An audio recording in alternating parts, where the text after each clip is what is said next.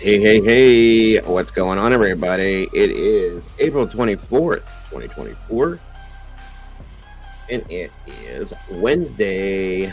Welcome back, folks. Thank you for joining me today. I appreciate you very much. Today, guys, we're going to give a little bit of an informative talk, I guess you could say. A little bit of education on some things that I, myself, didn't quite understand and now kind of do. And I'll be able to explain it to you guys. I thought it was very interesting and you guys would appreciate it. Not to mention, as I had covered in the past, there's been another body found in Lady Bird Lake. What the hell is going on with this, folks? It's crazy. We're going to get into that today, and I appreciate you all joining me for that so very much, as always. So, like I always say, let's get this show on the road. Here we go.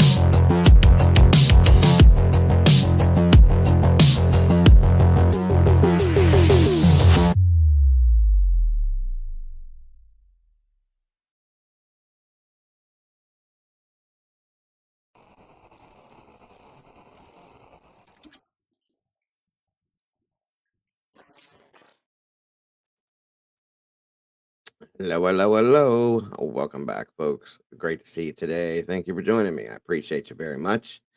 And I hope you're all having a wonderful day so far. And I hope it just gets better for you. Hope everybody had a wonderful night last night. And it's great to see you all. Like I stated in the beginning, we're going to do a little talking in regards to Sebastian's case and the classification of it. And as a lot of people are calling it a criminal case, people are not calling it a criminal case. There's some things that can explain that a little bit that I had sent to me that I thought are pretty interesting. So I figured you would all enjoy listening to those things and understanding a little bit better. And again, like I said, there has been another body found in Lady Bird Lake, is a case that I was covering pretty much from the beginning of it. So we're going to jump back into that and talk about that a little bit again. So thank you all for joining me for that. I do appreciate you. One thing I do want to speak on, though, before we get going, give everybody a few minutes to get in here as I ramble for a minute. I've been going back and forth in my email for a couple of days now. I finally found them. I don't get to see all of my emails because I get so many of them, but there's the person that it just doesn't like me. And there's many people that don't like me, and that's okay. Not everybody's going to, and I understand. I don't expect everybody to, but has been accusing me of slamming the families in Sebastian's case and doing this and doing that, and talking just bad stuff about them and all sorts of things. And I'm pretty sure that that's one thing that I've pretty much avoided. I said in the very beginning, I do remember saying I have some questions, and I did question a couple things that I saw until I learned more about it. Okay. And then I had to say, okay, that's maybe not what that is. And then I just completely backed away from that altogether because it's not helping to find the child. Okay. So that's why I've been trying to be that person. Um, and I just, according to this person, that's not true. So whatever. I don't expect, like I said, everybody to like me. Um, and that's okay. It's okay. Um, truly, I've never really ever, even in the Idaho or anything, slammed anyone. I've questioned people and their actions and things that have been said and stuff like that, which is just what I do because that's what this is about out here. And people don't like it, and that's okay. They don't have to like it. Therefore, as I state to everybody, if you don't like it, don't watch it. I don't know why you're watching it if you don't want to hear these things or see these things. That makes no sense to me. If I don't like something, I stay away from it. That's pretty much how the real world works, folks, in my opinion. But hey, it is what it is. I'm not a fake person. I've had a couple little incidents where I've gotten teary eyed about things. That's real, folks. I'm a real person. I have real emotions, and it's not fake. I don't do it for the crowd or any of those things. This idiotic fool that is writing me these emails seems to think that it is. I just can't cry on cue, folks. I'm not that person. Sorry. Um, I present myself as who I am because that's who I am. You get the same person in here when we do this as I am out here. I am a very emotional person, maybe more than I should be. I can't control that. I'm sorry. I've had some things I've gone through in my life that have maybe put me there, but I'm not going to apologize for that. Sorry, I'm just not. Um, and I shouldn't have to. Nobody should have to. So again, for anybody that if you're listening, don't watch it if you don't like it. I'm sorry that you feel the way you do, but I'm not sorry. I could be a completely different person and be rude and ignorant and nasty and all sorts of other things. I choose not to be that way, okay? I just bring information to people that want me to talk to them about it. That's what we do is we talk about information that we have. That's what this is about. Nothing more. I'm not trying to hurt anybody. I'm pretty sure I haven't. And in with the Sebastian's case, I'm trying to keep his face and his name relevant so that it's seen and heard every single day, so that it doesn't go cold. Obviously, I'm not going to solve the case. I know that. I'm not a police officer. I'm not a law enforcement official. Maybe somebody will have an idea that would make something change something, but it has happened. People out here have solved cases, guys. It's happened. And if that's the case, then yay, we did something good. Um, And if not, then I will continuously put these people's missing children, people, whatever, their faces out there so you guys see them. I'm not sorry for any of that. I'll be honest with you. If I've ever given misinformation, I've never done it on purpose. Okay. I try to make sure that everything I say is real and that it's 100% the truth. If I've made mistakes, I own that and I say, hey, I was wrong. I'm sorry. Please disregard what I said. I have no problems doing that. I'm not perfect. Nobody is, including the person that is likes to ridicule me on a regular basis. So just saying. And if anybody in here doesn't care for me, don't be here. Don't be fake. I don't like fake people. Okay. I don't. There's no reason to be a fake person. Don't pretend to like somebody and lift them up and then turn around and when they're not looking, say what an idiot that is or this or that. That's not how people should be, folks. That's all I'm saying.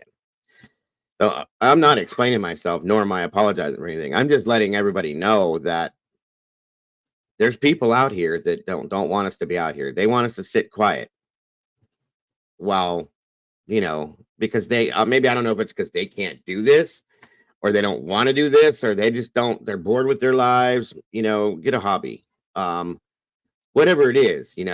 I'm not doing anything illegal. I'm not doing anything to hurt anybody. I'm just trying to I'm just trying to be real, folks, and I really do care about all of the people that come out here, and the cases that I talk about. I really do hope that positive things can come out of these cases, so on and so forth. So that's what I'm saying. I'm almost. I'll be 50 years old this year. Seriously,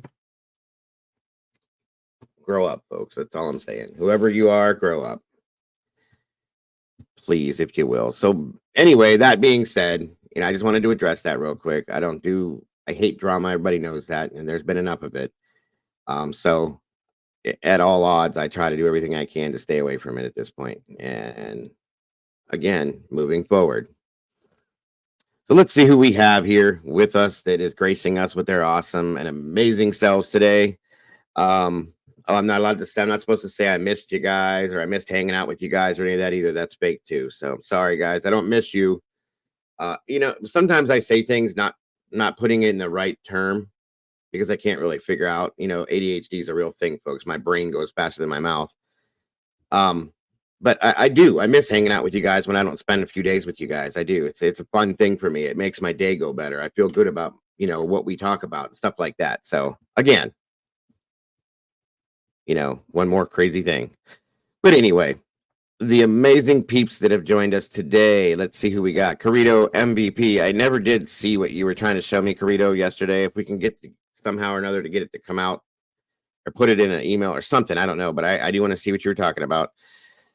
Doodlebug's in the house. Good to see you, dear. Thank you for joining us. Butterfly, welcome back to you. Thank you for being here. Miss Lily C, I see you. Welcome, welcome, welcome. Let's see here. KP, what it do? How are you? Good to see you today. Thank you for joining us. Carolyn Miller, I still have to get an email to you as well. Good to see you today, Carolyn. Thank you for joining us. Miss Teresa S., thank you for joining us. Party of Five, welcome back to you. Great to see you. Baby Firefly, hello, how are you? Amy True Crime, thank you for joining us. Good to have you here. Thank you for being with us today. KL Wingate, welcome back to you. Great to see you. Moonlit Baby, hey, good to see you today.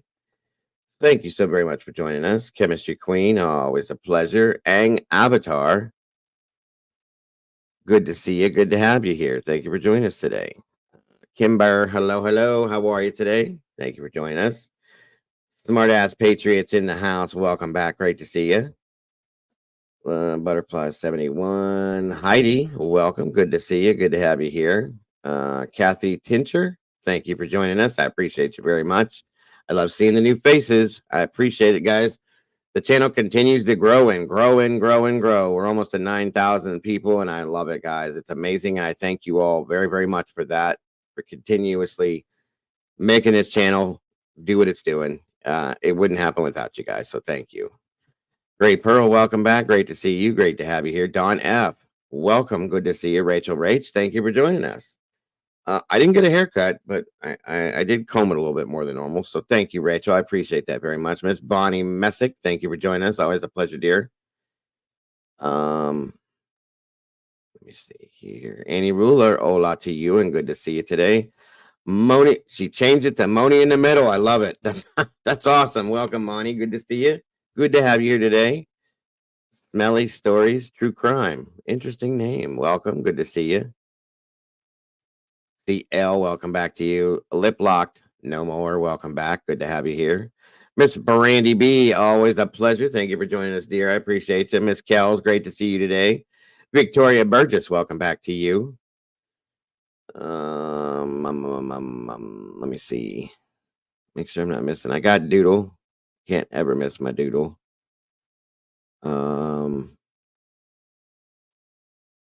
Miss Lily C, what's going on? Good to see you today. Jackie Blake, welcome back to you. All the meatballs, I appreciate you very much. Thank you for joining us. LA, what is going on? Sounds like there's cats fighting on my back porch. That's awesome. I saw a butterfly. Welcome. Hold on, guys. Calm down. Just a second, folks. Good.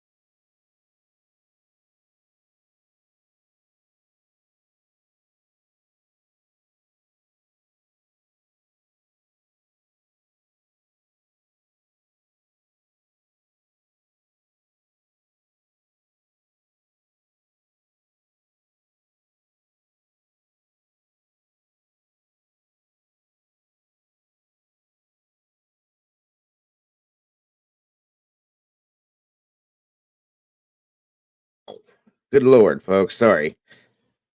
Okay, that was crazy. So some black cat just appeared out of nowhere I've never seen before, and I think my cat damn near killed it. Good God, that was insane. Sorry, folks. I had to get rid of him. I went out the back door, and my cat had this cat pinned on the porch by its throat, and they were making these god awful noises. That was crazy. Wow. Anyway, and I've never seen this cat before either. And that's a mistake to mess with my one cat, Stewie. He's a huge Maine Coon Tomcat. That's the one I showed you guys at one time. He's monstrous. And this other cat was a good sized male. I'm guessing. I could tell from the backside it looked like it, but still, good Lord, that was insane. Anyway, Heidi, good to see you. Cole the Herd, welcome back. Good to have you here. Let's see. Cluminati, welcome. Good to see you. Spooky Paws, thank you for joining us. Great Pearl. Miss Kimber became a new member. That's awesome. Mittens for Kittens, welcome back to you. Canadian Cat Lady, great to have you here. Gigi Dillagaff, welcome. Don F. Did I get everybody else? Smiling Sleuth, hey, how are you? Emilio Cruz, welcome from Boston, my friend. Thank you for joining us. Miss Leslie and Billy, good to see you today. Paige, welcome back, dear bro. Good to see you. CL, Crazy Linda, welcome back. Great to see you. Looks like Butterfly became a member as well. That's awesome. 2 new meatballs in the house, guys. Thank you for joining us and jumping in the sauce with us. Miss Jody, great to see you as well. Low bit, it's been a minute. Good to see you back. Great to have you here. Hope you're doing well.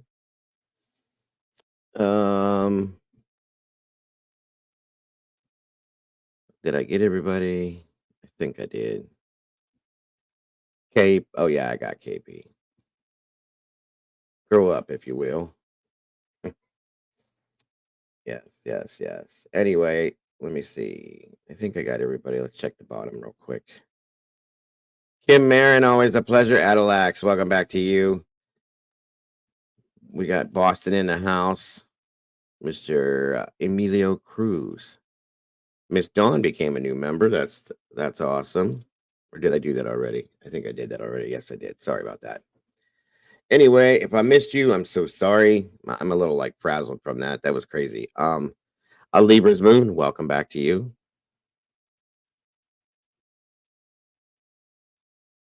Elbow Requa, welcome to you. Thank you for joining us. Oh, you're good. Don't worry about it, KP. I'm sure everybody knows. So welcome everybody. Miss Page, good to see you again. And like I said, anybody I missed, I don't do it on purpose, folks. My apologies. Mr. Steve, good to see you. Thank you for joining us, SWTC. Hiromi No, welcome back to you. You had a cat fight last night. Okay, Steve. Yeah, this one was rough. I've never seen this cat before either. It's weird. Didn't say hi to D's nuts. I said hello, Cluminati. Asshat. Wanda Life, welcome back, dear. Good to see you today. Like I said, guys, we're just gonna explain a little bit of stuff that was sent to me actually from one of a private investigator. I'm not sure if he's working on or was working with Sebastian's case or not for sure. So don't quote that. But SF investigates some stuff that he put in Twitter, I believe, and it was quite interesting. So to help explain some things, I thought it would be good to go over it, review it, talk about it, whatever. And again, like I said, there's another body they pulled out of Lady Bird Lake, and it's getting to be a weird situation, guys. It's been a weird situation, honestly. But yeah, I wasn't even thinking about that, KP, until you just said that. Honestly, say hello to my little friend.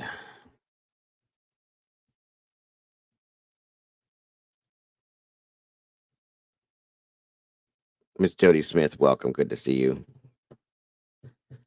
What's about Joe Clyde case? Yeah, in Texas, Cole. Again. I've been following a story where they keep repeatedly pulling these bodies out of that lake. It's crazy, and I still think no, he was actually Colombian. Clue close though. I mean, you're all right. I thought he was when I was younger too. That he was Italian. He was Colombian. I think it was Colombian in that realm, but there was another case I followed a year ago out of Chicago, you guys, and I thought he was Colombian.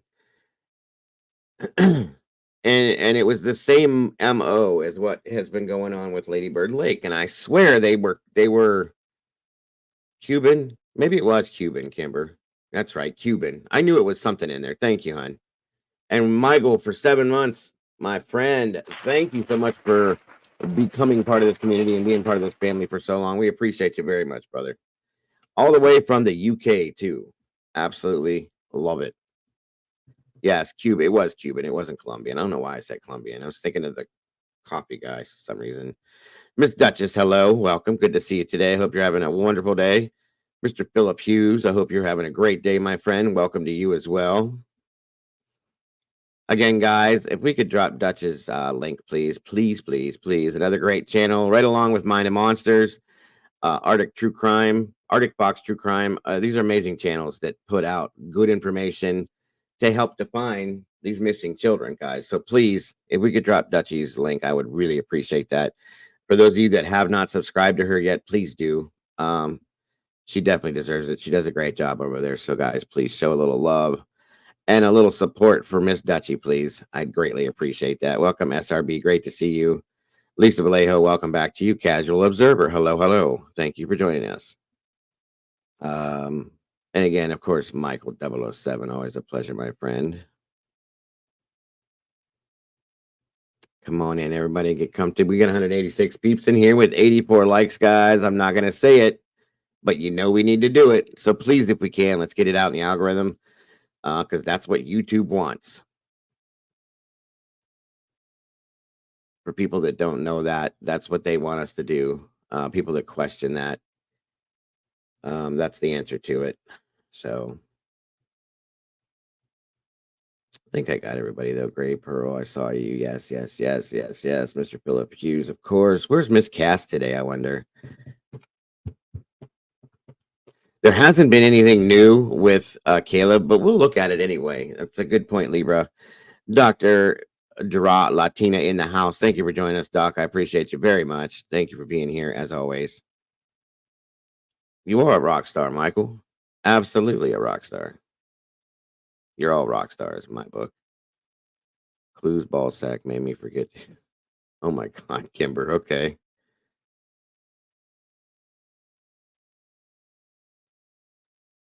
Do I have mods? I got some mods in here. Yeah. Somebody please drop Dutch's link.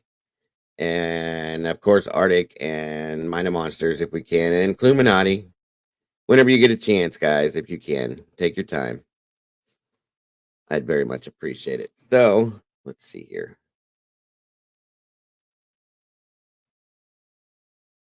And Cletus, of course, if you're in there with Clue, welcome, my friend. Good to see you guys. Not that I haven't talked to you soon recently, but there it is. Thank you, Miss Zelda. Thank you for being here too, Zelda. I appreciate it. There's the link for Dutchie's channel. Dutch for missing. Please, missing in Tennessee with Duchess. Please check it out, guys. She does great things, folks. She really does. She is responsible for putting out billboards, for those of you that don't know this, in Sebastian's case, down through that area there to help define this child. She did that on her own, folks. Okay. Somebody that takes the initiative to do something like that is A1 in my book. I got to tell you right now, because I sure as hell wouldn't have thought to do that. That's amazing to me. So again, Dutchie, thank you for everything you do, dear. We all appreciate you very much, and keep up the great work. You definitely give me a reason to keep going forward. I tell you that much. So thank you for everything you do. And then there we got, of course, another amazing, amazing lady with an amazing channel, Mind of Monsters. She does some great stuff as well. She's an advocate, solely an advocate. And that's what she does, guys. She goes out, she goes on live streams and she puts out her information for missing children, people, all the time, guys, and just nonstop, nonstop. So she's another amazing channel and an amazing person, and I'm grateful to have her in this community as well. So again, thank you, Mind of Monsters, for everything you do. And again, just like Arctic Fox, we all know who Cluminati is and what she does as well. Great people, great channels, great, amazing creators, and I am very grateful to be aligned with all of them. So, and I thank them all for everything they do. Every one of them. Oh, yes. Thank you. This is my favorite shirt, folks. Absolute favorite shirt. It's made like the old school concert shirt, so I love it. And of course, I'm a huge fan of Kiss. You guys know my music taste. So, welcome, Bry Guy. Good to see him. It's Heather Fitzgerald. Welcome back. Good to have you here. Again, thank you to all my moderators for joining me today. I appreciate you very much. And I could not, nor would not, try to do this with you guys. Without you guys, I'm sorry. There hasn't been anything new, Brian, but we're going to check into Caleb as well. I always like to look at those ongoing cases, see what updates there are. So we'll kick into that too, Brian. No worries. Thank you for being here, buddy. I appreciate you. I hope you're feeling well. It didn't. This one didn't come up at Temu, but I got to tell you guys, I was just having this conversation with her. Me and my family have started looking at Temu. My son-in-law or daughter's boyfriend, whatever, he shops on Temu now. My wife has been looking at it. I've been looking at it. It's all because of Clue. As we appreciate you, Duchess. Thank you very much. Very, very much. But they, guys, if you haven't looked at Temu, they got some pretty cool stuff for some really good pricing. So if you're a shopper, go check it out. I'm not advertising, but I am because I was impressed. And Clue told me she does, because Clue's a professional shopper, folks. If you haven't figured that out yet, she is. Ask Cletus, he'll tell you. Amazon, now Temu. I'm sure she's got AliExpress and all them other ones too. So, but she's a pro shopper, so she knows the places to go. And if you're curious, just ask her. She'll tell you, I'm sure. I'm not being rude. That was a compliment. You're a professional shopper. Hey, Golf. Welcome back. Good to have you, dear. It is. Temu and Amazon, and if you have the ability, those places are highly addictive. Isn't that, where did you get your, no, you got your chair from Amazon, but Clue got a new chair not too long ago, and it's a really cool chair. I think somebody else I found out got one of their chairs from just like hers. So I'm actually a Gold Star member of Alibaba. I love it. I love it. You're a trip. I got some amazing outdoor RGB lights for my palm tree. That's cool. Did that come from Temu? That's who it was. Leslie got a chair just like Clue's. I need one. Those things look comfortable as hell. Did those come from Temu, Dutch? My wife likes that kind of stuff for outside because summertime she likes to decorate. Victoria, welcome. Good to see you today. Thank you for joining us. The Cadillac of chairs. It looks like one. Seriously, when I saw it, I was like, damn, that looks comfortable. I've been a supplier there. I've never even heard of Alibaba, but that's cool. Good stuff. What did you say? I win computers and stuff on Whatnot. Oh, that's another place, Whatnot. See, I've never been on all those. These chairs are the bomb. See? I'm going to have to look at it again. Clue, if you had the link for that chair, can you send it to me? I did. No, I don't believe they are a scam, Linda. People said that in the beginning. Came from Temu. Okay. We'll have to look into it, guys.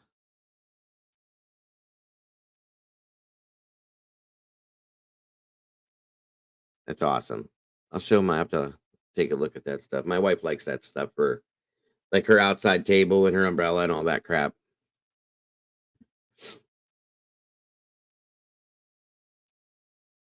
All right. Talcano, I said hello. Miss Victoria. There's Doodle's channel, another one. Again, doing the same thing, guys. She's the one that made the video, which I need to show again. The missing I was going to show it yesterday and got lost for all the missing children. Doodle does great stuff on her channel as well. So please check that one out. And I thank you all very much. And I know I saw the other link in here somewhere. I can't remember where. I'll find it though.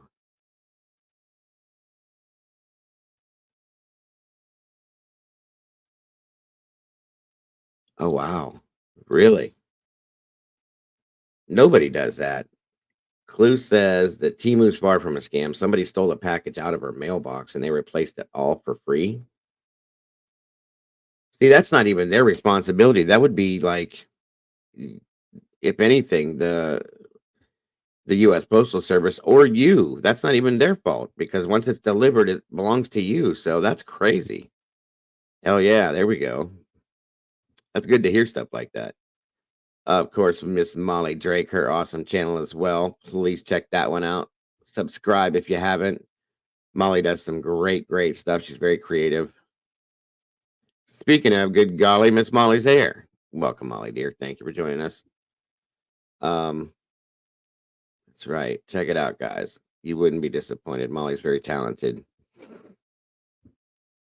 Um, where did Arctic's link go? I just saw it. Michelle Chance, welcome. Good to have comic books and Funkos are cheap. Oh, they got comic books and toys too. I've seen that. Yeah, my son-in-law has started ordering Transformers from there because he collects those toys. And he said they're a knockoff, but they're just like the originals and they're way cheaper. I'm like, hey, do your thing, bud. Do your thing.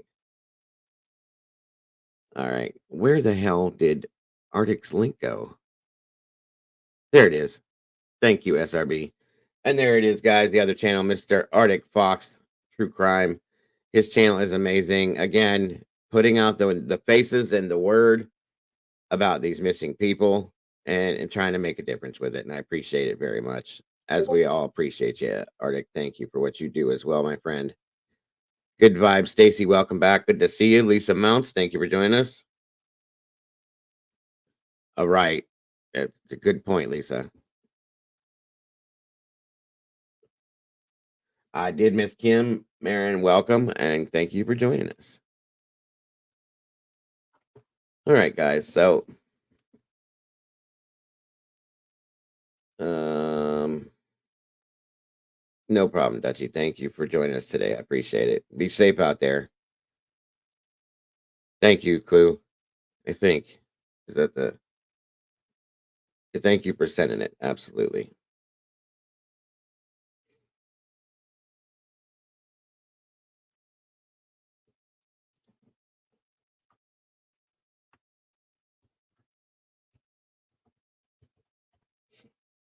Um, yes, there it is. Good Lord. Telling you, I don't know about the color white. I'd have to get a different color. But this chair, folks, you guys tell me. Tell me that this don't look stupid comfortable. Look at that thing. It's got pouting in all the right places, especially considering as much as we sit in these chairs. Look at that thing, guys. Even got a pillow for your back, which my other one, my red and white one came with that lumbar support back there. That's nice. Very nice. I may have to do it one of these days. We'll see. That's the only thing that gets me is $250. I mean, I guess you got to pay for, like with anything else. If you pay a low price, you're going to get low quality. Uh, Look, it's got a footwear, like a leg rest for your calves, or you want to relax a little bit. That's awesome. Oh, there's black. See, there we go. Good Lord, that looks amazing. Yep. I'm going to have to. And Leslie says it's amazing too. So if anybody wants this chair, guys, and it holds up to 400 pounds, big and tall, office chair, leather, computer chair, executive office with leg rest, lumbar support, white. I mean, damn. Almost sounds good enough to roll up into the living room if you want to. You know what I'm saying? I like it. And I like the armrests on. I like to have those. 360 swivel. I think it cocks back too. Like you can lean it back. That's awesome. Very cool. Thank you, Clue. Check it out, folks. If you're interested, go to Amazon and hook it up. Hook it up. There's Miss Clue's link, guys, for those who don't have it. I think most everybody does, but that's what happened to my other ones, Sherry. I bought one. It was one of those racing ones a long ways back, and it looked super comfortable. It's got the lumbar support, all that stuff. And I sat in it, and it just everything compressed down. There was no comfort to it, you know.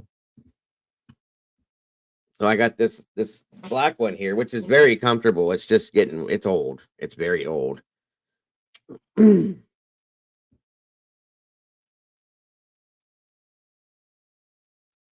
deal, Michael. Sarah with an H. Hello, hello.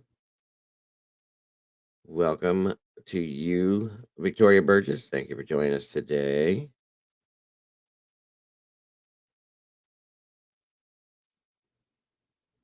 All right, all right. Like we got, we're in that algorithm now. 113 likes with 216 peeps. You guys rock and roll. I love it. Thank you for that, guys. You're amazing. All right, let's get something rolling with this now.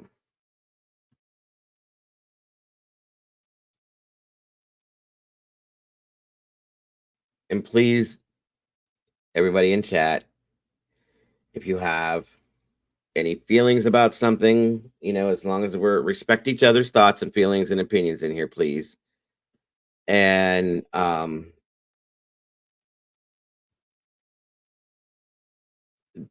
just respect each other. That's all I'm asking. In each other's opinions. Of course, I don't want to be sitting here bashing back and forth between the parents. None of that helps find Sebastian because we're looking for Sebastian, not any one of the three of them. But this explains some other stuff about the case I thought was quite interesting. Again, Steve had posted this. Excuse me. So let me throw this up. Oh yeah, I can pull that back up and we can watch the review videos on it after we get through this. No worries. No worries at all. I just saw that.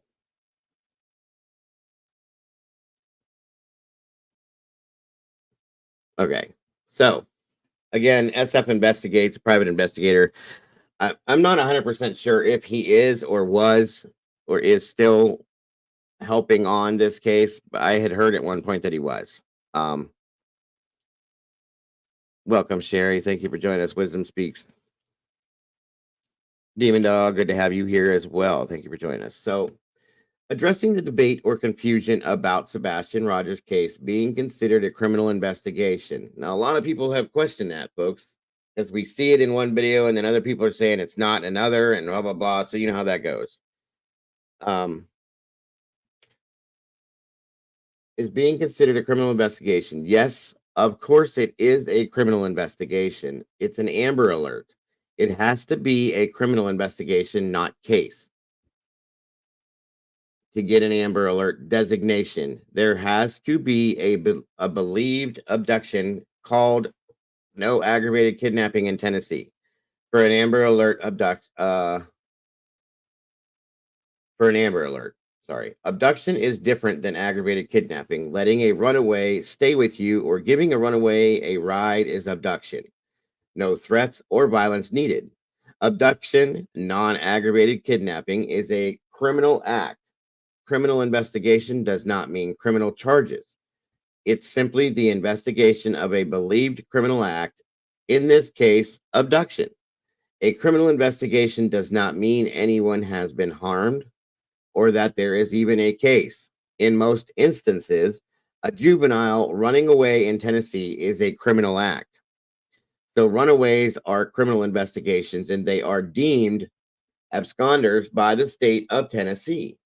I think everyone is reading too much into the wording criminal investigation. It has to be, otherwise, there wouldn't be an Amber Alert. Attached are screenshots from the Department of Justice. Best practices for Amber Alerts, a flowchart of what has to happen for an Amber Alert to be issued, and information from TBI's Amber Alert standard procedures. This is why I thought this would be good for you guys to see so that you guys can kind of understand what the actual deal is with this. So, of course, this shows it's from the Department of Justice, the Amber Alert, so on and so forth. One second here.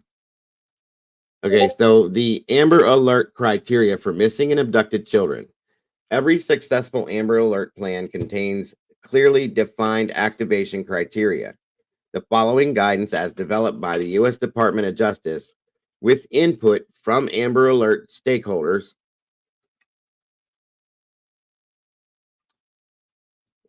across the country, is designed to promote a uniform, interoperable network of plans across the country and to minimize potentially deadly delays because of confusion among jurisdictions with varying alert criteria. Abduction verification. Amber Alert plans require law enforcement to confirm an abduction before issuing an alert. This is essential when determining. I guess it's on the next page. Okay, I guess that was it. So, an Amber Alert is only one tool that law enforcement can use to find abducted children. Tennessee also utilizes the Endangered Child Alert (ECA) and Missing Children list for missing children 17 years of age and younger. What specific criteria must be met for an Amber Alert to be issued? Okay.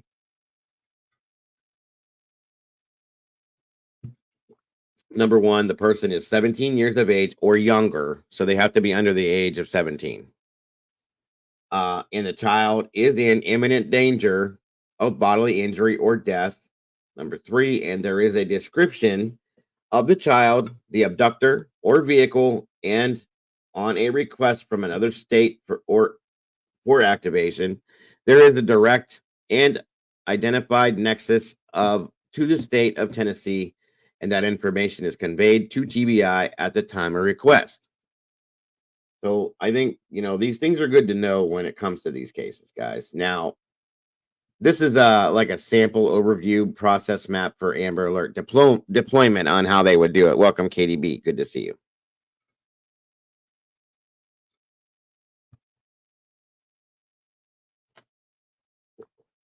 Right.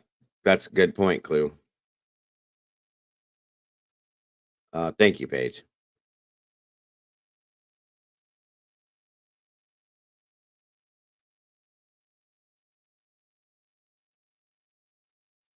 Well, he's reading this based on Tennessee. The information he put out is based on what Tennessee does.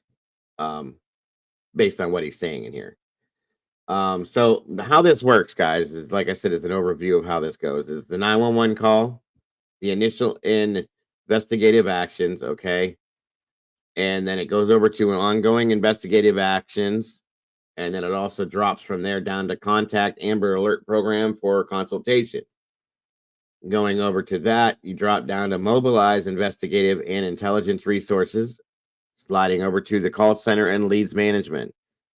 While at the same time, the ongoing investigative actions, it's showing that points to the child is recovered. In some senses, it can be. And then they deactivate the Amber Alert. But there's more to it from that. You go down to the contact the Amber Alert program for consultation. Then you discuss the discussion of the fact pattern. Then it's asking, is Department of Justice criteria met? Yes. Okay. Then you start the Amber Alert deployment. I'm sorry. Human and technological actions engage, preset process, IPAWS, IPAWS, WEAS, website, email, etc.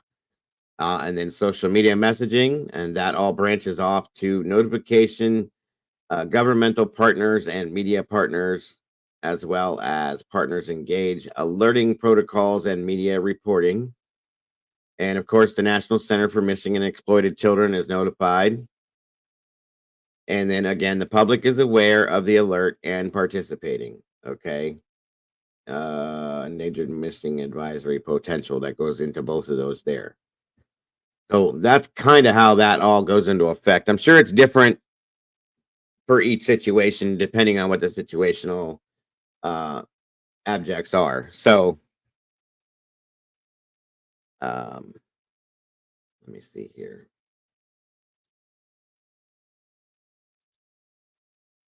Let me make sure that I got that all. Yeah, okay. All right, well, let me bring this up here.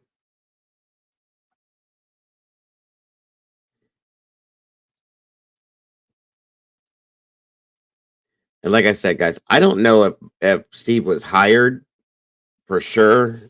It's still there. It's not there anymore. I don't know. But I know my understanding was that he was somehow involved in this at some point. Welcome, Summer Jade. Throw glitter on it. Thank you for joining us. Appreciate you very much. Mind of Monsters is not in here at this moment, I don't believe. So again, here we have other proof is that the other proof that this is a criminal investigation is that we know that search warrants have been authorized by a judge. Search warrants require probable cause. Probable cause, including Tennessee, is reasonable belief that a crime has been committed. That belief requires a criminal where to go investigation. Sorry. So here's the code from Tennessee, folks. It's 2021's base. It was based on a 2021. I don't know if it's still the same. I believe it would be. Tennessee Code Title 40, Criminal Procedure, Chapter 6, Warrants, Part 1, Search Warrants, 40-6-103 is the probable cause and affidavit. A search warrant can only be issued on probable cause because there were questions about that yesterday, and I thought this would help to show that. On probable cause, supported by affidavit, naming or describing the person and particularly describing the property and the place to be searched. All right. Um, so that right there will give you guys, if you want to go to that link, it's Tennessee Courts, tncourts.gov. And into this stuff, it gives you the answers to these questions and like probable cause, reasonable belief that a crime has been committed, the basis for all lawful searches. So if you guys want to write that down, that tncourts.gov, you'll be able to find probably pretty much everything you have questions about when it comes to the legalities and stuff like that. Let me see here. Okay, hold on. Now,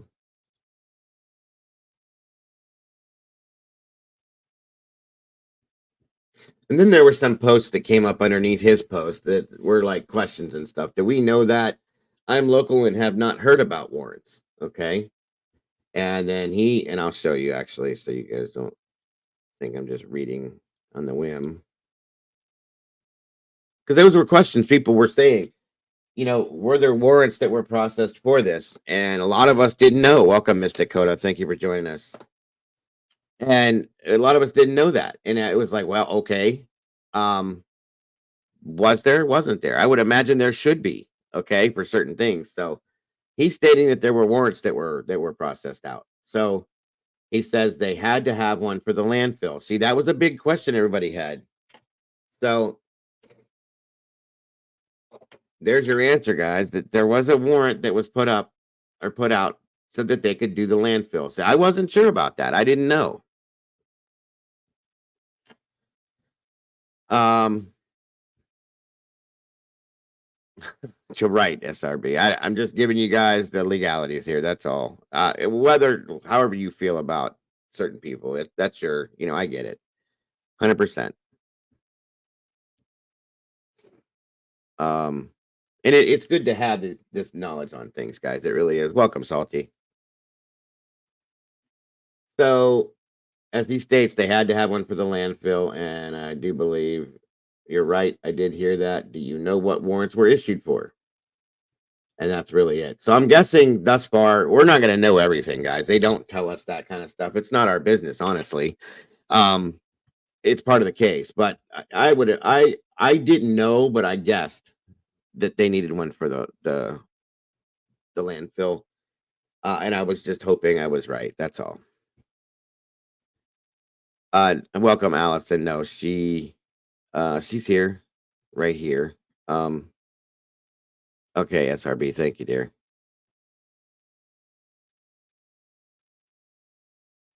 Um, okay, hold on. Let me back out of this.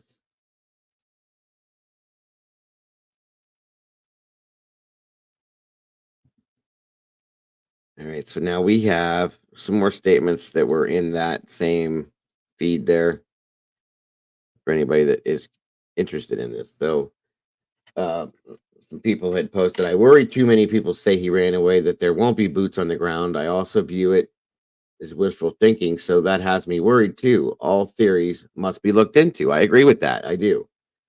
And SF's replies to that, I think more people will be boots on the ground if it's a runaway because he would be alive. Everyone wants a happy outcome and the best for Sebastian.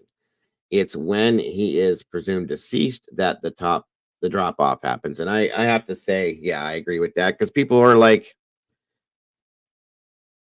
"Well, he's deceased now. What are we gonna do?" You know what I mean? So it's a good point.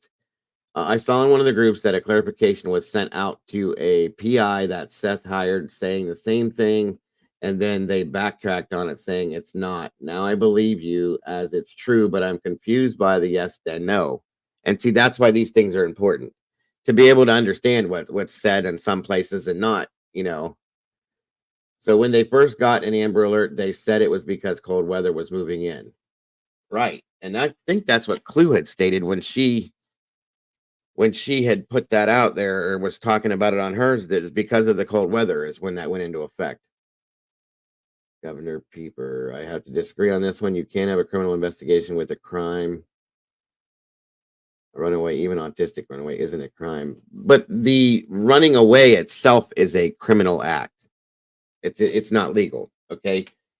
Underage is listed as a criminal act. I looked that up and it literally is listed as a criminal act. So that's what Steve was saying when he back up here at the top. So I believe he's alive too, you guys. I wholeheartedly do.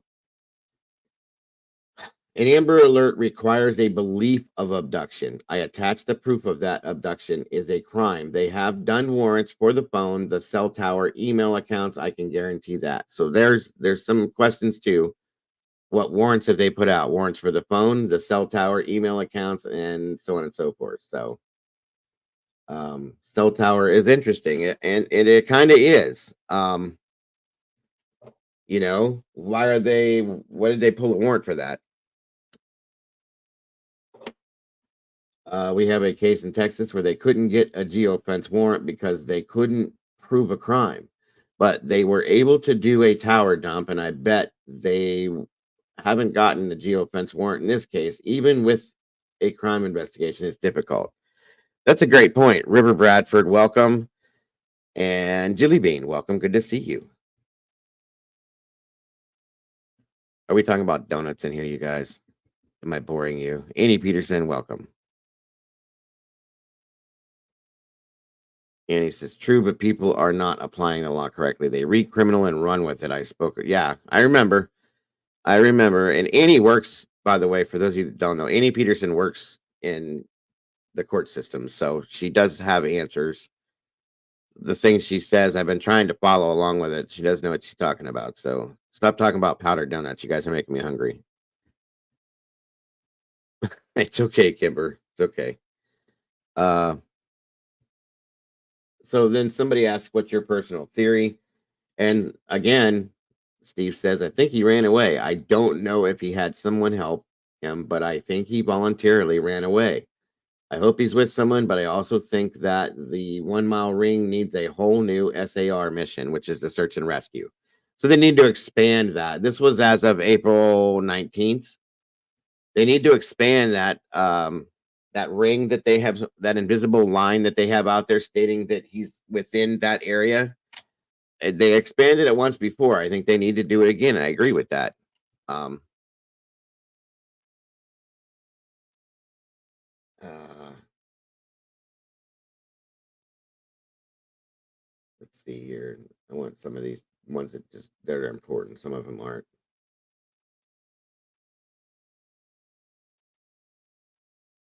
I think that's it.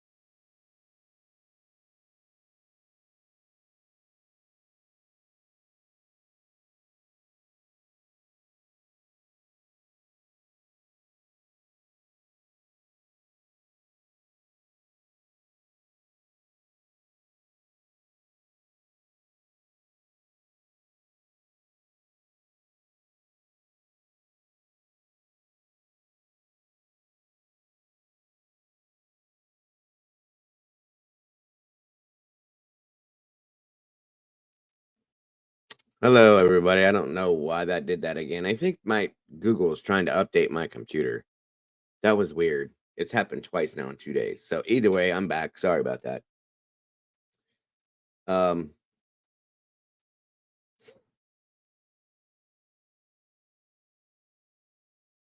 Oh well, I don't have anything on my face, but I'm sorry, Michael. But yeah, I don't know why that keeps doing that. I have to reset it or something so that it doesn't do that in the middle of a thing. So either way, here I am. And Clue, or I'm sorry, Zelda, thank you for that. And thank you to anybody that donates to support the channel that way. We definitely don't expect it, but guys, we appreciate it because it helps to keep me going, pays the bills, and makes it possible for me to come out here every day. So thank you very much. Janet Rip, thank you. And yeah, one moment, no problem.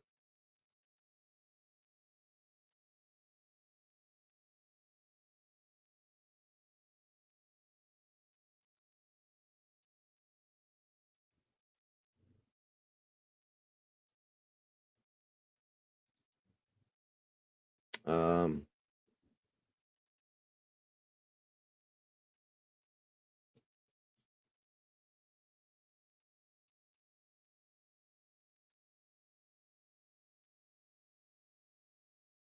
oh wow, that's an idea. That's a really good idea. I mean, she has done things in the past too. So yeah, that's a great idea. Um, I'm going to talk about that here in a second. That's awesome, Janet.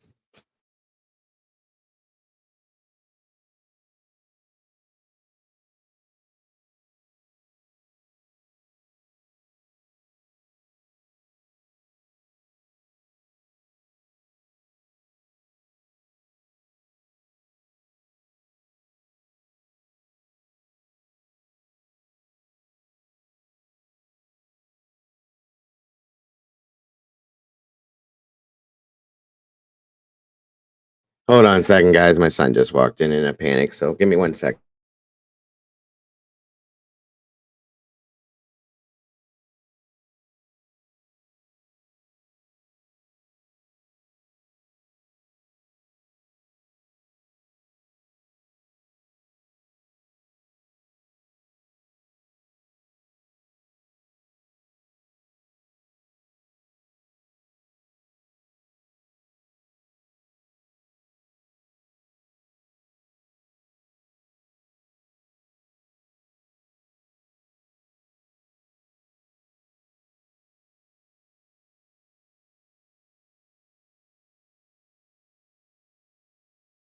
Okay.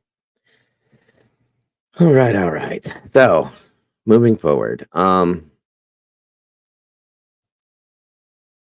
River Bradford.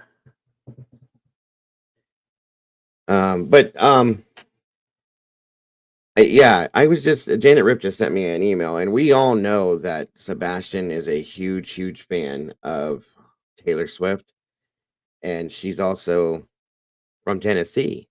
Janet had an idea that maybe if people could reach out to her somehow, and maybe have her reach out personally to him himself if he's out there and heard something like this.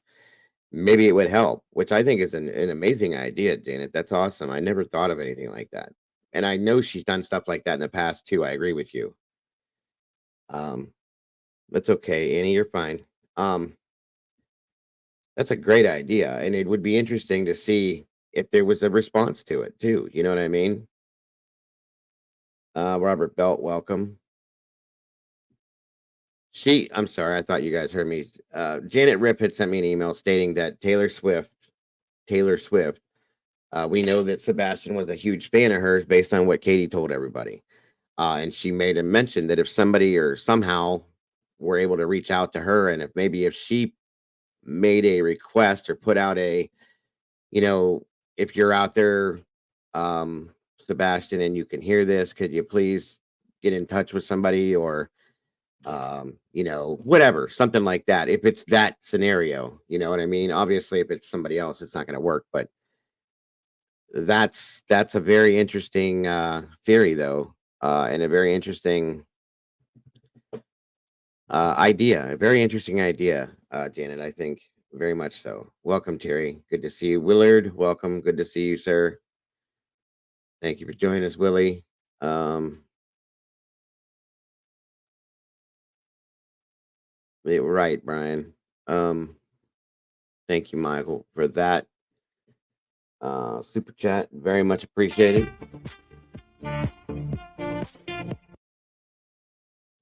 All right, very much, Terry. Seth was asking people to get into. Oh, okay. I have no idea how to. Of course, I'm sure she's got everybody in the world trying to reach out to her. So, we're nobodies. But if maybe somebody that's in law enforcement might have an idea as to how, or maybe they could. You know what I'm saying? It might make a difference. You never know.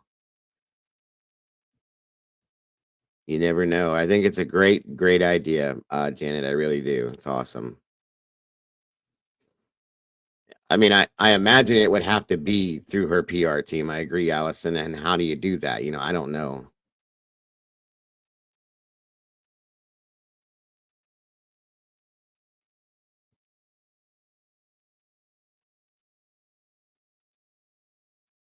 Carolyn says that she's almost on the threshold of thinking there were two people who went missing from the home that night.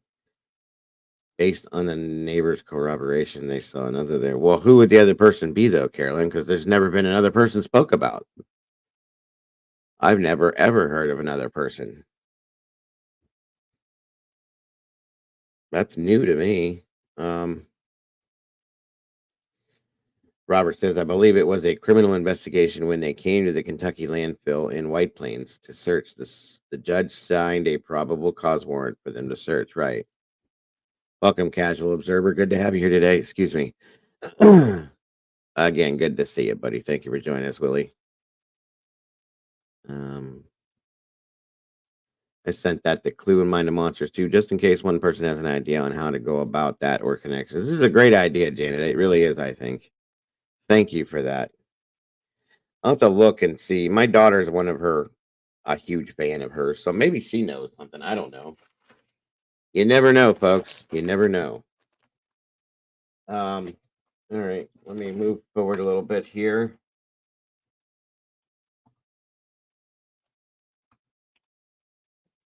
One second, guys. No, I appreciate it. No worries, Willie. No worries at all. Um,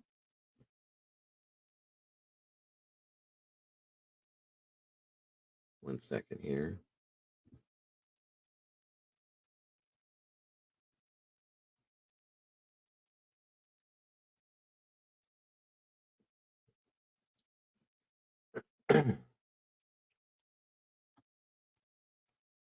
Let's see.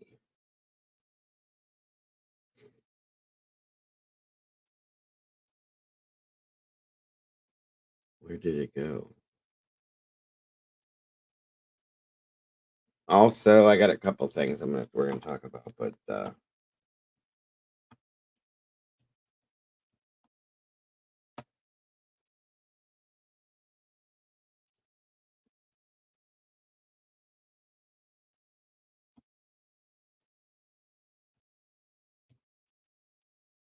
okay.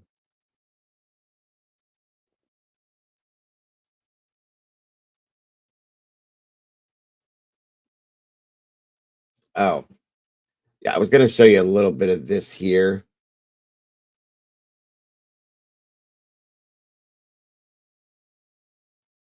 Just to see what your guys' thoughts are on this. This just dropped an hour ago. Hold on a minute here.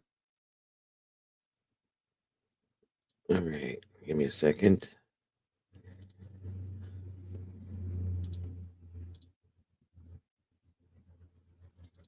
All right, these are just. There's hope. There is hope. Okay, everyone, let's stay. It's What's going on with the volume now, folks? 1 second.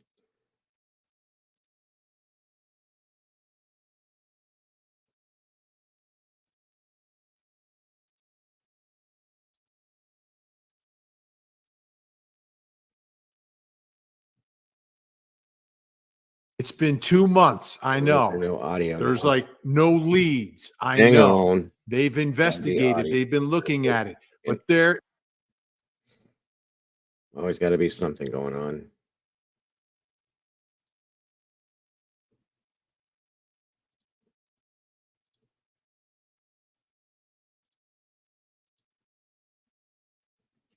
Ugh. All right.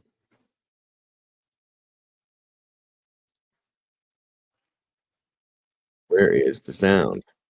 You guys hear it, but I don't. I don't know why.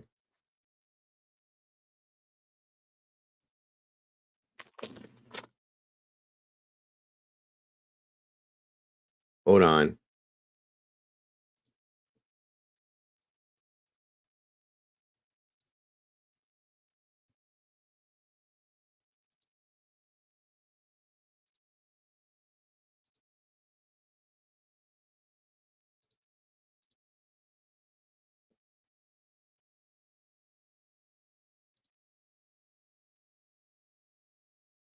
What the hell is going on with this?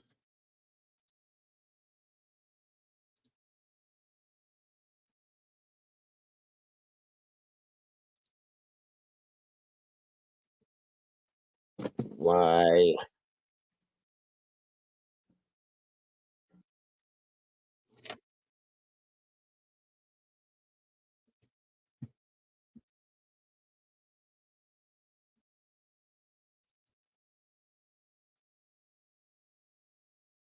Where did the sound go? Let me know when you guys what you hear or don't hear, guys. This is crazy.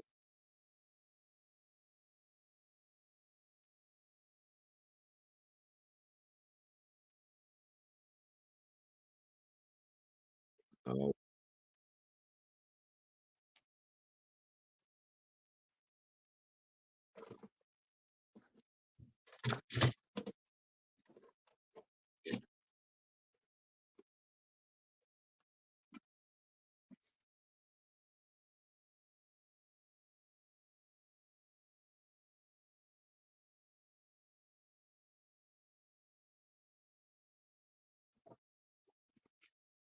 okay.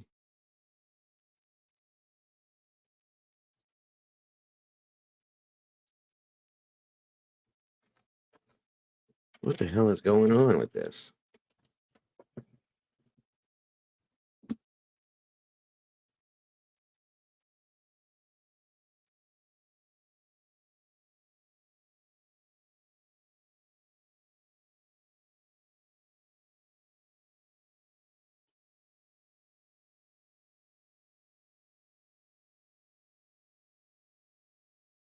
1 second, everyone.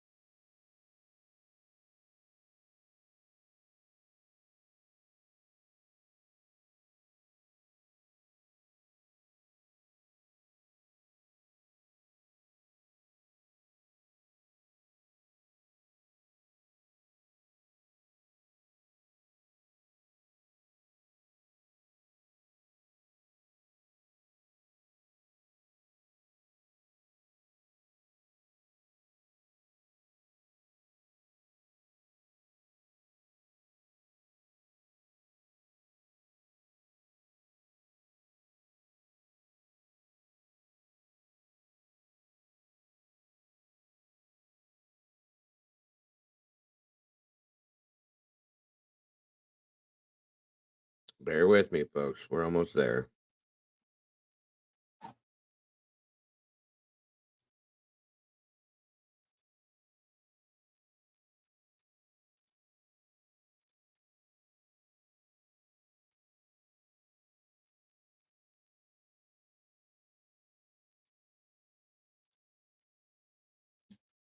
What happened to my sound?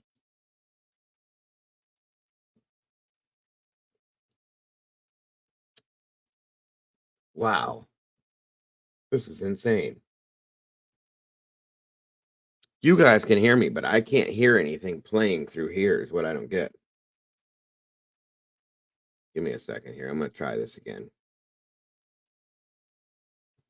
If I can't, you guys can listen to it, but I can't, if I can't hear it, I can't describe anything on it. It's weird. Um,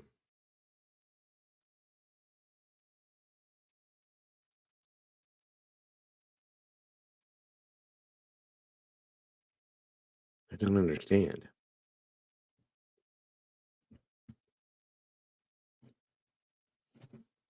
Let's see something here.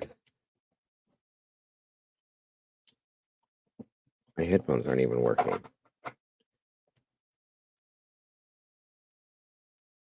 Let's see. All right. Let's see. There's that. Give me a minute here, folks.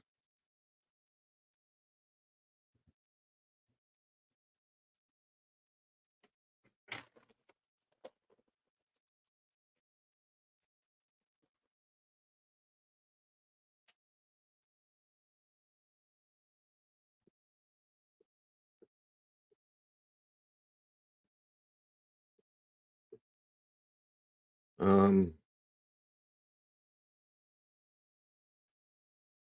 I have no sound at all. What the hell happened?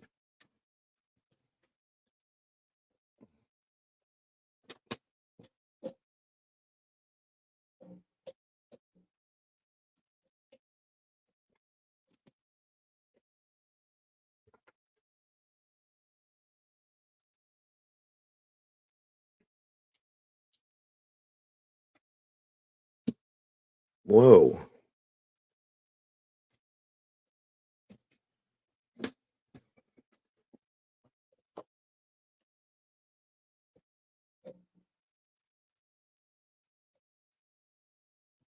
Huh. Well, let me try one more thing.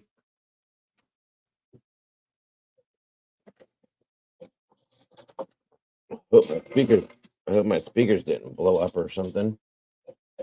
Let's see.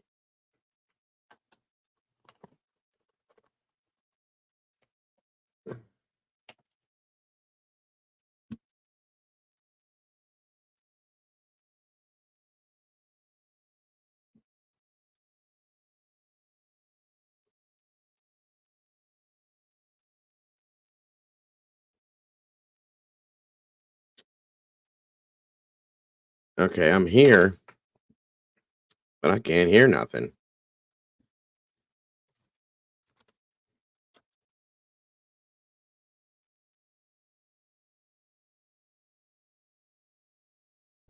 And you guys saying you can hear me. Okay, tell me if you can hear this interview then. Hold on a minute.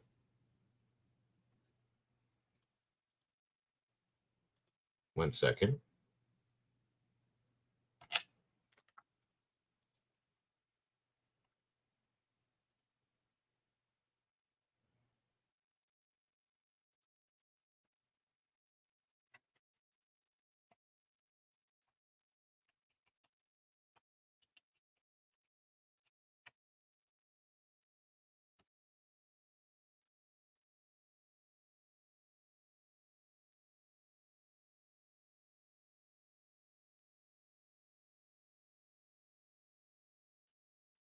All right, this works.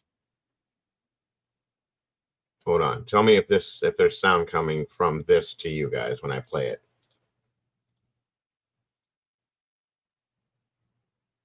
Sam, I think so.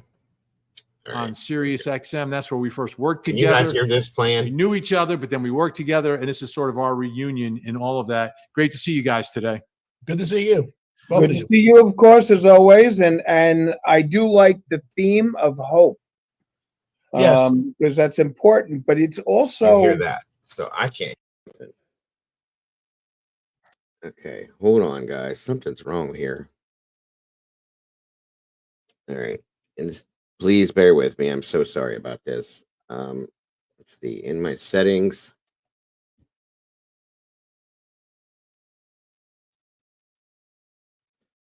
All right, let me see. Let me get rid of this. The speakers are still making sound. There's no. It's not the speaker itself. So weird.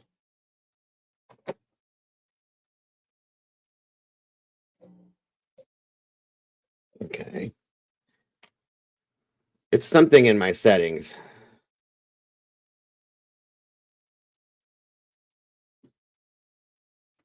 That's where it's coming from. It's troubleshooting right now. I'll have it fixed in a minute, guys. Just please bear with me. Hello? Yeah, okay, it's showing up, but the device isn't. One second.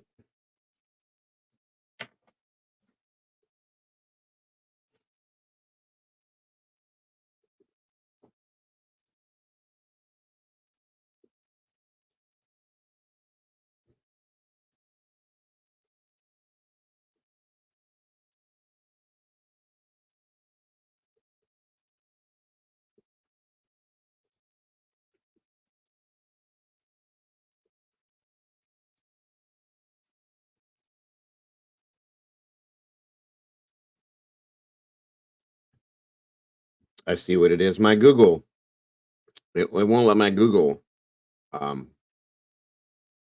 play. That's weird. Hold on.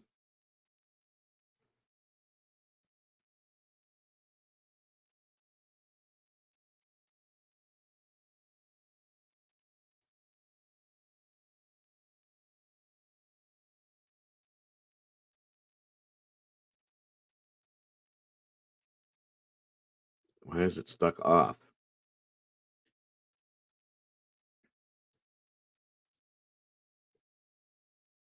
Okay. Let's see what happens now.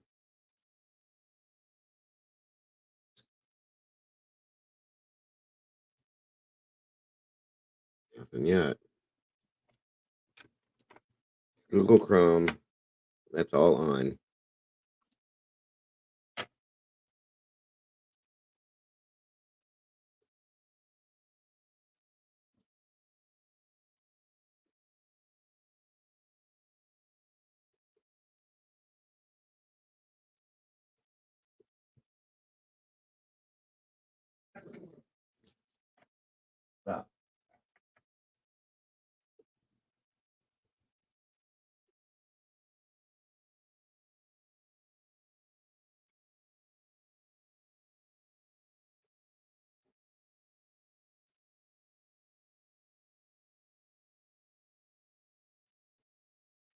Wow.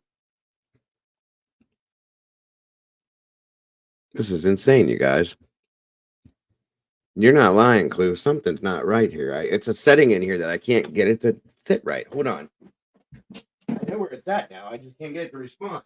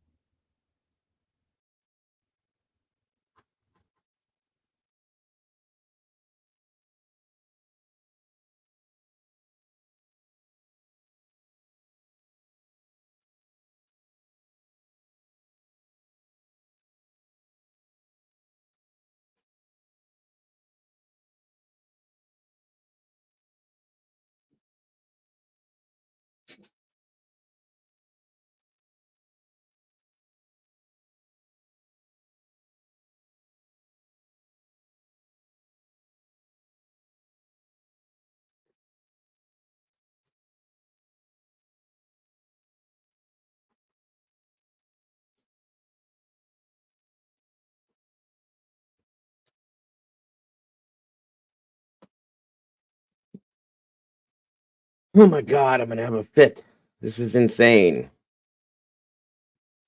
Yeah. Please bear with me, you guys. I'm so sorry this is happening.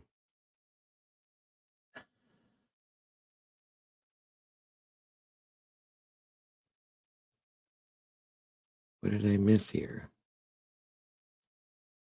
Speakers. Right.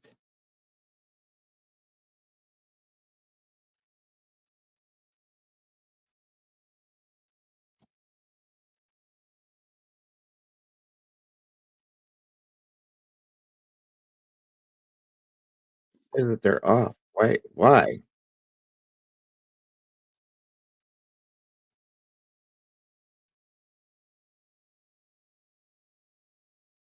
More volume settings. Okay. Output activate. You know, the volume's coming through here, but hey, well, I wonder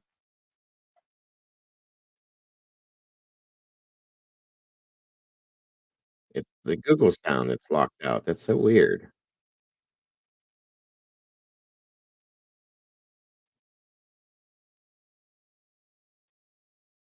Hmm. Hold on a minute, guys. I hate to do this. Okay. I think I know what I got to do. Hang loose, folks. Don't go nowhere. I know what I got to do now.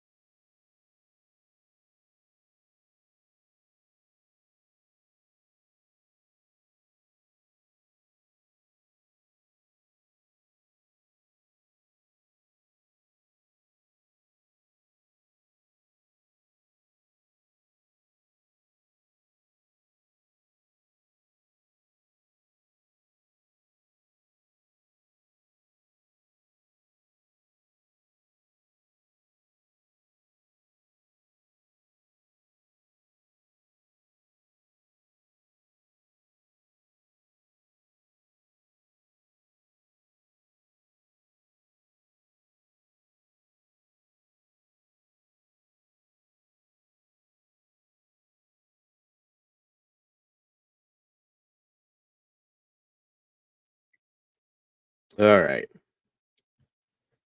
Let's try this again. Sorry. So sorry for all of this, you guys.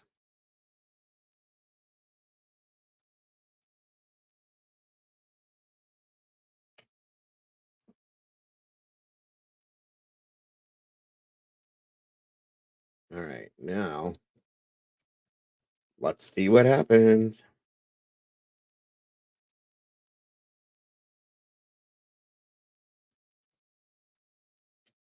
Thank you for being members, CL and El Bariqua, for 7 months. CL has been, and Bariqua for 2 months. That's awesome. You guys are amazing. I really appreciate you guys very much. If I could just get this to work right, then we'd be okay. And I think I got it. There we go. Okay, here we are. It was a Google thing. It was all Google. Oh, there we go. Again, sorry, you guys. Thank you for understanding.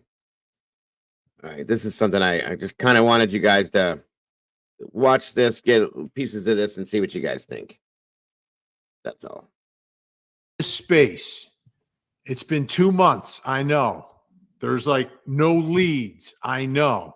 They've investigated. They've been looking at it. But there is hope. And there's hope for many reasons. And we're talking, of course, about the mysterious disappearance of Sebastian Rogers, this young guy with autism who seemingly just vanished. And it's one of these cases that is frustrating people. It's a case that has people pointing fingers everywhere. But the bottom line is there is hope. And I want to start the show off, this Tangent podcast. Why? That's exactly what it was the Google update. That's exactly what it was. So, yes, you guys are right. And thank you very much.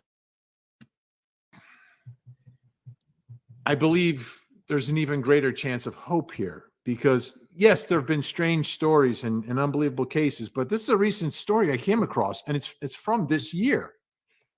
Out of Arizona, 13-year-old with autism vanishes, similar to this.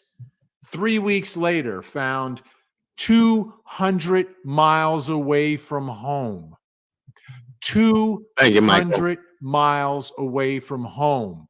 So while in this story, in this case with Sebastian, we know they've searched the grid immediately around his home, the grid is much wider. And this story gives me hope. And this teenager was 13 years old and was found. So that's the way I am approaching this. That's the way I feel today. Welcome to the Tangent Podcast. I'm Vinny Politan. With me, Al Wunsch and Glenn Jones. The three of us worked at Court TV Radio for years on Sirius XM. That's where we first worked together. We knew each other, but then we worked together, and this is sort of our reunion in all of that. Great to see you guys today. Good to see you. Good to see you, of course, as always. And I do like the theme of hope. Yes. Because that's important, but it's also the hardest part of dealing with a missing person is, you've got to have hope at all times. And as the days click on, it's very, very difficult to keep hope. What's up, Twiz? And Welcome, bud. it's scary. I mean, I don't think there's anything worse than not knowing what happened to a loved one. I mean, if you've got closure, that's one thing, but there's never closure in a missing persons case. And, we go forward and we look, into these things that have happened throughout our history, and the list of missing people, it's quite large. And they leave behind loved ones that have no solace, no ability to know what happened, sitting there just hoping that there's going to be a knock on the door and that person comes back. And that's just a horrific burden on everyone. Just tragic. Not only is 200 miles a lot to travel, but how does a child of 13 with presumably no money in his pocket feed himself, for that matter? For 3 weeks, right? Yeah. For 3 weeks. So this gives me hope. And he's been described, Sebastian, by his parents as a child with autism, but high functioning. So he obviously can communicate. He can speak. We've heard him on video. So I think he's even more able than this 13-year-old who was nonverbal, was 2 years younger and nonverbal. He's 2 years older and can speak. So being out there, he can, there's the human nature to survive, right? There's inside all of us, the survival mode, no matter who you are, how old you are. So I'm going to think about that. And I'm going to hope that, the survival instincts that humans have are part of the DNA of Sebastian at this point. Can only hope. I mean, it's a horrific scenario. And I mean, we also have, Caleb Harris, a student out of Texas, who's, I believe, 18 years of age. And he just disappeared out of nowhere. Went back to his room, ordered food. The food's there. He's gone. And, you see the parents on that situation just agonizing on where things have to go. What they're doing. There's a $25,000 reward for any information on him. And he's been missing since March 4th. So it's just horrible. But one thing that with this case that I'm happy to see is that, their parents, it's a divorce, they're not married. The mother and the birth mother and the father are not married anymore. They're not together. But it's nice to see that they are uniting to deal with this issue. Yes. There's no finger pointing, and there's no suspicion or anything along those lines. That they are unified with one sole purpose, and that's to get their child back, and that's great. That's very, very uplifting and very important. And that's the latest development, Jonesy. Right? You're talking about. I mean, it was a bitter breakup between his parents. There were accusations flying, but the ability to put everything aside to find your child is really the only approach you can have at this point, John. I would think that, no matter how bad your relationship is, I would think in times like that, most decent people would get together and try to solve the issue at hand as opposed to infighting. But maybe I'm wrong. This is right. This is Seth and Chris. So Chris is the stepfather. He's the one back to us, and then Seth is his father there. And this was a image that was taken at the vigil over the It looks weekend. like a confrontation. Right. That's what a lot of people were saying. But afterwards, I think that's just capturing, a moment, because it looks like a confrontation. It really does. But subsequent to that, Seth Rogers said, yeah, we've decided to put our differences aside. So I don't think the differences disappear, but to put them aside is a step in the right direction. And here it looks a little less confrontational. It looks like a conversation now. So I think it's camera angle too. Yeah. I see a little, I can see a little confrontation in that, but it's hard to tell in a still. Right. Yeah. You can take moving pictures and grab a still out of it and make people look like they're doing something that they're not doing also. That's been done to me. It looks like me. He does look a little bit like you. It's just like at the end of the Court TV show, that at the end of the show that you guys do together when you put images on people's heads, right? So there's an image of me online where I have my hand like this. I was giving a speech at, I think, the University of Delaware Law School, and someone snapped a picture like this online, and it's some sign for some, what do they call those people? The secret society, Al. What is the? It's like Freemasons? Yeah, I think it's like the Freemasons or something like that. People think I'm giving some sign or something the way my hand is, and I'm like, that can't be it, because when I speak with my hands. I was probably saying blah blah blah, and then I did this, and that's when he snapped the picture. So it looks like I'm a Freemason now. And sadly, there are a lot of people out there that believe that you were giving a sign. Yeah, I had to convince my son. No. I'm on TV, Exactly, Firefly. That's what I was saying last night. To me, it does not seem to be at all. How is it being a Freemason, then? I don't know. I don't know what they do. Nobody knows. Where do they meet, and how many of them are there? They meet at. They have a temple that they meet. Yeah, they're generally historically beautiful buildings. Wherever, JFK or Newark. Is spreading his picture everywhere. Picture or not, though. Wouldn't you think that anybody coming across a child like that alone would approach, without shoes too, right? He didn't have his shoes on. Would approach and try to help and guide? Yes and no. Depends on where you are. I mean, if you're in New York, nobody's going to help you, right? If you're in a city, no one might help you. You might be in another place where people are just afraid to approach you. I think it depends upon where he ends up, and is he avoiding interaction with people as well, because that's part of his condition as well. The social interaction part of it. Yeah. Can I say a special shout out to Jennifer Sube, who so nice to me, and I do appreciate her wonderful comments. Of course, Vinny never puts those up about me. It's always I gotta find them. They go by very quickly. And hi to Melly for her wonderful comments. Also appreciate that. Melly today. Hello to the amazing Vinny, Al, and Jonesy. And very, she's very special. Right. Hello, Melly. Melly, very, very. Dad, Seth Rogers is. So I'm wondering what your thoughts are there. I mean, should she be home alone in that house? She has faced a lot of criticism, and you know what happens when a story goes viral like this and there's criticism. There are people who are a little, off the wires a little bit. That could be somewhat dangerous. Well, do you want to be alone in that home? Do you want to be there in case he shows up? That's a problem. I think that she was not there. I mean, you would think that would be the one thing she'd say. Listen, what if he comes back in the dead of night? I mean, I want to be here. Leave the candle burning in the window. Something along those lines. I agree with that. Tie the yellow ribbon around the old oak tree. I mean, I would want to be Tony Orlando. I would not expect. My husband or my wife would not. I don't think they would expect that I'd go with them on a job. Okay, while the kid's missing. I think that she did need to stay home. But you know what? I mean, people react different ways to different things. And the search has been done. They have gone around. They haven't found it. They haven't. There's no sign of foul play. So I mean, I don't know if I want to blame her, because I don't know how I would react under the circumstances. But I do. Well, how about this though? Like, and she was in the military, so I know she can take care of herself. But still, to be in that home alone, right?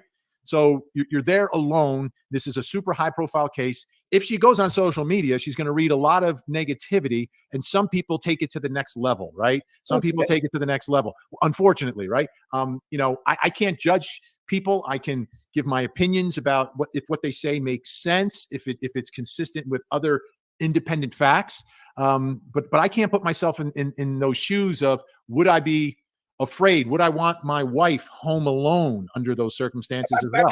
Then it's very easy for her to have a friend stay over, and I'm sure that people have volunteered to say, "Listen, I'll stay with you," or something. That's a great solution, right? So family members come over, a sister, a mother, an aunt, a cousin, somebody, and you take turns. Okay, I got you there. I mean, so I mean, I don't think that that's necessarily the right thing. But would you invite Jonesy to stay at your house?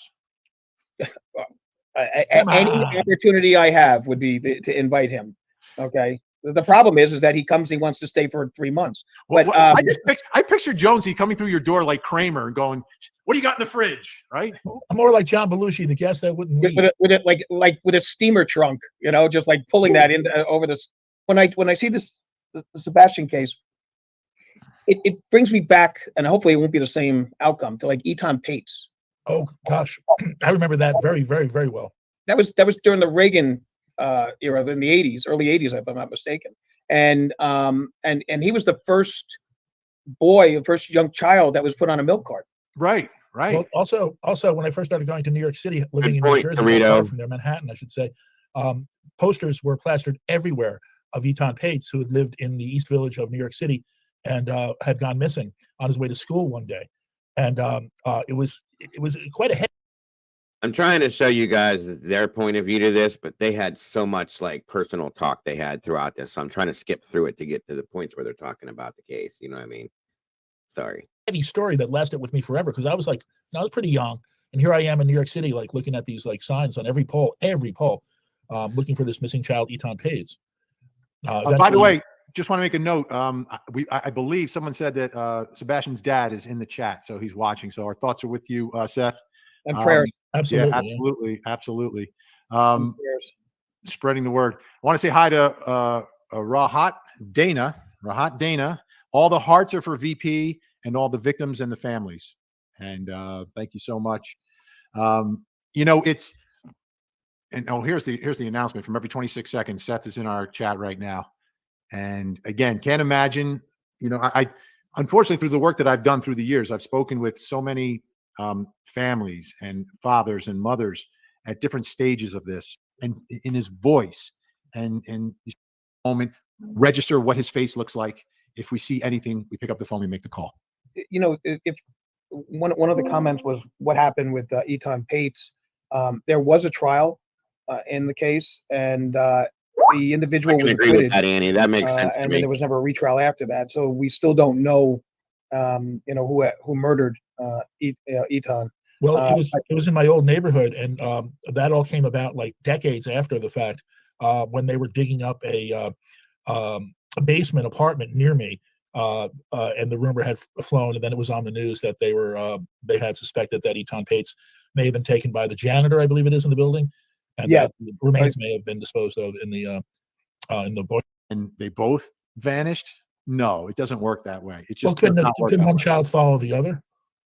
Yeah, but not in this area. It was like everyone had a surveillance camera on their home. It was at dusk, but they apparently disappeared when it was still light out. No, that didn't happen. And eventually, the adoptive parents were the ones who were convicted. So, what was the outcome of this 1966 three children? Never found. No. Never found. I mean, they're assuming that there was an abduction and a murder. Well, they obviously were abducted, and they're assuming murder, but they were never found.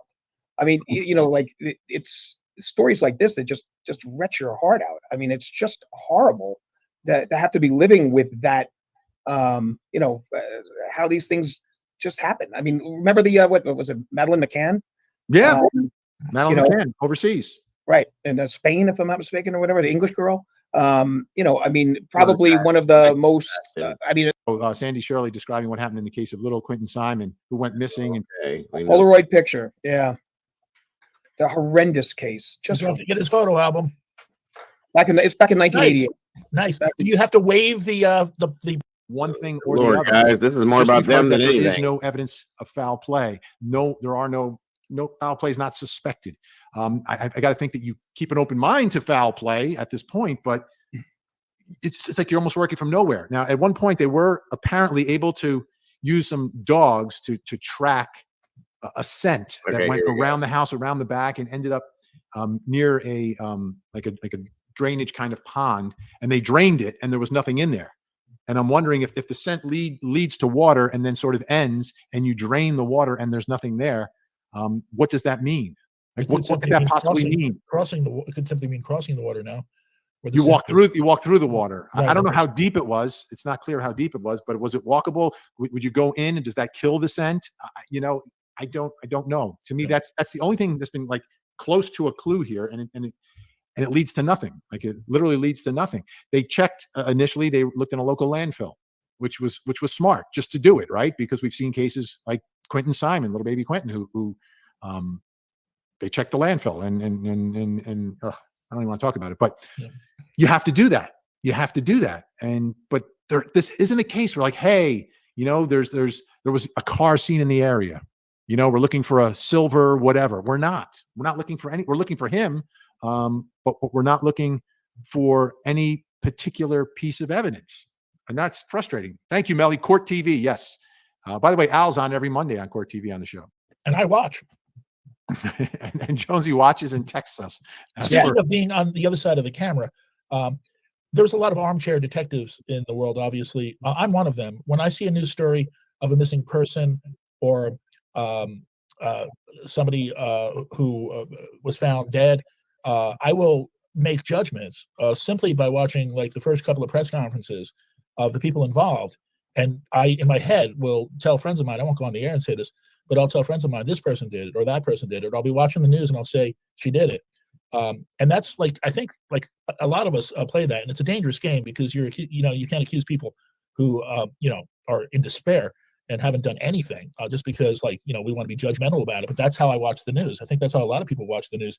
But I got to tell you, in most cases, you're right. I'm right. The only one I think that I was wrong was Exactly. the Atlanta bomber, and everybody was wrong on that one. Richard Jewell. He and I had him convicted, man. Oh, of course, everyone did, and they paid for it dearly in terms of. Well, I didn't. You didn't personally, but right, and making those snap judgments. You can look for, and investigators do this as well. You look for signs of deception. You look for things that don't add up. To me, the bottom line is though taking statements that are made and matching it up with things that are irrefutable. Right, like someone's story about something with a piece of evidence. Like the one thing that bothers me in the Madelaine Soto case, right? She went missing, but then was found, and now it's a homicide investigation. By the way, just to give you guys a quick update, I was going to do this, but I figure I might as well do it now.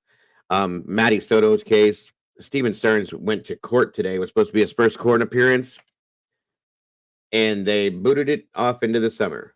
They rescheduled it for summertime now. I don't know if it's because I'm going to take this down. They're not really telling us anything here. I don't know if it has anything to do with their possibility of more charges coming, but that's fact, folks. That's how it happened. I was really shocked about that. I was looking at that this morning thinking that, you know what I mean? This is it. We're going to have some stuff happen. And I got a feeling, here, I'll give you this real quick, so you guys know. 1 second.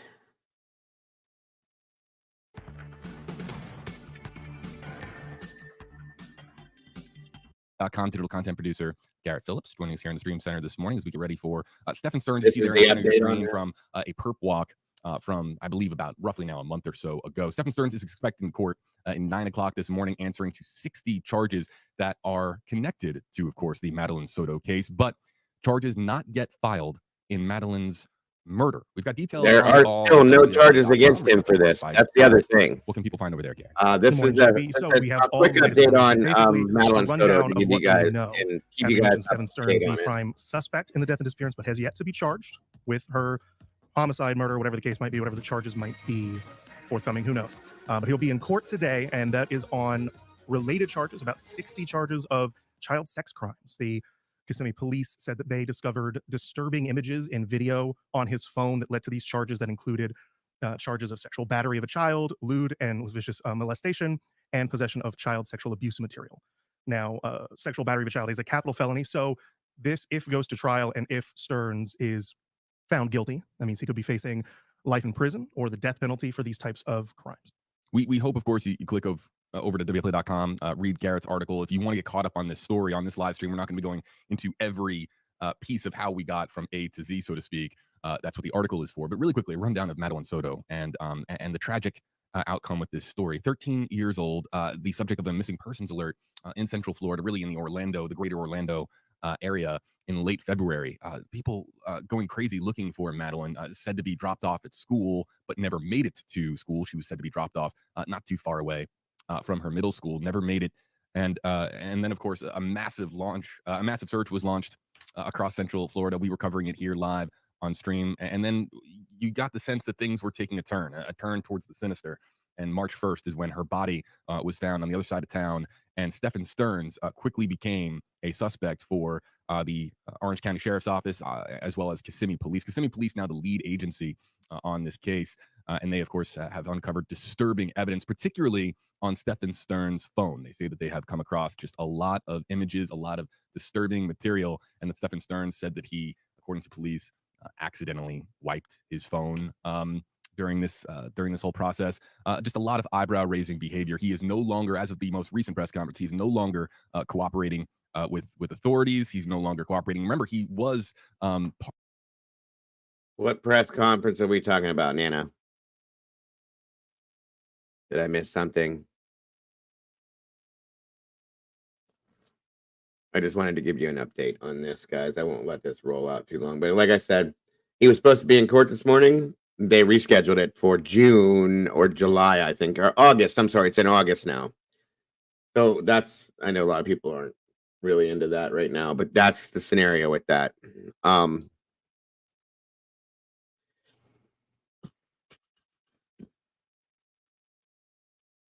Let's see.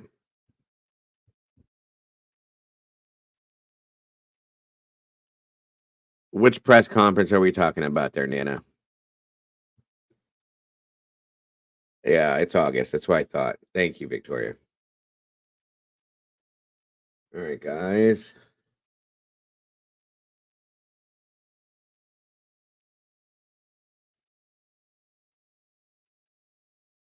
Hold on a minute, folks. Let's do this thing here that I always do.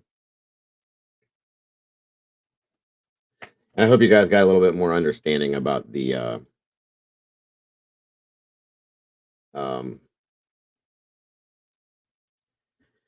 whatchamacallit, the criminal case and all that kind of stuff. I hope you guys, sorry, this distraction. And let's see here. Drop this link here in the chat. Anybody who wants to join me up here to talk about this stuff, you're welcome to. The link is pinned in the chat. Join me. Oh, there's a presser coming up. Okay, good stuff. It is Kiss, by the way. Carito, yes, thank you. Okay. Oh, I see the presser. Okay, so they're going to explain all that about Madelaine. Good stuff. I thought I knew there was one coming. I didn't know exactly when.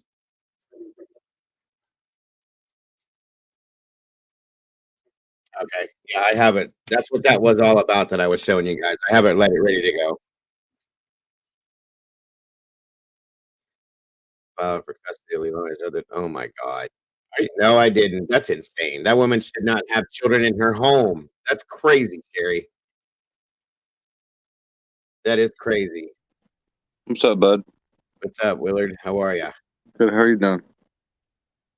I'm doing. So let me ask you a question. Is there any right opinion to have in this situation other than, we all want Sebastian found? I mean, Because it seems like if that's the you best opinion to feel have. one way or feel another way, it's, you're going to be wrong somewhere. So Well, here's that's the why thing. I'm scared to voice what I think, because No, you can voice what you feel. The thing is what I'm pulling away from is people blaming like the Proud Feet, saying that they did this, they did that, so on and so forth, whatever. Hold on a minute. Welcome, Cherry. Well, my thing is if it's been 2 months and this is just, unless people are good at hiding evidence, obviously, but if people were involved inside the home and it's been this long, I figure by now, they would have found something. That's my thought. Yeah. 100%. But then again, I think how can, unless, wouldn't he have, because he's autistic, so wouldn't he have a favorite spot that maybe he was trying to get to, that he is comfortable at? Well, according to the family from the initial interviews, he never left the house. His favorite spot was his home inside the house. But he does know, don't, that's not 100% true either, though, because when he did leave, he did like to go fishing. Okay. And he liked water. So that's why the water in the areas was, a point of interest for law enforcement. That the retention pond where they had the scent that went to it. Yeah. Things like that, of course. But he never, according to his mom and them, he just was not an outside guy. He stayed inside and he played his game, and That was his thing. So the house itself, are there neighbors? Oh yeah. Okay. So behind the house, is that all woods? From my understanding, his house, there's a backyard which I showed that's fenced in. Because like here's the thing, like my dad, like my pops lives, he still lives up in the sticks up in, it's called Jim Thorpe, and yeah. and he lives on like a cul-de-sac, and you know if I walk out his front door, you know I'd be on probably the Ring camera on his neighbors, but dude, if I walk out his back door, it's like 10 miles of woods. You know what I mean? And nobody's seeing nothing. Yeah, I don't believe he went out. If he went out the door, he didn't go out the front door, in my opinion. There's a side door that's off of the garage. There's a screened in back porch that there's a door into the house from my understanding. Clue and Cletus know the area way better. They live there. They've been through that neighborhood multiple times. From the maps that I've looked at, their backyard's there, and then there's like a courtyard in between the houses. Okay. And what'd you say, Terry? I think it's I think Cletus way he described it. It's like a big lawn, like a common area. Yeah, like a common area. It's the best way to put it. And then once you go back through that, then it takes you out around to the other side of things. So as I described it yesterday, I could imagine if somebody were to park over by, there's an area over there that's like an abandoned farm that I think was sold to whoever is building these subdivisions. Okay. Yeah. Somebody were to park over there and come down along the tree line, come through the trees, they would come right up into the backyard, basically the back door of Sebastian's house. And if that's how this happened, you know, they could lure him or go get him, whatever happened. We don't know that at this point, but that's, you know, the biggest thing right there, in my opinion. Well, are they, I can't remember. Are they saying he had shoes on or didn't have shoes on? Well, it was initially stated that he had no shoes on, but I showed that video the other day with Dr. Lovejoy, the cop that everybody seems to be in love with. Oh my God, his last name's Lovejoy? No, I made that up, Terry. Oh. Sorry. All you guys went nuts over him, and I was just making a joke. But anyway, he said, I can't, how did he put it? I can't say he didn't have shoes on. But we're told that he didn't have shoes on by the parents and that all the shoes were accounted for. So I don't understand how to take that. Well, then I believe him. So like, I don't know. I mean, it doesn't make sense then because dude, I'm telling you right now, I'm strong. I mean, I think I'm a strong son of a bitch. And if I walk out of my dad's, back porch and I walk into the freaking woods, I'm not making it far, man, and bare feet. Like, right.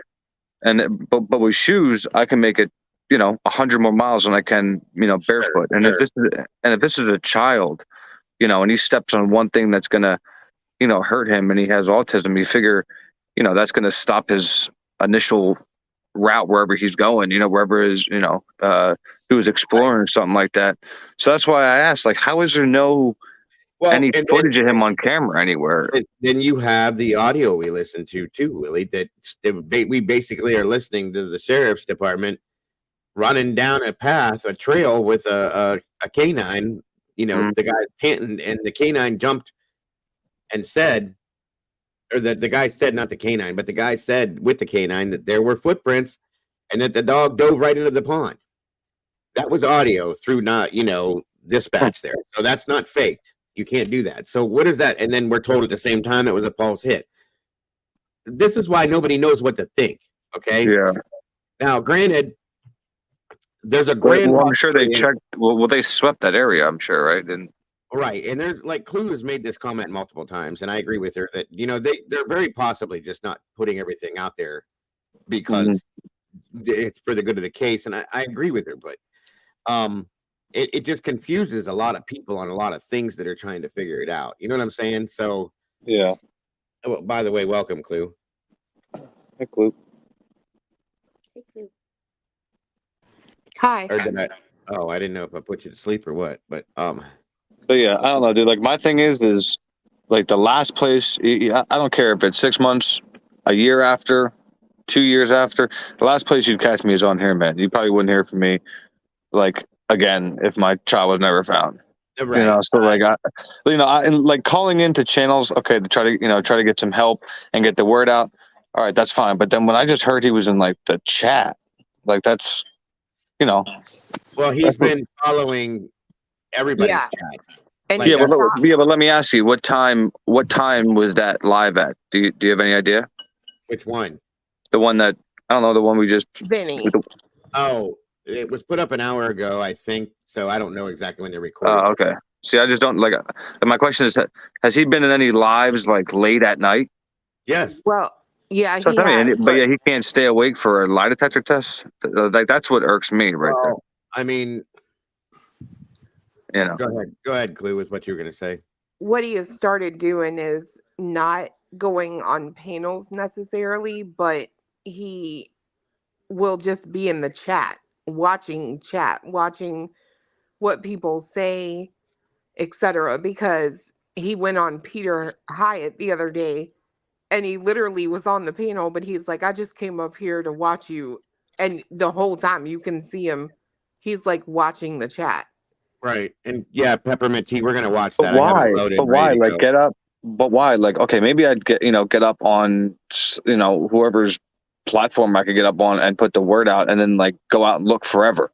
Like I wouldn't care about what people are saying or about me or this, that, and the third. I'd worry about where like my child is. That would be my only concern. I don't care Well, I about. don't understand how he's doing it if he says he doesn't have social media. Agreed. And fiance made a really good point yesterday. He was like, I don't understand how you're out searching, but in chat all day. Yeah. That's what I mean. Like I'd be using my phone to listen. I pay for the craziest software. I pay for I'd have the craziest shit going on. I'd have drones all night going. Like I said, you wouldn't hear from me or see me anywhere until my kid's found. I'm not finding my kid. But good, bad, or indifferent, I'm finding my kid. So, but that's just me. Again, everybody's different. Everybody, I guess, handles stuff differently. And but I think I remember hearing him say in one of the interviews or one of the lives he was on was something about he watches the chat because it's interesting to see what people say and maybe he'll get an idea of something from that and things like that. But I mean, everything's been talked about at this point. I don't know. I think he just wants to see what people are having to say. Truly, But why I is don't he know. telling people? I mean, he just literally told people like this past week on social media that he doesn't have social media. Carrie, honey, I couldn't tell you that one. I don't know. I honestly don't understand it. I've questioned that myself. Unless it's just that people are telling him, which still doesn't make sense to me though. Like, how do you know? Big deal of it. He even said, I don't have social media. He said that to Patel or whatever that guy is. Yeah, I think he goes on YouTube. That I know. But as far as social media, I'm guessing like Facebook and TikTok and all. I think maybe that's what he's referring to. If I'm wrong, I mean, YouTube is still social media. Yes, I agree. But I don't think he did a Clue. I don't know if you might remember this better than me because you kind of had other conversations that I didn't. But did he include YouTube in the non-social media thing, or was it just that? Or did he even talk about that? Willie has got me again. I'm sorry, but what happened? It's just the things you say, bud. No, it's I'm here. It's like bubbling. I'm like, what is that? Right, it's going right. crazy. So No, I was starting to bath. oh, okay. So Sorry, go ahead. He's scuba diving. You add your bubble to it, bud. Yeah, I had to. Are we all gonna be invited in? Throw your bubble bath. I'm just kidding, dude. I'm just kidding. It was my chocolate milk. Let's move on. You're good. So You're good. I don't know. I'm with her on this because he does say he doesn't have social media, but YouTube could be considered social media, especially when you're using it. Hold on. For the purpose of Hold on. It is social media. At one point in time, did YouTube Live not exist? Well, I mean, here we are right now. At one point in time, did it not exist? Correct. So this is not. Videos. So this was not social media. So I disagree. Well, it became. I think I I stand with you on that, right? When it comes to it being true, like social media. But like I said, when you're using it for the purpose of chatting and reading the chat and going Oh into yeah, that's a social media. that's, I mean, depending on how you're using it. But I'm just saying, like, you don't have a profile like every other social media, like X and Instagram and all that kind of shit. You have a page. I know you have a channel, with YouTube, but if you don't really go live, you don't really put nobody has their personal information on there and like all that kind of shit like you do on, in my opinion, actual social media. But they're changing YouTube into more, like you said, like interacting, like we are here. So it has become social media. But I think people who just watch videos like I used to do before I even knew this existed, to me, it was just the only place to go and watch videos that's out there. That's all it Welcome was. back, Truth and Brian. Thank you both for joining me. I hope you're both having a good day, and thank you for jumping up here with us. Hi, Daddy Meatball. How are you? I'm wonderful. Brian, how are you? And Truth, That's how what are I you, my call friend? him. Are we What? referring to you as Daddy Meatballs now? Because I'm out. Brian refers to me as Daddy Who is Meatball. that? Okay. That's a great I'm just voice. Wait, you just guys, who making is sure. that?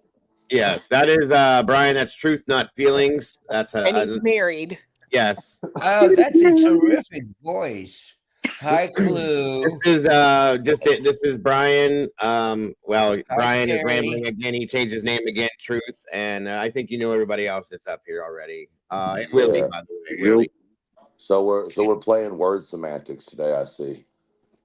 Okay, wait. How come I don't see him? Is he the one with the bottom Here's a right? T. He's right I'm next to John you. Cena. You can't see me. That's right. There he is. So Well, are we Let gonna? me see me. initially, what I was showing some info just to explain Oh, like there how he the is. criminal case and stuff like that could be explained, blah blah blah, so on and so forth. And we're waiting on a press conference for the other case as well. But just talking a little bit about this and that. So again, Right. What So case is the presser on? Madelaine Soto's case. Oh, so Go if ahead. y'all remember, maybe 2 interviews ago, Seth said, "I've left all the Facebook groups." Right? How do you leave Yes. Facebook groups if you don't have social media? No, he has social media. He's lying. Right. I'm just saying, how do you not have social media but you left the Facebook groups? say that again, Oh, Clue. I didn't He's know you what? said that. Yeah, he did. A couple interviews ago, he said, I've left all of the social media or all the Facebook groups because I don't want to deal with it anymore. Yep. How did I you have can't. him to be? Hi, Kimber. I can't help him there. Hi, I Kimber. questioned that just wanna myself, say but hi. I just kind of let it go. You know what I Well, mean? I will point out that, even though you got to question the source, sometimes JLR did have a series of screenshots of his Facebook account responding to questions about the polygraph. Right. Correct. So Correct. Okay, wait. Yeah. Say that again, Beyonce. He did what? he had in one of his videos, he put out an image that looked like a compilation of screenshots of Seth's messages speaking about the polygraph he took with Nancy Grace and the outcome of it. And it was posted in Facebook.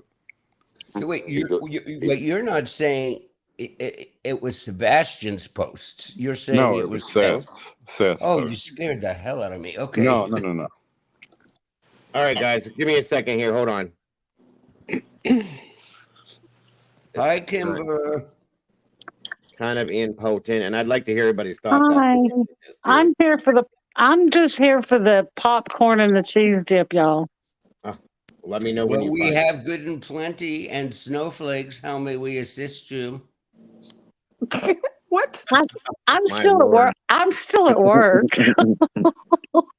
Yeah, that is a good point too, Cletus, though, just to let you know. I don't know. Are you familiar with this case as well? Truth, Madelaine Soto?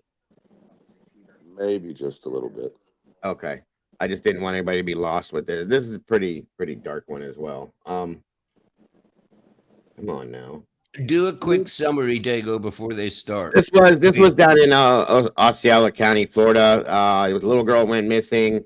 The mother, stepfather, or boyfriend, whatever the hell he was, doesn't make any sense. But anyway, they claimed that the mother wasn't there, but the stepfather, I'll just call him that, even though he doesn't deserve that title, took her to school and dropped her off at a church next to the school. Supposedly they saw her on camera. Police roughly put that out there, but it never was her. She never made it to school. And then they go do all these press conferences, boohoo and crying, blah, blah, blah, both of them. And then they come to find her in the woods not too long after this. And then he gets charged because of all these disgusting photos. I don't even want to talk about that. Is this the school bus one? Is this the school bus where there's like video of her getting off the school bus and walking down the stairs? No, that's not a different case. Okay, I'm sorry. Go on. That's okay. And then they found photos, like very disgusting photos on his phone of her doing things. He's charged for that.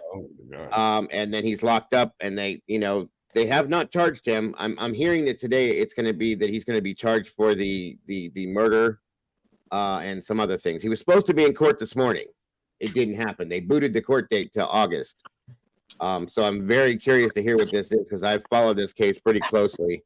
And I've also heard that the mother may be charged here as well, which is something we've all been waiting on, because a lot of people believe that Jennifer Soto, the mother, has something to do with it. And I'm How really on earth do you right there with for that a too. murder court case? Wait, he was doing stuff with the child? Yeah. Shoot him. Well, I'm there with you. I'm with you, but we gotta go by the laws here, unfortunately. So I also think the mama needs to be charged. I'm sorry, but it was going on for so long, honey. Like, there's no way that you didn't know. I can't. I'm with you on that. I can't believe she didn't, and the way she acted in. No, they that's what I feel typically like. do know. They're just too afraid of what would happen, and they need the husband for financial support. It's like real complicated stuff. When we do start, we will have It two is. speakers, State Attorney Andrew Bain, followed by How long has this been going on? Like, I'm gonna mute. questions at the end Okay. of the press conference. When did it first start? Things in Oh. mind. When you start, Like, from what we understand is that he started doing things like this back years ago, 2-3 years ago.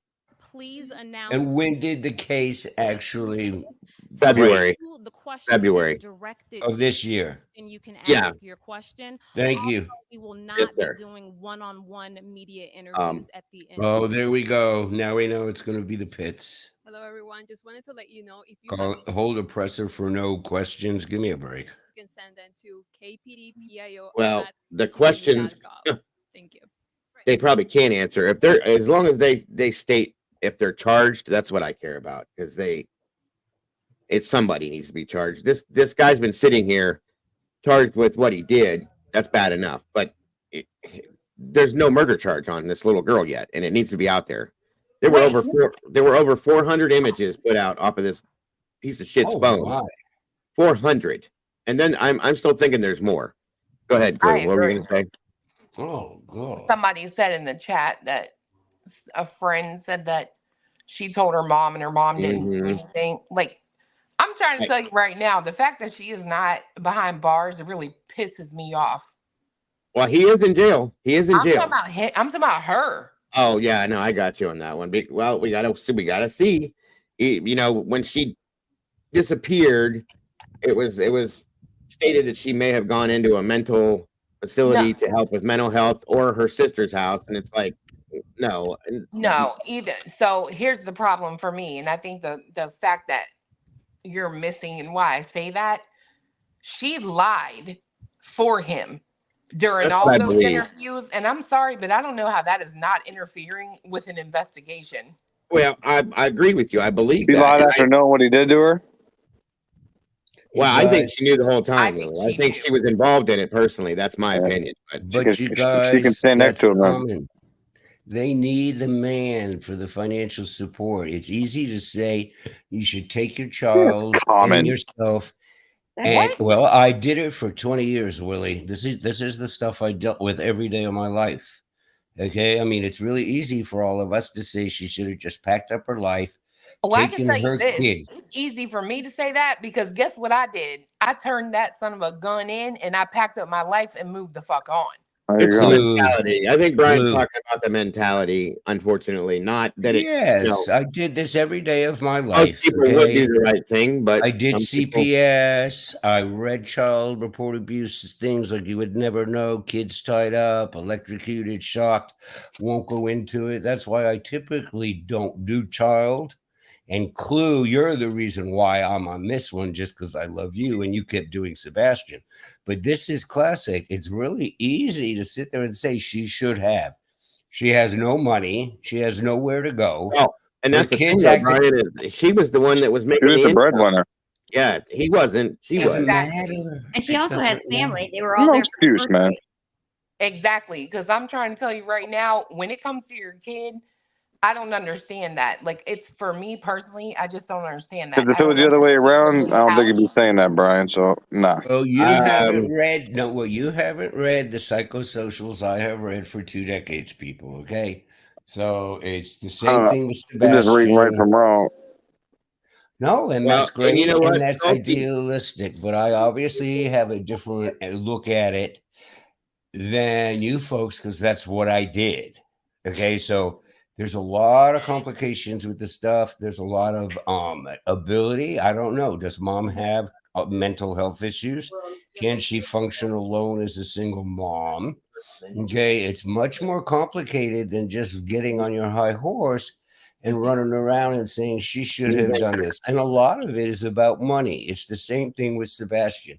The notion that everybody thinks that some family member just stashed this kid, that's a huge ask. Seriously.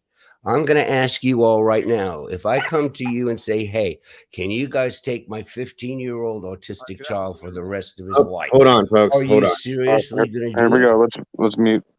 Hold on a Okay, second. wait. All right, give me a second. I don't know what the deal is with this, but give me a second here. Thank you for coming. All right, I hear all this. You guys gonna have to turn this up. I have this blasted, and it's still pretty low. Today, the Kissimmee Police Chief and myself are here to provide an update on the death investigation on 13-year-old Madelaine Soto, who was reported missing back on February 26th of this year and discovered dead 4 days later. I know the community and the media have been anxious for us to give an update on this case, and this is an opportunity for us to do that. For the last 7 weeks, 7.5 weeks actually, the Kissimmee Police Department and my office have been working closely to go over every piece of evidence that we could gather in this case. It was a voluminous and a lot of evidence to get through during that time, but we were successful in getting through it and making sure that we were able to provide the best case we could. Today, we're announcing that Stephen Stearns has been indicted by the grand jury on first-degree murder for the killing of Madelaine Soto. We presented the case to the grand jury. They returned an indictment earlier today. There has been some questions as related to the length of investigation. I just want to let you know again that my office and the Kissimmee Police Department have been working vigilantly in making sure that we had every opportunity to get every piece of evidence that we could. I want to thank the Kissimmee Police Department and their tireless efforts. They've done an amazing job in the heavy lift that we've asked them to do, as well as the prosecutors that have been assigned to this case and making sure that we got every piece of evidence reviewed and gathered in this case. While death investigations usually take around 5 to 6 weeks or longer, we were able to get this one done relatively quickly and get the case to the front of the grand jury, like I said earlier today, to return the indictment against Mr. Stephen Stearns. The death penalty in this case, we have not decided to what decision we're going to make in that case. We're going to continue those discussions going forward, and we'll let you know again when we make that decision as to whether we're going to seek the death penalty in this case. I want to thank the grand jury for their hard work and their efforts in making sure that we're making this first step in seeking justice for Madelaine Soto, for her family, and so the community can have closure in this case. The defendant will appear at initial appearances, I believe probably in the next day or two. Then the case will proceed down its normal path, and we'll try to keep you abreast of how the case is moving as well as you probably ask us questions to make sure that we are providing that proper information to keep you abreast of how the case is going down the normal path of the criminal justice system. I'd like now to introduce Chief of Police Betty Holland, and for her to provide comment.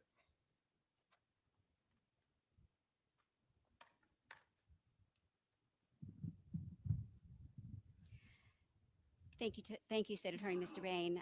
Good afternoon, everyone. I want to thank the investigators and the other agencies that assisted us in uncovering the evidence to move forward with this case. We know this case has gained significant public attention because Madelaine had just celebrated her 13th birthday and was just a child. The evidence shows an individual that was entrusted to keep Madelaine safe made calculated moves to dispose Madelaine's belongings and place her body in a wooded area before she was ever reported missing. For the 4 days following her disappearance, the entire community was actively looking to find Madelaine safe and alive. Tragically, on March 1st, Madelaine's remains were found. Our detectives have worked tirelessly to piece together the events leading up to Madelaine's disappearance and death. With the collaboration of the State's Attorney's Office, we prepared the case for the grand jury that was heard today. The grand jury determined that our department secured enough evidence to obtain a first-degree murder indictment. We appreciate each grand jury member for their careful consideration. We want to thank the diligent work of the State's Attorney's Office, the Medical Examiner's Office, and our other law enforcement partners who assisted with this investigation. Your expertise and dedication were instrumental in uncovering the truth. The indictment signifies a crucial step forward in our quest for justice and a testament to our commitment to honoring Madelaine's memory. We will now take questions.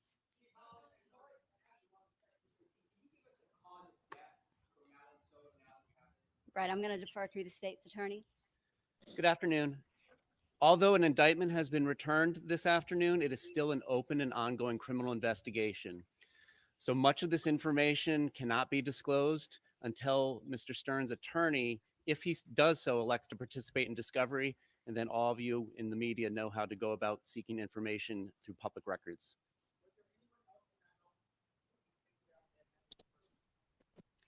Not that we've uncovered. State Attorney? Again, all questions about the facts of the case are not subject to disclosure because of public records laws at this time. Once his attorney participates in discovery, then you can make public records requests through your normal channels as you do in other cases.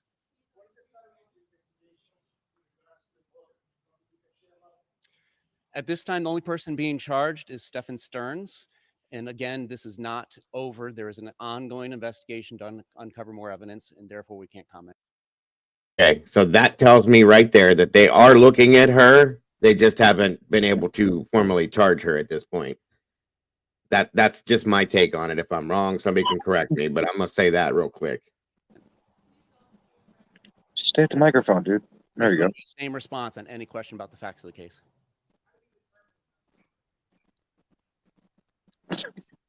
Through the facts of the case.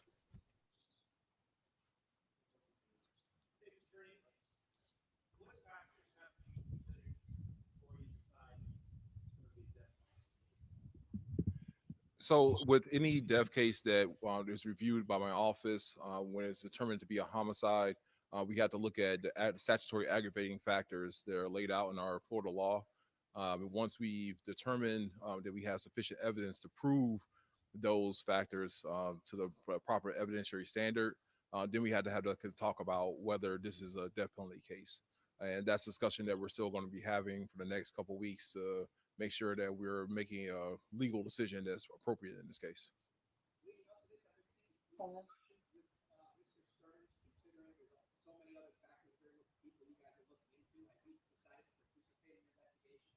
I'll leave that for Mr. Will. Cannot comment on whether Mr. Stearns has been doing anything. He has counsel. And as far as plea offers, no, there are no plea offers made on the open case. Good. You can address that question with the indictment that should be on the clerk's website if it's not already.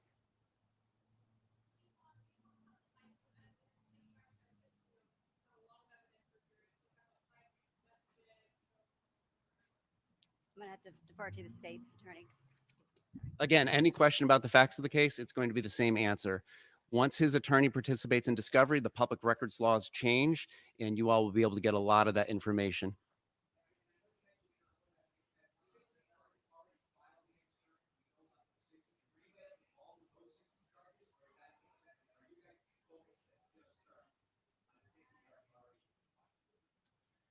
As far as the 60 counts that are already filed against Mr. Stearns, that is solely involving Mr. Stearns as a defendant. Not to those 60 charges. It's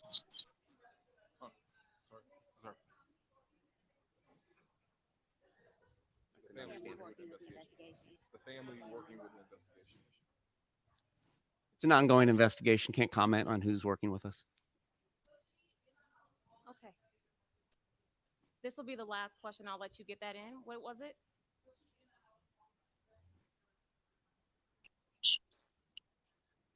It's facts of the case. Can't comment on it. So thank you all so much for coming out today. If you need this gentleman's name, it is Will J, Willjay.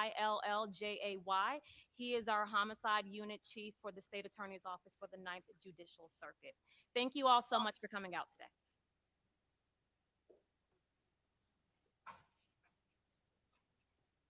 $60 counts. That was weak, if anything, but at least, like I said, he's being charged, and I'm telling you, and I could have taken that wrong, but the fact that they stated it's an ongoing investigation, it sounds like they're looking at her, at least in my opinion. I think they're not trying to give her anything. That's why they're not saying shit. I mean, it's possible. 60 counts, and now he's got that charge as well. That should be quite interesting. And oh, the 60 counts was beforehand. There were 60 counts from the image, the over 400 images they found on his phone of him and other. See, I think I told you guys before when this broke before, right after this, in St. Cloud, which is like back to back with Kissimmee, they busted a child pornography ring. Okay.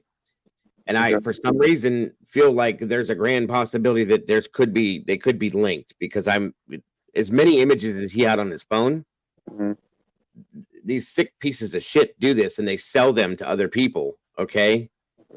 So there could be a grand possibility that these are linked, you guys. That's just a thought I have. It may not be, but it's just a thought. And I think there's more. I think there were other phones or cameras or something else that he may have had with more, because this was going on for, they said, like 2 to 3 years. Okay. That 400 images on that one phone, there has to be more. There really has to be more. So this makes me sick.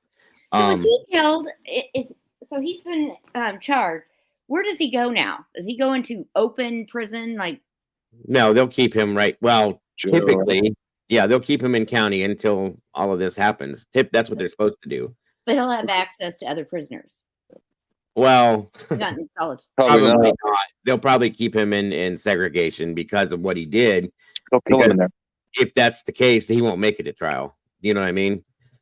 They'll have to sit on him. Same thing with like Richard Allen in the Delphi case. The only thing is Richard Allen was shipped off to a prison, which is very strange, which is why one of the reasons why that case is so crazy. But he should be in protective custody or segregation, whatever you want to call it, in my opinion. He'll make it to trial. I hope he does. And I hope that I honestly don't. I hope they don't give him the death penalty. I hope they send him in there. Somebody said there's no death penalty in that state. No. There is. Oh, there good. Is. This No, happened. we have a death penalty. Trust me. We're Florida, DeSantis. Good. There's a law or something with Florida that I can't. I'll have to get it and show you guys. But damn it, I can't think of the way it's explained right now. Sunshine Law. Well, Isn't it something about crimes against children, Dago? It's automatic death penalty. Right. Yeah, that's what it was. And because of the they should kill him twice then.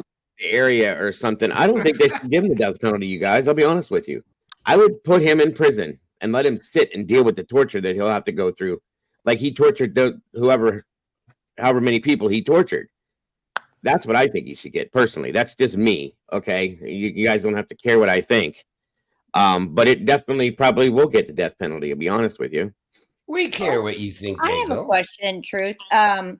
You probably didn't see this, but they showed when he was in the back of the cop car and the policeman was driving him to That was sick. prison or That to was the sick. jail or whatever. And the whole time he's like, are you comfortable back there? Are you feeling the air? I mean, like talking. He was complaining that he was cold. I think he's building rapport. But is that normal? Yes. Okay. You want them Trying to to get 'em to trust you, talk. so maybe they'll talk. And Well, I get I mean, If I you're want the to friend. know from it's him, it's you. it's getting them to talk, but it's more than getting them to talk because they already know that nobody. I mean, come on, it's not rocket science to figure out you're being arrested for those atrocities that you're going to be, looked at as a monster that you are. So most often, if the arresting officer is comfortable, they're going to try to devil's advocate with you. They're going to try to understand you. Yes, it's in case you want to talk, but it's also to keep you in a position that you don't lock up before, investigators get a chance to sit Right. down. Yeah. Yeah, because If they you had. Well, By the that's like time the they, most. Well, at that time when you're like arrested and like that shock hits them, I feel like that's the most vulnerable point in time that they would say not to a something stupid or psychopath, not to yeah.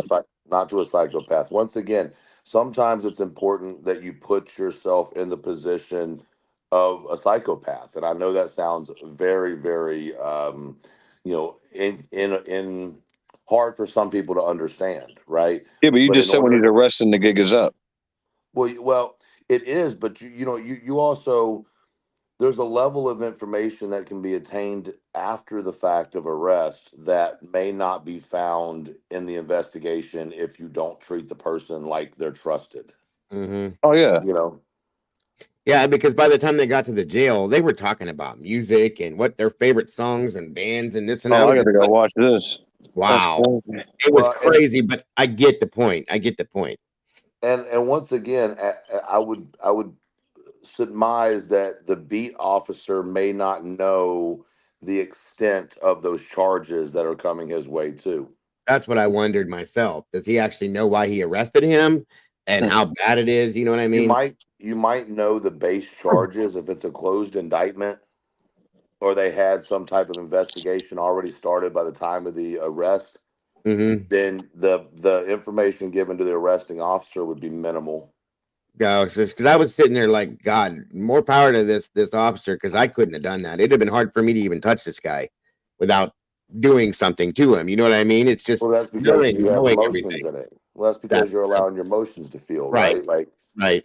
we talked about this last night. That's Yep. not something that has a place in investigative work. At least I mean, you can have them, but you can't express them. Exactly. You're not being paid to express your emotion. It's Nope. one of the reasons that positions like that are often held by someone, believe it or not. We talked about this a little bit last night, but on the spectrum, because they're able to separate themselves. If you go and look at really, really, really good detectives, Mm-hmm. I would surmise that a good half and half would have autistic traits at the very least. Yeah, no, it makes sense. It does. It makes sense because then they can separate. Yeah, I see what you're saying. It also takes a little bit of a madman or madwoman to be an investigator, because you have to allow your mind to go to extremely dark places in order for you to come up with the think pattern of someone you may be looking for or looking into, in my opinion. I mean, yeah, no, that makes sense. It does. Okay, Dago, let me ask you a question. I'm sure you have gone to a scene of a crime with a DUI who killed 3 people, but the DUI driver was still alive. Now, you and I both know that you still worked on the DUI guy, right? Yeah. Even though he just killed 2 people because he was drunk. Of It's course. the same thing as me. You don't, and it's the same thing as gentleman with the nice voice. I don't have the screen up. You have to get conditioned. You have to stay professional. You have to do what you got to do. But Dago, probably in all likelihood, you weren't really fond of the drunk driver behind No, the I wheel. and I get that. You know, I get that. I've Yeah. been through it. I've seen it. Yeah, hell, that's all I'm saying. I dealt with a police officer that killed 3 people in a DUI. He was the driver. So that's even harder because you're looking at these people with respect, and then, but Well, they're no, human too. Human beings make all mistakes. I'm saying is earlier before the presser, I was getting some heat, and I get it, you know, in terms of doing what I did for a living. But no, just like truth, not feeling truth. Are you law enforcement? I've never seen or heard you before. I'm sorry, you're breaking up a little bit. Let's move to the next question.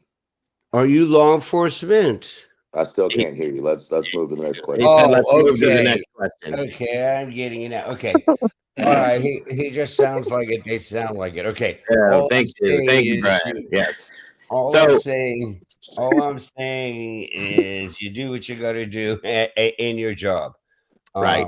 No, I get that. And I've done that. You know, I've been there in that. I just, in that situation, when I watched that video, it brought a little bit of angst out. And I'm like, you know, more power to that officer for handling that. And that's my question was maybe he just doesn't know the full extent. Maybe this and that wasn't put out there. Who Billy, knows? you stop your cackling right hush. now. That's not me. It's Clue. Oh. I'm not even talking. Uh-huh. No, We that's hear you actually- laughing. I'm No, I muted. want to know who's laughing. Okay, I It's just not didn't me. catch on to what he was saying because my technicality experience could be my mic could not be working. That's okay. But it is worries. amazing how many No law worries. enforcement people don't want to ever tell I what don't they're blame 'em. doing. I don't blame him. I don't know anything about law enforcement. I know what you I don't even don't. know what I that know. I means. absolutely agree. You sound like you know absolutely nothing. Okay. So, moving forward. But yeah, this case, for those of you that weren't familiar, is a pretty dark one. It's pretty intense too. I know there's a meatball behind you. That was funny. Hi, my Clue. Hi. Are you really I'm here or here. are you half here? Sorry, I'm my here. son my Caden started his new medication today, and he's like super excited because he's got all this energy now. So good for him. Anyway, moving forward. Back to where we were at. I've been distracted 52 different ways. So that's what's going on with that scenario there. As far as where we're at, you started to say something, Truth, and I think I stopped you, and I'm sorry about that. In regards to what we were talking about with Sebastian, if you don't mind picking up where you were with that, please go for it. I'm supposed to remember what we were talking about. You said something about wordplay, and then we stopped. Oh, wordplay. Well, I mean, we're just using this word. There's things that I've noticed in this case, and it's not we'll step away from the suspected ones and let's talk about the audience. I did this a little bit last night, and that's what I wanted to go to. You cannot persecute one person while making excuses for the other. You cannot, if you're finding yourself constantly making excuses for one of anybody inside of this investigation, then you need to stop yourself and say, why am I making excuses for someone I don't know? Why am I making excuses for someone that I've never met outside of this situation? You know, I'll stand by this one thing that's extremely interesting. I don't care what you want to talk about, whatever missing case you want to bring to the table. It's always, for the most part, there has been family members, there have been friends that have come to the table and helped search. They've come to the table and talked about how the person was and hush, and how they live their lives and things like that. And in this case, you're just not seeing it. It's not happening, and it's not happening all the way around the board. And to me, that's just an interesting side of this that I can't get past. As to, Katie and Chris have had friends that have come out, but as soon as they come out and start talking, they get attacked. Right. I want to know where is Seth's base outside of the YouTubers and the people that came to know him because of the case? And the answer is, I haven't seen any. And that says a lot to your character, in my opinion. Okay. I got you. Welcome. Can Jody? can I ask something that it's just been, I don't know. And I'm sure that it's been asked over and over. And I need to just drop it. But okay, these lights that were out there that were supposed to be garbage. Okay, and everybody's saying, oh, well, they're not. Oh, they're yes, they don't mean anything, or they do mean something, whatever. Here's my question. If they are truly garbage truck or something that would happen, on a weekly basis or a whatever basis, why can't they check around the same time? Or did they? Maybe I missed it. On the same night, like if it happens Tuesday night every week, look and see. Is it the same? I would venture to say they probably did, which is how they probably could have come to the knowledge that that's what it was. But, you know what I mean? But we haven't heard anything, and you normally, on the truth, on the stuff we do, we talk about that. They're not going to tell us that. They've already that was already put out once, and it was a mistake. It shouldn't have been put out like that from Barris, and that they're not going to tell us something like that. I can almost guarantee that. With all the people that are YouTubers that are there, you would think that they would have looked. I think that, I mean, Clue, because you're there. What do you think about that? I think it was a video that was put out by a click sucker news journalist. He was looking for clicks. He was. I think if it matters to law enforcement, there should be some ramifications to that guy. But for me personally, I've looked at places in the neighborhood it could be sitting, and I mean, I don't know. I'm like Cletus. I kind of see Jesus in there. I see Jesus in that video, and that's pretty much it. Like, you're never going to be able to tell if it's a trash truck. I mean, the way the video was put out, it's like a section of the video.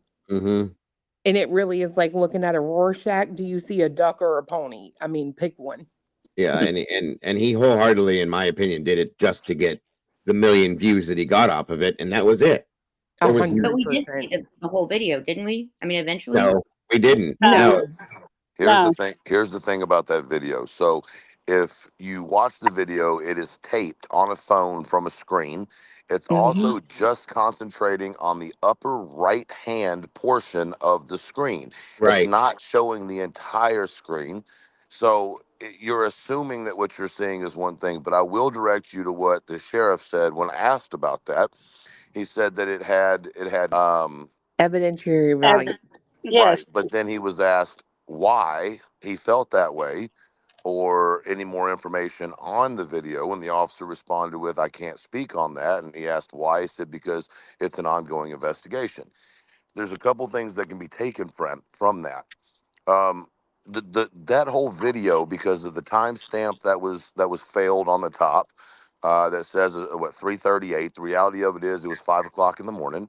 In that area, there have been some sleuths that have just have called the company, and they start in that area at 4:45 in the morning. You also have to understand that if there is, and there is, I can't say this enough, a neighbor very close to the home who is a very interesting individual who has released a lot of information throughout this situation, and is constantly recording what's going on there. Their Ring camera would have caught that trash truck in the morning around the time that video would have been. Mind you, it's just right around the corner from where they were. And so I think that video was used to distract people, and it's done a really, really good job. That's a good point. Now, if we were to take that just a little bit further, which I'm not expecting at this point, let me just ask you a question, Truth, to go with that. Just one question. Do you think it was done on purpose? I mean, what is on purpose? Nobody does anything on accident when you upload it. Okay. There's steps to that. That's all I wondered. Also, I don't just slip and fall and hit the enter button. You know what I mean? Yes. Yeah. Absolutely. Absolutely. You know, there would be a reason why you wouldn't show the entire screen of the TV. My question's why? Well, I'll tell you why. Because then it's going to show you all the other cameras that are associated with that surveillance system, and that's going to tell you exactly who. Why is it so important that they keep the identity of the individual who has the original video?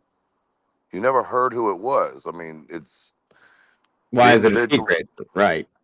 I mean, the individual, that's not a Ring camera. No, that's an actual like camera, right? So there's an interesting thing that we talked about yesterday, and I'm curious because, well, I'll talk to one or two of y'all about this offline. But when we start talking about that security camera yesterday, and Cletus, are you still on? Yeah. All right. So I want you to remember that video, right? And I want you to remember the conversation we had yesterday. Right. Am I wrong in saying that would be in the exact same direction from where that device was put? Are you wrong in saying that the garbage truck video would have been the same angle as that device was sitting in the roundabout? Yes. I think you're. Yeah, I don't think it's the same. It's the same. I'm not saying it's the same thing taking the video. Am I wrong in saying that would be the same positioning? No, you're right. That's the same angle because if you look at that video, you can tell, in my opinion, it almost looks like it's looking down on something. And that means it has to be at a high point in that neighborhood. And I know where all the high points are. There's two. That's what I was fixing to ask. Is that why they put that camera in that that metro camera in the roundabout? I did Just an interesting thought.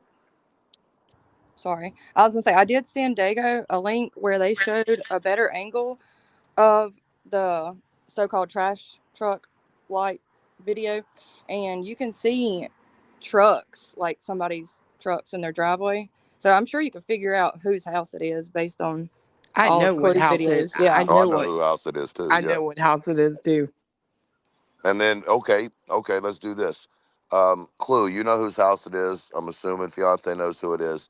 So do a ownership check of that address and then cross-reference that person. Okay. Might be an interesting thing you find out. I will do that.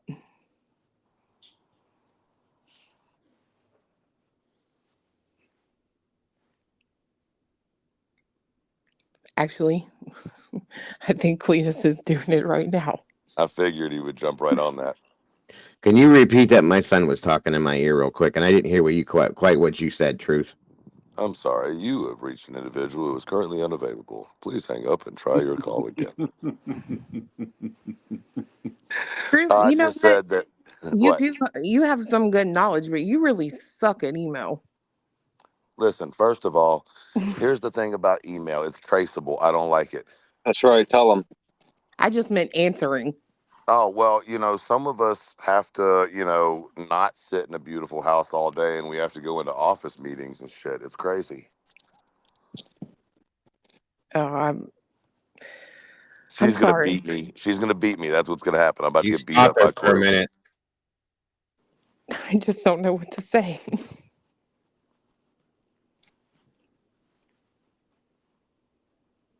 Look at this man over here sleuthing. This is hilarious. That was funny. He got Cletus moving. The sleuthers. The last time Wait a second. In my defense, I just had to look to see my timestamps on my email. I messaged you and you didn't respond to me for almost 3.5 hours. I didn't respond to you for 1 hour and 43 minutes. Who didn't respond quicker? Mathing is hard. I don't respond for weeks. Okay, Clue, ball is in your court. We're all ears. Clue, you do. By the way, my you email are is slow, Clue, on emails. Do you know how many emails I get a day? Okay. Seriously. No, Clue was good with emails for a while, but then as she blew up, she got harder. You were good with me. So many of them. There's too many guys. Like we get Yeah, literally. I know. She was good with me with emails a while ago, but it's like getting busy now. I don't know what y'all talking about. Clue always responds to my emails. No, Clue was good to me. She hasn't been good the last 2 weeks. I'm trying to get better with mine, but it's just so many. There's so many. Dago, you were never good. I'm sorry. Love you to I'm death. telling you, were I'm the first trying. one There's to so many of them. That's why I haven't emailed Dago yet. Oh, my screen, I'll get back to you. I promise you. My email's on the screen, by the way. Mine. Willie won't even give me his. It's on my journal. I flat out asked, and he's refused. It's flat out on my journal, dude. It is on his channel, Brian. It's on my channel, man. Your channel is so many words to type out. You people have seen Well, my don't complain. I do try. I try so hard with you guys with the emails. I do. I promise. I know I don't get them all, but I try. Dago, you're bad. Blue, you've been really good. Plunder's been good. You know who else has been good? Lucky Filter's been good. Southern was good. A lot of folks were good. But as you all blow up, it makes total sense. It has to get impossible. I'm seriously thinking about putting a boxing event together for some of these YouTubers who don't like each other, and we can start raising money the right way. No. Like there's seriously some stuff that we could do and turn all this drama into a donation for the right family or organization. Oh, that could be cool. We're going to do it in Tennessee, right? You damn straight. Hell yeah. That's what I'm talking about. Her accent is so cute. We're doing it at Clue's backyard. That's Awesome. it. There you go. There we go. And Clue, your house is utterly breathtaking. I was got the biggest pool. surprised when you drove up and you showed it to all of us, but it is just really neat. I mean, really neat house. Good for you guys. What happens when you get an OF? What's an OF? Oh, that's interesting. I'm kidding, Cletus. Please don't hurt me. That's funny. What are you talking about? He's the one with the OnlyFans. He shows his feet. Those are his feet? Damn it. God. Beyonce, is there something you would like to share? Like maybe your OF address for more hits? Tippy toes, pretty pinks. That's what it is. Dago loves feet. Oh, no, and it's so cute. Clue thinks that I have a crush on Beyonce. I love Beyonce. But it's not like the way she thinks. And there was a while, she was like messing with me, like, stay away from my man and all that stuff. But I just think Beyonce's a good soul. I think his laugh is real. I think he's really smart. Willie, now Willie's another situation. Okay, now Willie, I just have a crush for Willie. I mean, what can I tell you? Brian, we're gonna. You don't say. All right. Truth. That's interesting, isn't it? Now, see, Brian, you got me. What were we talking? I want to know what you're talking about. Wasn't me. No, I'm just busting Willie. What do you two? The T and the C. What are you two talking about? What's interesting? The T and the C. Truth and Clue. That's called Tennessee. Oh my goodness. Tennessee. You're the only 10 I see. Hey, Kimber. And look, Truth fooled me twice in a row there a few minutes ago. I didn't catch on, so I own that. But there you go. You're lost on this one. I was trying to follow it. There's too many conversations. Can you please put up the foot and get Truth's reaction? No. Oh my gosh. No, we're not doing this. No. I don't think I want to do that to him. I like him. I want him to come back. So. Oh, yes. No. That was Not pretty rough. Not that food. Yes. Those were not proud Oh, I feet. thought they were talking about Beyonce's feet, and my answer would still be the same. No, not on you. No, we're talking about the Walmart. Why do I feel like his foot looks like Chumley's hands on Pawn Stars. yeah, like Can you imagine somebody That's a just great way coming to put in? that. Can you you look like the kind imagine of guy that someone would just wear coming in on this right now, 40 seconds ago, clicking on us, and here we are doing this? Oh my Lord. It happens every day, Brian. Oh, does it really? It does every single day. Oh, Dago, you're awesome. Hey Dago, don't forget to put Seth's Cash App in the chat. I just wanted to go ahead and say that. Sure, I'll get right on. I'll get right on that, bud. Oh my God. That's for James Scott. I tried to Oh, and warn make you sure all. and post the reward. Oh, never mind. There's no reward anymore. There Go is ahead. no reward, right?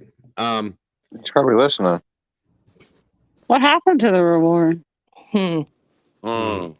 Well, I will say 2 weeks ago or a week ago, Seth told everyone to stop donating to it. And he needed to look into the lawyer. I remember that, but what happened to the funds? Because they were supposed to write checks, and that attorney was supposed to be putting them in an escrow. Which my reasoning, I assumed the reasoning for that was so that the money could be returned. Supposed to. The Easter bunny wasn't supposed to sit on my lap either. But there's a whole lot of weirdness going on right now. Okay. Truth, you are a hoot. So You I are know a that we hoot. do weird things in Tennessee, but don't give them any ideas about what we do with the Easter bunny. You're not supposed to tell our secrets. I'm getting scared. He's about getting ready to talk about sitting on Santa's lap, and we don't want to know anything about that. So that's a weird situation, and I'm very, very much confused with that situation right now. Well, Yes, I can tell it's very weird by the way Clue went. the way he went about it was just awful. Just no, stop donating. But here's my Cash App. Well, and see, here's the problem is I really don't think he had anything to do with setting it up. Because it was 2 private businesses in Nashville, right? And I honestly don't think any of the parents had anything to do with the reward fund. The only thing I do question is why there would be speculation as to it not being genuine or whatever, drawn to it by one of the parents. I'd really like to know where that money is right now. Is all I'm saying. Well, the amount never changed. It was $3,500 from the beginning, and it never changed from that. If you remember, every time it was posted about it was $3,500. But let's step outside of that for a minute because I think there's even a bigger part of this story that we're missing, and that's that the TBI nor any of the law enforcement involved has requested for Crime Stoppers to put up a reward yet. Right. And that's a huge thing when you're talking about an endangered teenager, right? So there has to be a reason why not only as Crime Stoppers, but the TBI neither have put up a reward. And most of the time, rewards are real interesting because you have to put them into escrow. Yeah. So, I find it interesting that none of the sleuths that are so anti, Katie and Chris, haven't gone to figure out why this failed. You know what I mean? Who picked that attorney to be a part of it? There's a lot of questions that go with it, but I don't think this is any more abnormal than any other high-profile missing persons case, and in this case, a missing child, where people take advantage. I mean, look at the people who have come out making shirts that aren't the money's not going anywhere good. Yeah. Look at the nonprofits who come running to the scene, and as soon as it gets hairy, they take off running. They're gone. Right. It's sad, but it's just a part of it. It happens every time. It seems to be. I agree. It's all definitely. Go ahead. It's just all things to distract us, and that none of that has anything to do with finding Sebastian. That's right. None of it. That is right, and that's the problem. That is the problem. since we have other people in here today, if you want to jump back to where we were yesterday, we didn't really get to completely finish that conversation. You were really putting out some interesting information, Truth, yesterday, and I think a lot of the people that are in here were enjoying a lot of that and listening, and it was teaching some things. You know what I mean? So, if you guys are interested, we can continue that conversation from yesterday, which was, what are the options? Where are we now? What can happen? What could have happened? Stuff like that surrounding Sebastian, not anybody else. I want to say something before we go down that road. I think that people should get their flowers when it's, when they deserve them and not years later. But I would have never verbally gotten involved in giving any of my own personal ideas or thoughts on things had it not been for, a certain couple of YouTubers, but specifically Clue, and I'm not kissing ass because I think she's an asshole. But, I think that when you have people like Clue who have I don't give a shit what you think about me personality, I'm going to say what it is. It's a super refreshing feeling that you can control the narrative inside of your specific group, right? And do it in a way that welcomes other people's ideas and then shuts down nonsense at the same time. So I just wanted to do a shout out to her. No offense to anybody else, but I really do appreciate that, because I think that at the end of the day, if people push themselves more towards facts and less feelings, we'll be doing just fine. Well, thank you. Halfway, but I am going to shut down the nonsense. Hold on. Hold on. See how this works? I'm just going to shut This down. is our clue. You said I can shut down nonsense. Me being an a-hole, that's nonsense. Oh my God, lies are starting.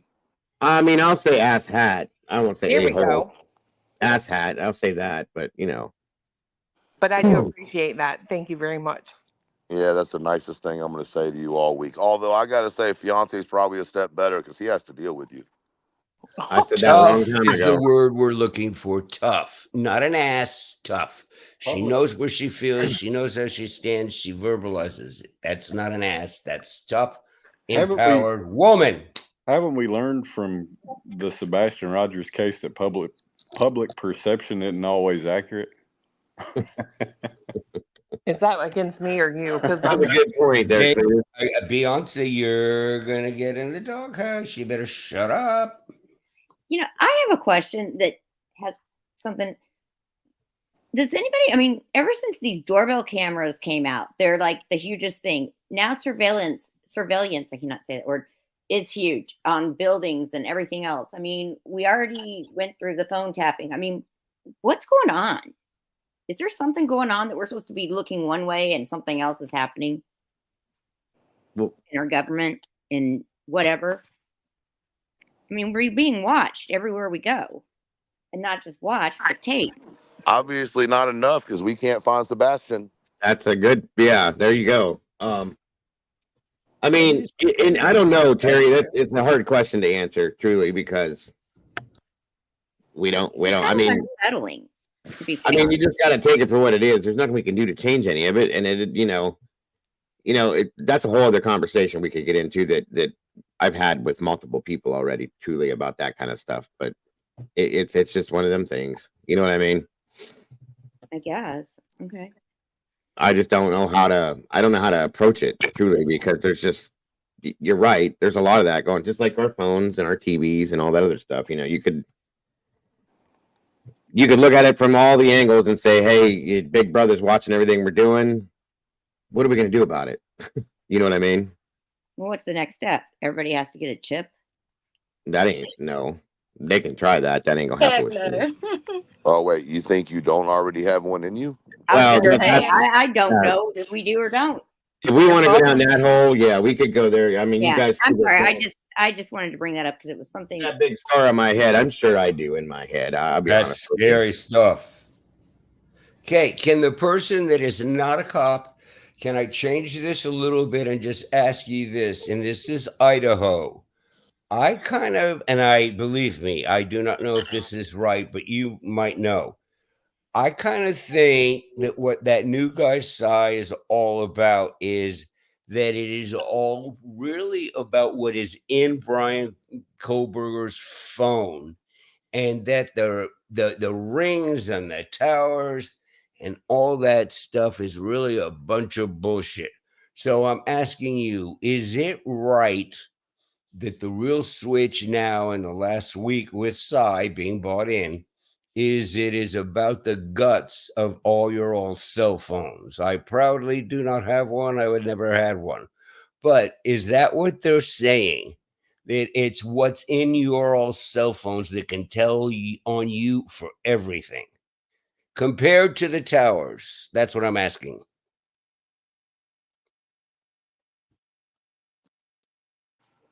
Oh no. Okay. Yeah, I maybe like thought a you would know. metadata thing. Well, that is interesting though, because partially with what you're saying, Brian, one of the things that I was reading that was put up on Twitter about Sebastian's case was that they did ask for, I read it to you guys earlier, the tower dumps and all that stuff in Sebastian's case. Is that a typical thing to do for a missing person case like that? Well, no, I'm talking about Idaho 4. That for me, it seems like that new guy, Psy, is really actually saying that the whole key to everything is actually having Brian's cell phone in their hands and Anne can go through it with her people, not the cell phone Well, ping. you're okay. So here's just one way to look at it. So there is information that your carrier holds. There's information that, say, if you have an Apple, Apple will hold. There's information that each app on your phone will hold based on permissions that you give when you download it. But the critical information of a phone is always going to be in the phone, right? And that goes all the way to whether or not you have the phone up to your ear, whether or not it was turned to its side, whether or not it was tilted, if it's moving within the area that you're talking. I mean, here's the thing about getting into forensics of any kind of technology based item is that they can do things that they would never reveal being able to do, right? Mhm. And so then you have to present those things in a roundabout way through another source in order to explain how you obtained the information, right? And so as long as you can, I mean, it's not lying per se, because in the same sense, there are classified type information when you go higher that you would never acknowledge knowing to the John Q public, right? Right. This is just my opinion. So, I mean, I think that there is a level in which technology is used and a level in which that technology is not used, even if they know the answers based on that technology. If they can't figure out a way to express that information without exposing something that they have as far as equipment or technology, then they're either not or will use it. Hey, so then though, is it absolutely like kind of accurate to say that all of you holding your cell phones in your hand, okay, your cell phones are really, I don't have one, okay? I was way too smart 20 years ago when that Facebook crap started, and that shit hit me as fucking creepy. So, is it true that I think and I'm asking, Truth, with the Psy guy, I think that's what the movement is that the bottom line, it's all in Brian's cell phone, not the stupid towers and the pings and the radius. If there is a picture in Brian Kohlberger's phone of some star and it's going to have whatever you all call it metadata, well, little Santa Claus, you're fucked. Is that what we are moving to in the last week? Well, I think cell phone towers are extremely important. Let's don't negate their importance and Okay. location and other information. It's data within itself is a very intricate system, and so unless you're willing to go down that rabbit hole, you know what I mean. I don't know the best way to explain it further than that. See, but I don't know. I don't even know if I'm going down a rabbit hole. Just to me, the last week was Psy. And I have listened to him a lot, not on all his other things. I've got one little playlist that's him talking true crime, and he is breathtaking. He is stunning. All that other stuff I know nothing about. I could care less. It sounds like ghost stories, whatever. But the one playlist he has about him talking about his crime stuff is he's incredible. But then I'm slowly thinking, no, they're talking actually about your all cell phones. Okay, but I don't know anything about it. Like, I mean, Clue? the computer is worse than the cell phone. The computer is going to give you way more information than a cell phone ever would. Yeah. Okay. Okay. So, I mean, you're not any safer with having a computer in your house. If anything, it would be a lot easier, in my opinion, to access your computer if it's stationary and not moving and it's connected in directly. You know what I'm saying? Like, I'm not very good at anything technology based. I would just assume Me that would be the either. issue. I was hoping you would help. I'm Clue, sorry. you're pretty good on this. Do you think that it's moving more to your cell phone in your hand in the last week since that Psy guy? I Clue think is they. cooking. So we've been talking about these cell phone towers forever and the triangulation and the misconceptions with all of that. In my personal opinion, judging on what Ann Taylor is doing, I think they're basically about to prove he was nowhere near that residence. Me too. I agree with that. Because Me too. which was always kind of funny to me in the beginning when you write your PCA and you put in there he connected to that tower on the 14th, the day after the crime, but he wasn't in the area. You kind of blew it, in my opinion. And you know what to me was the most telling thing about the alibi statement was the last sentence. She overtly and concretely called him out, Mr. Santa Claus, and flat out said, "We really kind of think you may be hiding shit or burying crap." Go back and read the last sentence. It says something like, "You're burying or hiding," and coming off No, like yeah, in the document it said that if they can't provide that states that they're either withholding or they've gotten rid of Which that they've already information. had a Brady in this. Right. Yeah, no, but she finally just came out and flat out said it to us in the world and to him. And I'm telling you guys, I really do think that they don't have any more, y'all. I think they've hidden it. I think they've tossed it. I think they're going to lie about it. It's been a long time. Time has gone by. They've seen the tide turn. There's all kinds of stuff. YouTube's very responsible for this. We should give ourselves a pat on the back. Okay, they didn't expect YouTube to catch them being corrupt. They've been corrupt for 20 years. But I think it's falling apart. And I think that they have done stuff. I think they have tossed stuff. They don't take notes. These people are, as a mandated reporter, they're going to welfare checks. They're not finding your grandma Clue and they're just saying the hell with it. No report. That's repulsive. So these people are sleazebags. I truly think they have nothing else to turn over. But then I have to ask you, smarter people, what then happens? Twiz, what happens if there's nothing more to turn over? He's wildly bright. Twiz, let's just say there's nothing else to turn over. Now what happens? Freedom. Welcome, Twiz, by the way. If you can hear me. Oh, Twiz can hear. Oh, I love Twiz is incredible.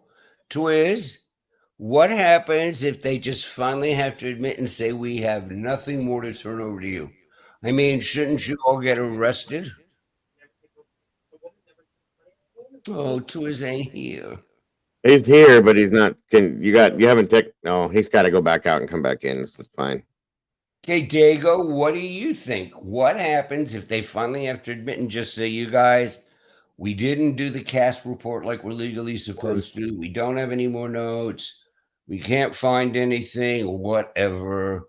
So Well, if that then were what? to happen, I mean, it's not going to happen, Brian, but that'd be a mistrial in some senses, I would imagine. Truly, but that's not going to happen. No. They're not going to let that happen like that. There's no way in hell after everything that has happened at this point. I can't imagine that it would have already But what happened. happens if they threw shit away 6 months ago, Dago? I mean, it They're- still has to be proved in a court Yeah, of law. right. What case are we talking about now? That's Idaho. he went to the Idaho for University of Idaho 4 case. Like you can't just say, "Oh yeah, they can't produce this. They obviously threw it away." Brian, here's the key. Have fun. Like you can't do that. You still No, have it to doesn't go work that way. court. Can you hear me now, Especially for Blair? discovery. That case is really interesting for the record. Yeah, it is. There's a lot of people that are on both sides of the aisle with that case, and Who wants to see the tower that connects Wowowi Park to south of Moscow, near Blaine, north of Genesee? He is just so good. He is just, I do. Oh, did you get it? That's right. I forgot you're down there now. He drove the route. You're I'm gonna living share over my by there screen. now, ain't you, Twiz? Yep. Oh, and the narration was absolutely funny. Yes, Twiz, we all want to see. Show us.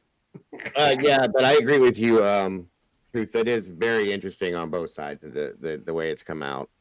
Twiz. It's scary. If I don't Yo. have anything, you can't make me do it. Now what do we do? Did you really? I don't have it. Now Did what? you really go stargazing on your drive? Sure did. Nice. I don't know if you guys can see my profile or my picture up here, but that is the moon from Wowowi Park.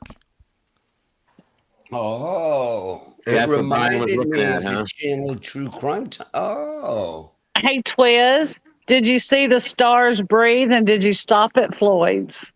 Yeah. No, you can't stop at Floyd's from that route.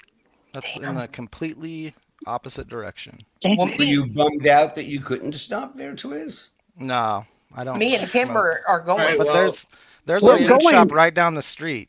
In fact, on my road or my trip from his house, like right across the street from Jack in the Box, there's a weed shop. So let me ask you, since you've done That's this, a clever and you've done place. this, Right across the street from Jack in the Box, there's a weed shop. Jack in the Box, Convenience. McDonald's, Pizza Hut. There's a Stop grocery running, store. they it was placed there on purpose, of course. But anyway, yeah, we have people asking if we can get back to the conversation we were having from yesterday. So,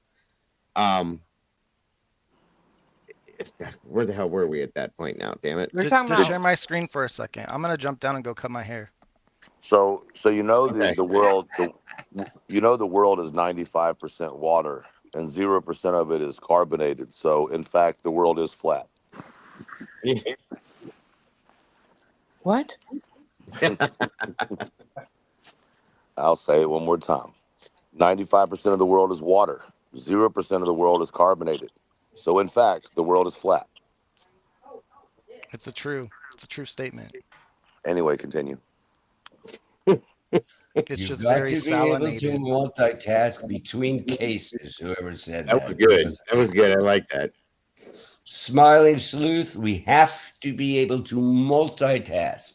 But yesterday, back and forth Pebbles, cases. yesterday, Pebbles, we were talking about Sebastian's case and the options what options we had at this point, where we were with it, what could have happened, how it could have happened, blah, blah, blah, things like that. And we got into a decent conversation about it, and just like time got away and other things happened, distractions and all that kind of stuff. Because that's, actively moving along, and you got people going along with you now. Truth. Salt water, carbon make all living things. 71% is water. Wow, that's awesome. So anyway, when we started to talk about it again, where were we at with that? Does anybody remember to pick that up? I can't right now. I'm thinking about 4 different cases now.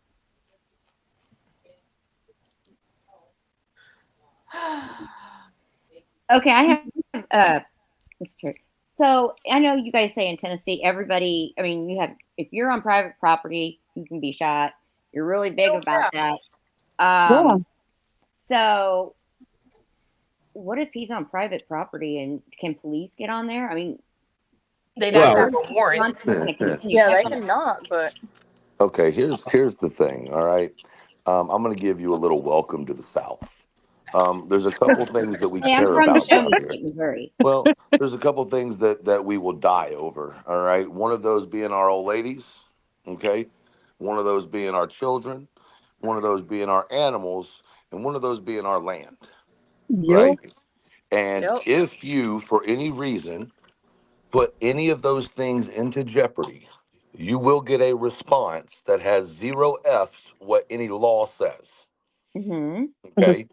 So when it comes to law enforcement, they also know that there are some real country folk, right? Mm-hmm. And there are laws that require a warrant for you to come onto a property that has a gate. So if I've got 100 acres and I've got a fence across my driveway, I wouldn't suggest breaking through that fence to come up to my door unless you have a warrant. Okay. It's that simple, because what you're doing is showing an act of aggression on private property. So if you don't have a warrant to come up to my front door and you've used an act of aggression to make entry to my property, now we have an issue. And most often in that case, you're going to have a response from the landowner or the homeowner that's not going to be the nicest. Okay. And Terry, Tennessee is a right to carry state. Right. You do not have to have a permit to carry here. You can conceal carry, you can open carry without a permit. And so my God question bless is, America. That's how we are in Ohio too. yeah. I mean, we also do not have a retreat law in the state of Tennessee. No, it's a stand your ground state. That's same here. You do not have to show any retreat. And, there are some people that would argue, I'm not saying this is true or not, but there are some people who would argue that your badge does not trump my constitutional rights. Okay? Exactly. So Yes, sir. if you are violating my constitutional rights and it is an act of aggression, then the Constitution tells me I have the right to then bear arms. Right? We have to understand what bear arms means. It doesn't mean you own, although it could be taken that way. To bear it, if I was to bear my weapon to you, what am I doing? Showing it. Well, I'm showing you the intent of that. I'm showing you the intent of that weapon. Mm-hmm. Now, what is the intent of a weapon? To shoot. Which would cause what? Maim. Death. To protect. Correct. You don't use a Grave weapon for bodily anything. harm. There you go. So am I matching the same energy if you come on my private property and make entrance onto it? And let's include dronage, right? Because if you fly a drone over my house and I shoot it down, I am legally within my right. Now, they could get me for firing or discharging a firearm in a residential, but they're not going to do anything to me for shooting down your drone. No, because I come to find out, I guess Clue stated that's illegal to do in Tennessee. Absolutely. It is. Even with the license, you cannot fly over residential unless you're X amount of feet high, and you cannot zoom onto the property. Right. And it is here too. I didn't know that until recently. So it's illegal for the intent of spying on someone. Kind of like, I'm not trying to call anybody out or whatever, but that one creator who came here and was adamant about flying the drone over the house. Yes, yes. That is obviously for the intent to spy, and that is illegal. Correct. What about Google Earth? For what? Google Earth. What about that?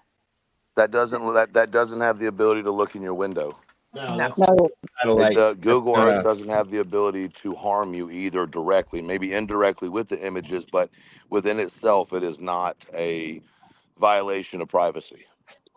Google Earth is not real time. Right. Yeah, that whole thing with the guns, that's why I have one by my front door. I have one right here in this, and I have another one at another door. So I don't we're allowed to do that. I don't believe in guns. I have ninja stars. I mean, those will stop you too. Ninja stars. Hey, Dago used to be, okay, so my dad is in his 80s and, you know, where we live in Hartville, and I called in, he threw his back out and couldn't get out of bed. And so I called my brother and I, or my son and I called the firemen for, you know, a paramedic just to come over because he wouldn't leave, he wouldn't do anything. And we're like, okay, well, we need a wellness check. So they came in. My dad has shotguns and guns all over his room. I mean, he has like 5 handguns right next to him, plus shotguns hung up all over. So I called that night, said, can you guys do another wellness check? And the fireman told me, absolutely not. That guy has too many guns. We're not going there at night. So does that sound normal? Would you guys? Well, I mean, listen, if you know the people, like I live in the country, okay? I live in Redneckville, period, and it's okay. A lot of roughnecks that live around here. We believe that's why we all have guns. Everybody protects their homes and their neighbors' homes and all that kind of stuff. We watch out for each other, but everybody knows each other. You know, so if you know whose house you're going to, I've been in multiple houses where there's guns laying on the table when I walk in the door. But I know that they're not going to pick it up. They're not going to pick that up and point it at me because I'm there to help them. Do you know what I'm saying? So if you get a call for a psych call and you've heard or you've been there before and there's issues with that, then you're going to have PD go in ahead of you. Okay. And that's just how that goes. But thank you, Twiz. It just depends on the situation. Truly, you know, obviously, if you know somebody has a lot of guns and it's a psych call, you're not going to go in like that. That's just, or if you are, you're going to be carrying an oxygen tank on your shoulder like a weapon. That's all. Yeah. But you know, typically they wait for PD for stuff like that now. We did, you know, always you let them, any domestic situation, PD's got to go in first. Things like that, you know, a psych call, they got to go in first. They have to stabilize the situation and make sure everything's cool. We go in, do our job, and then we leave. Okay. So my question back to the Tennessee and the bear right, you know, the fact that you don't want to walk on private property.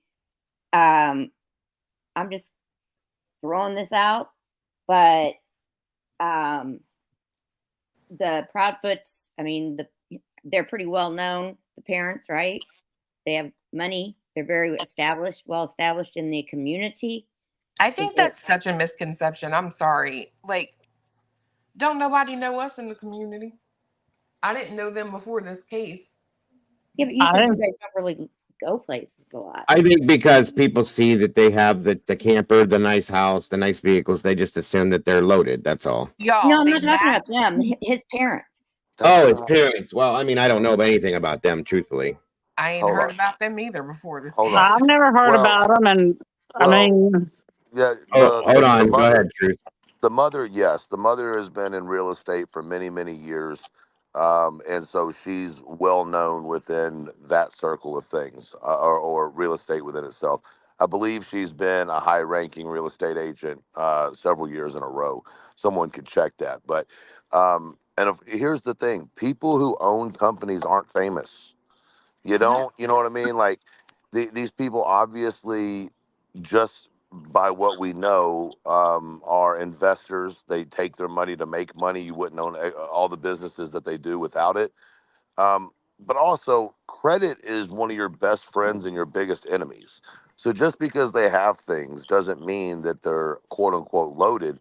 And then again, that's relative too, because we're talking about a city that has had an exponential growth that, a $600,000 house or a $700,000 house is not unheard of in Nashville. And as a matter of fact, you're looking at $450 minimum for a starter home there. So it's an expensive area. I agree with that. Exactly. Well, hold on, because y'all. Okay, so we have like $1 million homes here, $1.5 million homes. They live in, I keep trying to say this, in this area, they live in a middle income home, in my opinion. Correct. Like, this is not, everybody is making such a big deal about this house costing $680,000. It's like, and And yeah, and in Nashville, that's nothing. That's legitimately a See, that's standard. what right. You're exactly right, and that's what people don't. Other people come from different areas don't understand that because of where we live. Okay, like here, in shit ass Ohio. I'm sorry for anybody else that lives here, but it is a $600,000 house means you got money because our houses here. Well, the markets went through the roof anyway. Like it's completely crazy as it is, but that's high. That's high. That's Let me says around here that you have money, so that's why let me, people probably think that. But let I'm me not put even it. talking about the profits, the Chris and Katie. I'm talking about old money, not even money, just, their presence. I mean, they are the respect. They have been, they're well known in the community in the sense of Well, yeah, if she's a respected broker, she's been around for a while, Right. in real estate, then people know them that way in that sense. Yeah. Okay, so what I'm saying is if they've already checked, say police were allowed or law enforcement or whatever was allowed onto an area like this place that has its own burial, has its own cemetery, whatever, they probably are not going to go get invited to go back in, right? They didn't find anything. They've been saying check your own backyard, check your own land, check your own house, keep doing it. So what if that's where he is someplace that nobody is allowed to get back on and check?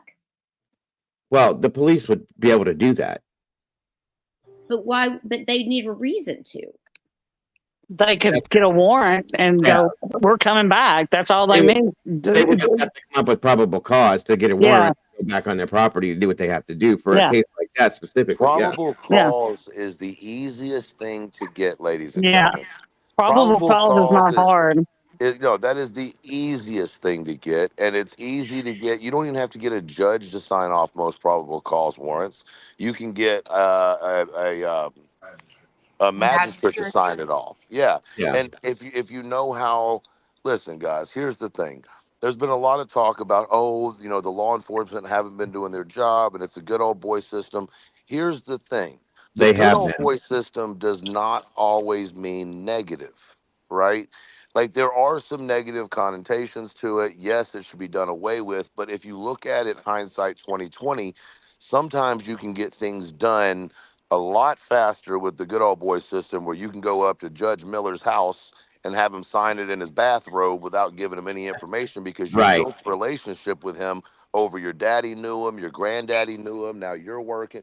So and I'm not going to say that Sumner County isn't like that because politically Sumner County is a very interesting place. But I will say that they're under a microscope right now. And when you're under a microscope, you're going to do everything by the book. When you have feds coming in, when you have three-letter agencies coming in, you are now being watched with everything you do. And on top of that, the officers, investigators, and detectives that are involved are always looking to up their job profile, meaning getting a better job. And if you impress, say, a boss that's here from an internal agency, then you have the opportunity to go higher. If you can solve this case and bring Sebastian home in whichever matter it is, you have taken your career and you have exponentially raised your options. So to think that these guys are sitting there or these ladies are sitting there not doing anything is just crazy to me. And right. And to go back, Terry, to what you were saying, like if they were to go to the door, okay, of somebody's home and just look inside the door and see something that makes them feel that there's something they need to be in that house for, that's probable cause. And that's all they have to do. Yeah. And then they can get a warrant and they're inside the house. That's how that works. It's real simple. That's what I'm saying is they've already checked it. They don't have probable cause anymore. And I doubt very seriously that if you they could get probable cause again. Even if they've already checked it, they could get probable cause again to get a warrant to go back and research. There's nothing. To be fair, him being missing is probable cause. Bingo. Yeah. That's it right there. So they went to a house on the corner of their street, okay? Which is something else I was going to touch base on here in a minute. But say, for instance, they did that and there was nothing there. They went through the house, but he could be moved at any time, okay? He could have been in a different area and brought him back in. And somebody says, hey, I thought I saw a vehicle at this time of night, blah, blah, blah. They go back and they can do the house again. That's not a big deal. That happens all the time.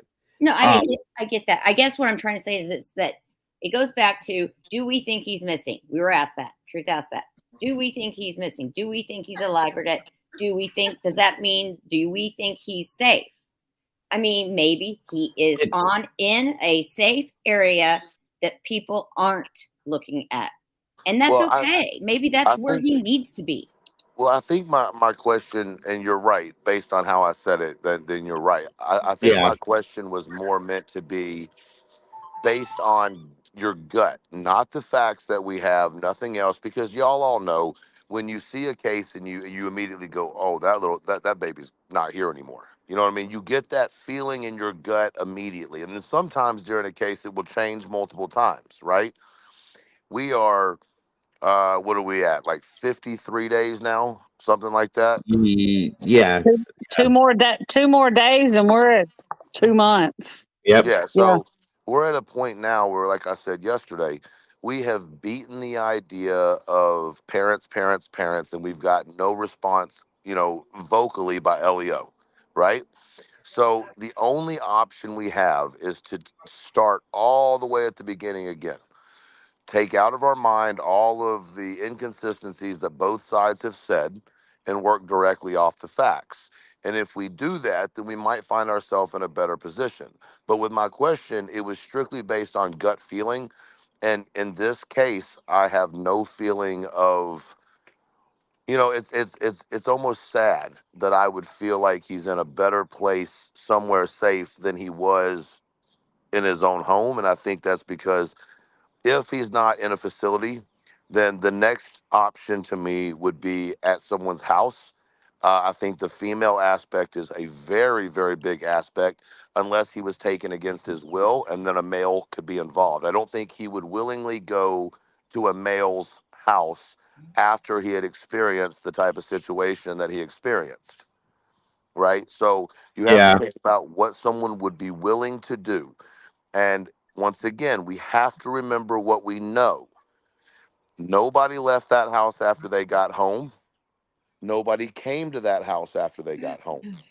We know that as a base, based off of listening to LEO and their news conference, and then kind of putting together what the parents have said that are consistent with each other, right? And if we do that, then we know he made it home, right?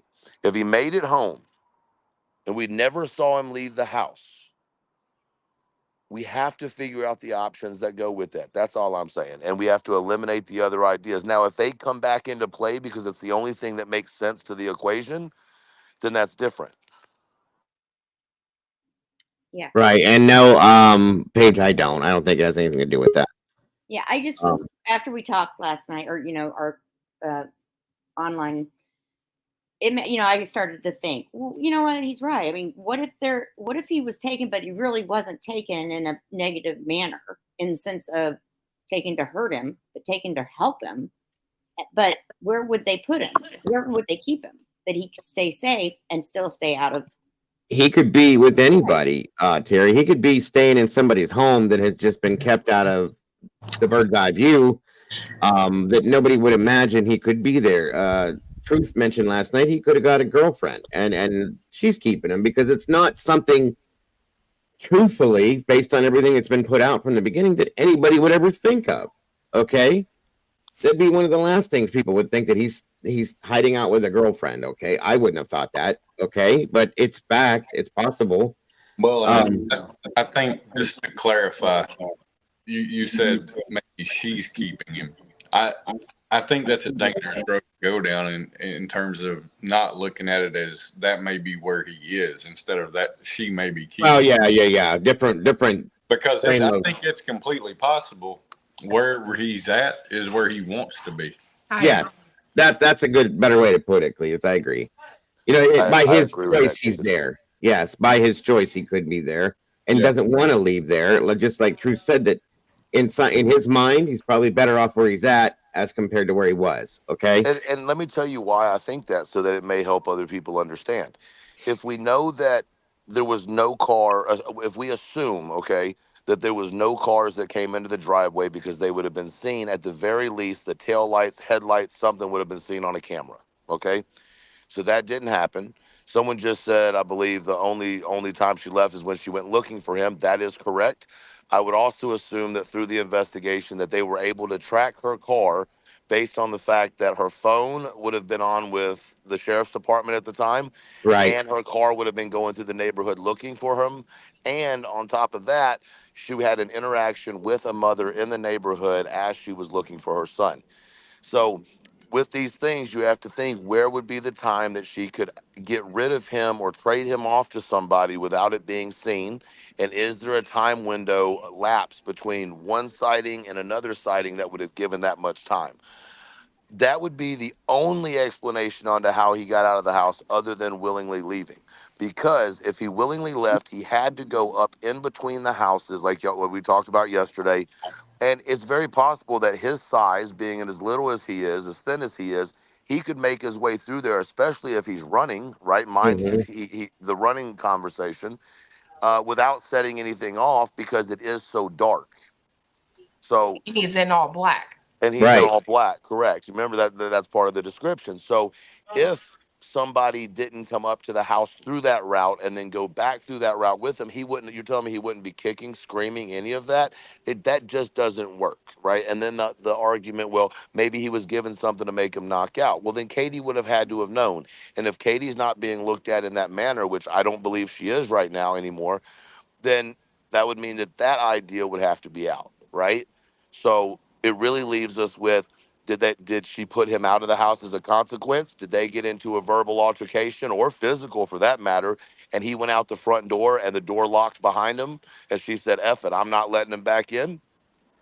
Right now, those are things that we have to look at. But even then, that doesn't go hand in hand with the neighbor saying that the light came on and then went off at around 11:30, right? So at 11:30, what happened in that time in his room? Well, if you listen to her timeline, it was about 10:30 that she heard the thud, right? So we're looking at an hour after that, his light was still on, hypothetically. Right. Yeah. And real quick, I was going to throw something in here. I've been thinking about something else. When we were listening to the audio, which I have that audio here, it was talked about listening to it again. But when we were listening to the audio, we came to learn that there is a police officer that lives in that neighborhood at the corner of the street up there. Okay, and it's something that it's just a thought that I thought that it would be anybody that lives in that realm of that area is going to know there's a police officer that lives here.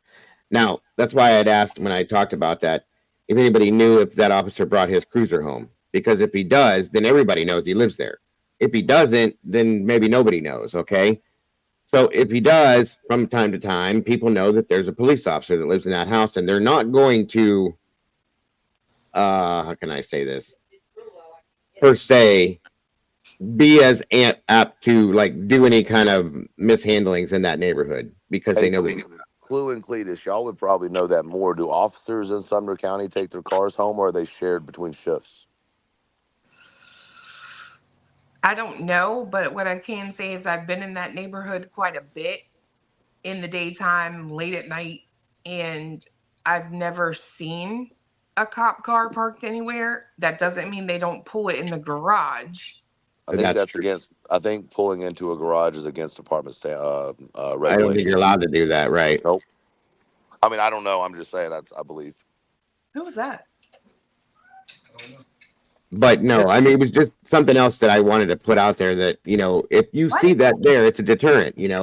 I lived in a neighborhood for a long time that had an officer in the neighborhood, and we didn't have any kind of crime. So, it's just one of them things. But again, it was something else that I would imagine anybody that's familiar from that neighborhood area was going to say, no, I'm not doing this in that neighborhood, blah, blah, blah. So anyway. I don't think a police car sitting there is going to distract anybody from committing a crime. I'm sorry. I don't believe that just a car. That's. I agree. I have to agree too, because in my neighborhood we have a cop that has his cruiser out here, and there's always something going on. Well, and to be fair, just because we know there's a cop there, we don't know what shift he works. He might be third shift. And also, I want to point out, just for reference, there is a difference between a cop and a police officer. Okay. A cop is someone who wears that title off, on, in, and out of their life. They're the ones that are most often the jackasses, right? Then you have a police officer that does his shift every day and goes home to his family and doesn't act that way. He's a normal human being, right? And me personally, I like the one that goes home and minds their own business and doesn't carry that around with them all day.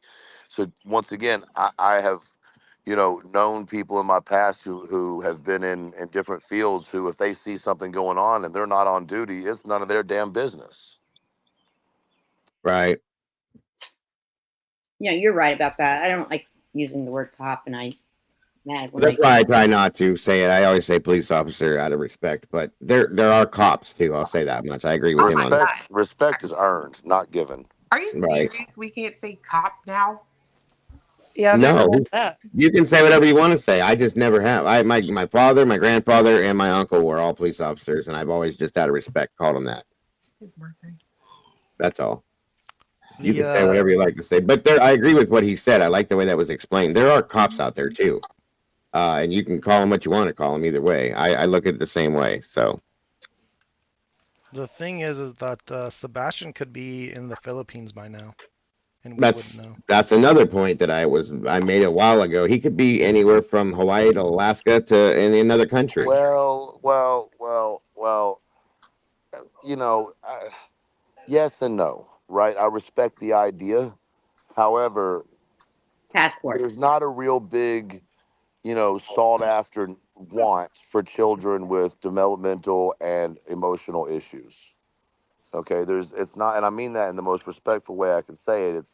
It's not like he doesn't, in my opinion, fit the criteria to be put in that position. And he's a little older too. You're dealing with a lot of, Dago, I guess you would understand. I mean, your son deals with autism as well. There's a lot of complications and hard times to be able to enjoy the good times, and you go through those things in order to hope that one day in his life he will be able to be more self-functioning and be as independent as possible, right?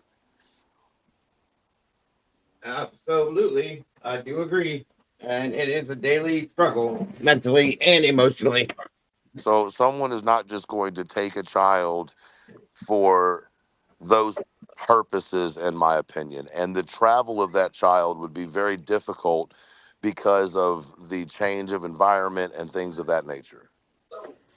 I have a question. Now, like autism aside, with his chromosome deletion, would he ever be able to live like on his own as an adult independently without Why not? caregivers? Yeah, I would. I don't see why he wouldn't. I mean, here's the thing. We used to live in a world where we just threw anybody who wasn't quote unquote normal into an institution until they passed. This goes back to what we were talking about the other day, where our society has agreed that certain things are not okay anymore. And my neighbor has their kids out and she's screaming. Hold on. That doesn't sound good in the background. But anyway, um, you know, I, I lost my train of thought. Well, I just wasn't sure about his chromosome deletion as far as what needs he has with that. I would hate to speak on his medical without knowing it. I mean, I can speak in personal experience with autism because I deal with it, but I don't deal with the chromosomal issue.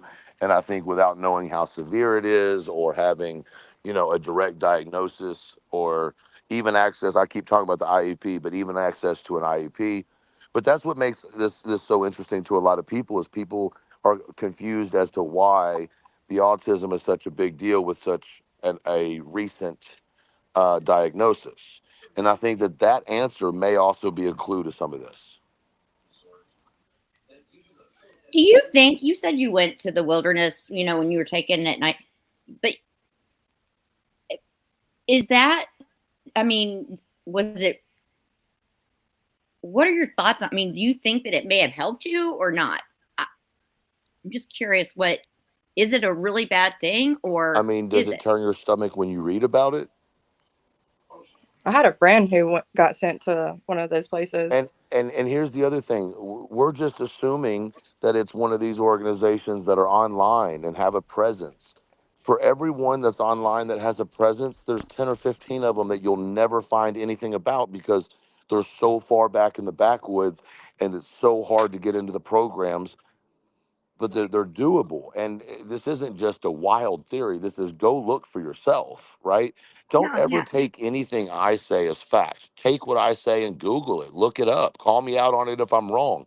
But on the same note, you always have to do your own investigations. When we Exactly. take And people's you asked, words, go ahead. it hurts my stomach. Well, it hurts my stomach to know that kids are beat up and bullied at school, but they still go to school. We all got, but listen, once again, we all got beat up and bullied in school. Mm. The only difference now is there's technology. That's the difference. I'm not saying it's okay, but we have to stop living in this fantasy world that things don't happen, right? Because they do, and it's just part of life. And we can do things and have programs to try to keep them from occurring. But bullying today is no different than bullying in 1950. The only difference is the technology is different and the knowledge of it's different. I gotta agree with that. I do. It's been happening forever and ever and ever and ever. We just have more ways to do it now than we did back then. Yeah, now there's no way for them to get. It's harder for the kids to get away from the bullying. Exactly. Sadly, Because there is social media, there is Facebook, there is Snapchat, there is so many other, there's text messaging, there's so many other ways. Used to we could, you might get bullied in school, but you could go home and it could be shut off. Yeah, and now kids can't, and they have to stay off social media, and they can't do this and they can't do that because it happens everywhere. So I agree with you. Yeah, everywhere they turn, there's the bullying. Mm-hmm. Very sadly true. But this here, and this yesterday was brought up. Hey, a little bit. This audio is the one part of this that I can't get past. Okay, and this is why I have such a problem with this, because we've listened to this a couple different times now, and it's very clearly stating what it is. And then we're told, which again could just be the fact that we're told that because they don't want us to know this. Okay, I can accept that. That's fine. But we've all heard this, and it does say something. So that's where I was trying to get at yesterday when we had this conversation, and it was brought up a couple times. But I don't even know how to approach what I'm trying to say now. I clearly feel now at this point like this child walked away or ran away. Okay, and I'm comfortable with that as to where I wasn't in the beginning of this, because it seems so strange. Now, I'm not saying that there wasn't somebody else involved in this situation as it happened, okay? But I've never felt like somebody went inside that house and took him out. Never. I've never felt like I've never personally felt that either one of his parents went in and did something after that. That's never been a thing for me, okay? So at that point, and this is just me, not everybody's going to agree with me, and I'm okay with that. Like this audio, the dispatch audio, Carolyn, is what I was talking about. It is where I have to stop everything and say, okay, this is. I think this is like a big piece of what it is. Again, people can disagree with that, but I can't get past it. So I don't know if anybody has specific opinions about this beyond what has already been spoken about. If you do, I'd love to hear about it.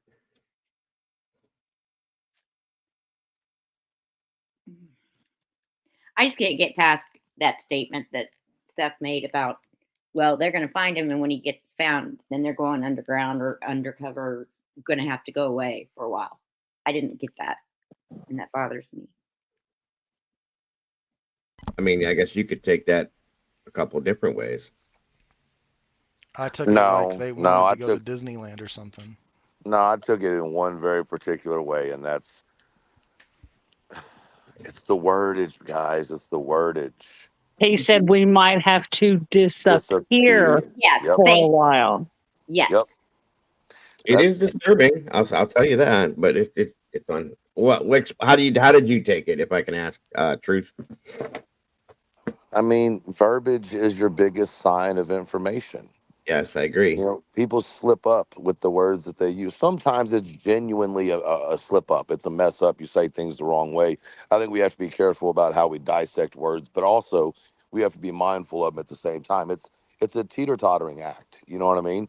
And nobody's right and nobody's wrong. I think at the end of the day, it's just making sure that we redirect our energy away from some of the, already beat type conversations and start looking at fresh ideas. And once again, if that means we have to go all the way back to day one and start looking at things, then we need to. And that includes a whiteboard, that includes elimination of theories, but no one has yet done that. You know what I mean? And I think the reason why some creators haven't done it is because it's not what people want to see for the most part. They enjoy the drama of the conversation, not the truth and the real narrative. Sadly, that's true. That is true. That's kind of where I'm at with this too. That's why I brought this up again. This audio. This is from day one, folks. This was the first thing that happened once it happened. Okay, that she made the phone call and they responded, and this is where they were. This is what they did. A lot of people in here are saying they didn't hear this, which blows my mind. I thought everybody heard this. Is this something you guys want to revisit while we're sitting here? Are you okay with that or no? Yeah. Yeah, absolutely. Okay. All right then. Well, first of all, there's the missing poster for anybody that's not familiar. 15 years old, male, white, brown eyes, brown. I don't think he has brown hair, sandy blonde hair. I think his weight and all that. We all know this, and he does not look like this anymore, as far as from what I showed yesterday. No, at I all. think I think that is a recent picture because I think that is the picture that was taken at. Well, that's the Costco picture, right? That's the Costco picture. So that's a recent picture. That was the picture that was taken the Saturday before he went missing at Costco. Maybe it's just the way he's smiling, because I think that picture I showed yesterday with his glasses off were just like, he looks so much older to me. That So. also, that was edited that by was, yeah, I was freaking about to say that's edited. Oh, that was that edit. Oh, okay. Photoshopped it. Yes. Gotcha. Well, it was photoshopped as far as taking the glasses off, and obviously, if some folks don't understand Photoshop, you're matching the skin in place that you remove an item and blah blah blah. So I had this conversation with someone in the message in the chat about bruising around the eye, and unfortunately, when you alter any picture whatsoever, even if it's changing the contrast of the picture, you have altered the original set. Yeah, sure. No, I didn't realize that had been photoshopped, so my apologies. Is that why he had bruising? They had some picture of him having bruising around his throat. No, he was listen, once again, I'm not saying he didn't have any physical abuse, okay? I'm not implying that. But what I will say is that he has a history of self-harm. And Yes. often self-harm in autism are things like banging your head into a wall, choking Punching yourself, biting yourself. things like that. But I also think if that's the case, if he was doing those things, then we are talking about someone with a lower functioning age mindset. It's a real interesting thing. And if you take the position of a profiler, you also have to profile your victim as well. Yeah, I agree. I do agree. And that's why I wanted to know what I wanted to know about him, because when this first came out, they didn't tell us that stuff. They didn't say that he did this, he did that. People need to know how this child could think. If you know other things about him other than what was told on this poster, personal things about him, it can help you get into his mind a little bit about things that he could possibly be thinking about doing or going to, or places to go. That has to help find him. You know what I mean? Where's his classmates? Where are the parents of the classmates? Right. I have more questions about that than I even want to go into. That's what I will. The teachers talked. The teachers were shut down fast. Agreed, but they did talk. Right, but why were they shut down so fast? That's another question I have too. Well, a lot of it has to do with the child is autistic, which falls under HIPAA. That's I mean, true. even That in is true. school, they're not allowed. You're as a teacher, you are not even supposed to go to your spouse and use full names on your students. Yeah. Yeah. No, I don't think about that. I didn't think about that. But I still would like to hear, I'd love to hear interviews, from parents that have children that went to school with Sebastian that said, well, Sebastian would do this. Sebastian, I remember Sebastian doing that. Doodlebug said that she would love to have an interview with somebody that would just talk about nothing but what this child did on a daily basis, that spent time with him, how he talked, how he spoke, more of him, like the green tea video. Okay. That type of stuff. How often did he do things like that? Who was he as a person? Those things like that, I think would really, really help I get agree. into a mindset of who Sebastian Rogers is. And we haven't had that. So, excuse me. I feel strongly about that part. Like father, like son, though. Well, yeah, I mean, very possibly, very possibly. That's fact. You know why? Because the child that you guys saw bouncing around here, the one that has these issues, I was just like that. I still am as an adult. Okay. So, yeah, and I've showed you guys in the very beginning of this case, this stuff is hereditary. Okay. Now, about the chromosome thing, I don't know about that. That's hereditary. I had to look into it, but I didn't know about that in the beginning. I had to show and look into that. But the ADHD, the spectrum stuff, all of that stuff is 100% hereditary. That is why my child has it so bad, because my wife and I both are chronic ADHD. And I, was stated later on in years that I'm very possibly on spectrum as well. I'm okay with that. That's fine. But that is why my child has it. So in turn tells me that a parent involved in this very possibly has these things as well, folks. So I agree with that. But once again, autism is the hold on a second. I gotta let my dog in. Go ahead. Keep going, T. Autism is the advanced function of the brain. And like I said yesterday, it is the natural evolution of humankind. So when we talk about, oh, I've got a cousin, I've got a brother, I've got a sister, I've got a father, I've got a mother, they have autism, blah, blah, blah. Most of the time, you're going to hear high functioning. I want to take an opportunity because I saw in the comments a mother who has an autistic child, and this was a couple days ago, and it's kind of sat on my heart a little bit, who's nonverbal. And somebody said that autism is a superhero, and the mother responded with, not in my case. And I want to bring a little bit of awareness to that because there is forms of autism that are extremely hard, and it's not a superpower, and it is extremely difficult for the parents. And luckily for Sebastian's parents, that wasn't the case with Sebastian. But I wanted to take a second and point that out and tell the parents that are dealing with nonverbal autistic children that you are the superhero in this case. And it's not easy, and people will always have an opinion on how you're raising your children, but just keep doing what you're doing because you don't know how much you're saving that child's life. And I really felt the need to say that. I don't remember the mother, that's her name, but there are some very, very Yeah. dark sides to Yeah. it. Yeah. One of my lead mods in here, Brandy, her child, Matthew, he's verbal, but he's not verbal, if you know what I'm saying. And she struggles. It's an everyday struggle with her. And I've told her before that, you're Wonder Woman to be able to handle that kind of stuff wholeheartedly. There's a lot that's involved with that. A lot of people don't realize, we see Sebastian and how he acts, so on and so forth. I've talked about my child. Mama Bear has 2 children, which is why she's not here right now, because she's dealing with her 2 children are having their autism testing today. But Brandy's situation is different than a lot of these. Okay. And it's very difficult to handle she's the only one that does it. She's the only one that puts in that time and that effort and deals with all the issues that have to go along with it. It's a lot, guys. So like I said, you gotta be Wonder Woman to be able to handle that as a mother and a father, a superhero. I agree with that. It's a great point, and I'm glad that you pointed that out, Truth, because it really is a big thing. It is. Truth. I have my best friend in New York. Her son, he's 25, but he is on the low end of the spectrum. He is nonverbal. But she, and it's a struggle for her, but she has him in several activities, and she has people, that she can trust. They take him to do things. She has one that takes him to the gym, one that takes him, and then to do other things. But she also has him involved at the food pantry where he helps to stock shelves and things. But he is on the low end of the spectrum. He will never be able to live on his own, and it's a daily struggle for her.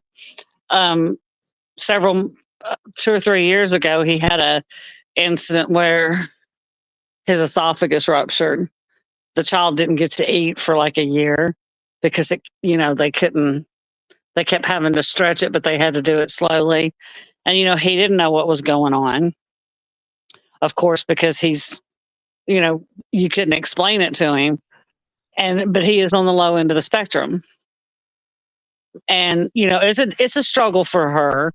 But since he's getting out and, he's like one of the guys now, somebody takes when they go out to breakfast, and then he gets to go out and do things now. So that helps him a lot. And it takes, some of the burden off of her as well. But, he's nonverbal, and it's a struggle. What am I looking at on my screen right now? That's what I was saying too. Wow. Okay, we're doing that now, huh? Oh, Dago. I was looking at the comment, not the icon. What's up? I got to go. My mama just brought herself up here uninvited, so. Well, hello, Mama Clue. Hello, Dago. Hi, Mama Clue. I love her to death. Well, I will let you go and visit with Mama Clue and tell her we love her, and we will talk to you soon, Clue. Later, Clue. Bye-bye. Bye, Clue. Bye. Bye. Truth, answer my freaking email. Answer mine. Hold on, let me make sure. Stalemate. Somebody's got a thumb wrestle for who goes first. Right. I Welcome, answered your Mon email. Monster. You didn't answer mine. How's that possible, miss? You don't ever my answer bad. emails. My bad. Yeah. Calm down. All right, so I will go ahead and get this rolling and listen to this. I'm using yours, Clue, because you cleaned it up. So whatever. I'm gonna go cut my hair. I'll be back in chat in a little bit. All right, Twizzy. Twizzy. All right, guys, here we go. Estimated time of start for the search process. I came in at 6:33 this morning. Great, thank you. Heading missing juvenile, 1008 Pepper Court, 1008 Pepper Court, Hendersonville. Caller advised this morning there was a 15-year-old male not in the bed. Medium white male, 30 blonde hair, approximately 5 foot, 120 pounds. I was going to be wearing a black sweatshirt and black sweatpants. Juvenile does have a hormone with them. This is the first time it happened. I was going to be in the home before midnight. Hold the doors unlocked at this time. Now, is anybody having trouble hearing what they're saying before I go further? Because I will slow it down, back it up, whatever you guys want me to do. I did it before, so let me know before I go any further. Yes, Leslie, I did, and thank you. I don't have a problem with the speed, but I want to point something out right there. This is something that doesn't look good for Katie. Remember, I'm looking at it from all directions. Right. Now it comes out that he did hide at times and he did walk away at times. And so for them to say this has never happened before, that's a red flag that has to be addressed at some point. And we have to either find out if there's a reasoning for that lack of misinformation or if it was given as misinformation. Yeah, because we're told in the very beginning, right here, from them as well, that it's never happened before. But then we hear in another audio where when they're canvassing the neighborhood, they talk to neighbors and the neighbor says, well, yeah, I caught him hiding under my son's car at one time. Correct. When that's new, that was kind of, and honestly, Duchess was in the chat when we listened to that, and she was back and forth with Katie at the same time. And Katie said, he never told me that. The neighbor never told her that. So it sounds to me as in it's something that she didn't know about. Okay, so let's back up now. If that was true and that the neighbor ever said that to her, which I find that hard to believe, you wouldn't go to a parent and say that. If you didn't, there's something wrong. I'm sorry, that's wrong. Did he do this before? Did he sneak out and do these things in other variations throughout his, period of time, which we talked about yesterday. Had he snuck out before? Nobody knows. Okay. So again, it's trying to get into the headspace of what Sebastian thinks about what he does, what he has done, things like that. So, roll back. Okay. Hold on. Sorry, I was going to ask you. Saying hi to Monda Monsters. Oh, hey, Mom. And what were you saying, Jody? When you said, I had one question about that. The neighbor saying he was hiding under the car and Katie didn't know about it, but he had brought Sebastian home. My question is, how do you bring a kid home and the mom not know about it? Like that, do you get what I'm saying? Well, I think that there were periods of time when Sebastian would come home from school and there was nobody at the house at that time, maybe. And he was a latchkey kid, let himself in, so on and so forth. You know what I mean? So okay, maybe that was I don't know. I'm just giving you an example of a situation that makes sense to me. You know what I mean? He could have been brought home to Chris as well if Chris happened to be there at the time. So and Chris may not have relayed Brought that it up. information in their 3-hour phone call or anything like that. Yeah, He didn't have the. He didn't have the combination. He did to the front door, not the garage. Right. Okay, so if he was locked out, if that was a possibility, it's been brought up that he was locked out. Couldn't he get back in? Not if she jumped up. You got to assume that something happened for him to be locked out, right? So if there was an argument that ensued in the house and he went out the front door without his shoes on and she walked up behind him and locked the door as a punishment, I know that sounds crazy to a lot of people, but it's not as crazy as you think. It happens. Yeah. Because people don't think their kid's going to disappear for 10 minutes of locking them outside to teach them a lesson. That it happens, guys. Well, that and it's just like I said yesterday. I slept on the front porch because I didn't make it back before the streetlights came on. Well, and yeah. Plus, like we said too yesterday, things were different when we were younger than they are now. There's a lot of differences, but yeah, it happens, guys. Listen, if your child's not listening to you and you're in comfort zone of your own home and your own neighborhood, thinking everything is fine and dandy, and the child's like, no, I'm going outside. So you shut the door and lock it for 10 minutes. You think the child's going to be there when you open the door.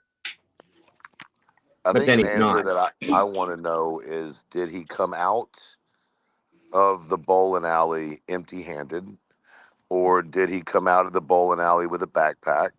Did he come out of the bowling alley with some type of something? Because the answer to the shoe situation could very easily be bowling shoes. Yeah, we talked about that once before, and it's an interesting theory. It is. That would line up with premeditation and pre-planning of something to occur. And the more I think about it with respect, that's a little bit harder for my mind to wrap around. After the conversation last night, I do a lot of talking, but I listen to what everybody says. And I went back today and watched the entire, I was in between taking care of business, and I was listening and watching the entire live from last night to watch the comments, because what y'all say is very, very informative. And if we're not willing to change our thoughts throughout the process, then we're not really here for the right reasons, right? So it's important. I hope that creators take time and go back and watch their lives again, because there's a lot of things that can be missed in the comments and in with the panel that you didn't see during. And I have some different opinions now based on listening, reading, and then going back and looking at my notes and seeing what I could find to support some of the things that were said. Right. No, I agree with you. I do that all the time. I go back scanning through it. I'll sit in Discord with Clue and we go back and forth through each other's streams and her streams and listen to this and that and stuff. So yeah, it does make sense. And that's how you look at every angle of a situation, in my opinion. So but yeah, okay, I'm gonna go ahead with this. Keep going. Or you wanted me to go back? I went back a little bit. Sam, let me know if I went back far enough. Right. Hold the doors unlocked this time. Just warming up. 37. I asked the contact to ask if to do my husband. Great. Central to 68. And this is fire call. Good. Central to 47 180 Warren call. You can off. left his son at the house. The mother is driving around looking for him in the Victoria Place subdivision, and she is driving a baby blue Infiniti. All right, so the 911 dispatcher essentially gave the perimeters of where Katie was searching. So that should tell you that if there is any sight of her outside of that neighborhood past the school, right? Anything past the school, then that would be a red flag. Right. Absolutely. Absolutely. So is everybody good with that so far where we're at? Or do we all have what we heard in here, or do you need me to go back again? Or slow down? I think if I slow it down to the speed, we tried that before, and it sounds like the person talking is drunk, and it's very hard to differentiate what they're saying. She sounds like Charlie Brown's teacher if you slow it down too much. That's what I thought. We went through that before, so yeah. And see, there's another part in this, guys, that I still am not okay with. I don't know if you heard this, T, or Truth. Sorry, I keep looking at your thing. There's a part in this coming up, guys, where an officer talks about somebody that they have an interaction with, okay? A 20-year-old male that this officer says, yeah, I interacted with him last night. Okay. Why is he still out this early the next morning doing what he's doing, and they're interacting with him again? I don't understand what that person was about. And I would have liked to have known more about his situation too. Can't wait. So that's something else that's in here too that really caught my attention. I'm going to go ahead and go forward now. Check one hold up, just seeing.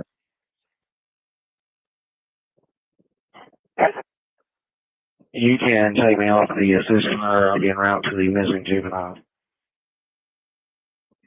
Next pick track back up, going into the construction side over here, back towards beach. One behind you. Hey, awful muddy. Do you see any footprints, anything? You shouldn't have any shoes on. Hey, this is all dry, hard packed. I do have some footprints over here. So now we're at this point where they're tracking him, okay? They went to the home, they took the dog into his room, and I just want to keep you guys there with them with what's going on so you understand it. They're tracking him. Go ahead. I want you to remember what the officer said. It didn't say, do we have any shoe prints? He said we have footprints. Now, the reason why, in my opinion, they said footprints was because she told them that he didn't have shoes on. They weren't looking for shoe prints. They were looking for footprints. Which means barefoot, folks. So yeah, remember that what he just said, the dog went through his room, they gave him something to smell, and off they go with Max the dog, who's dragging this officer down this path towards where they're heading to. And you can hear in his voice that you'll hear it, okay?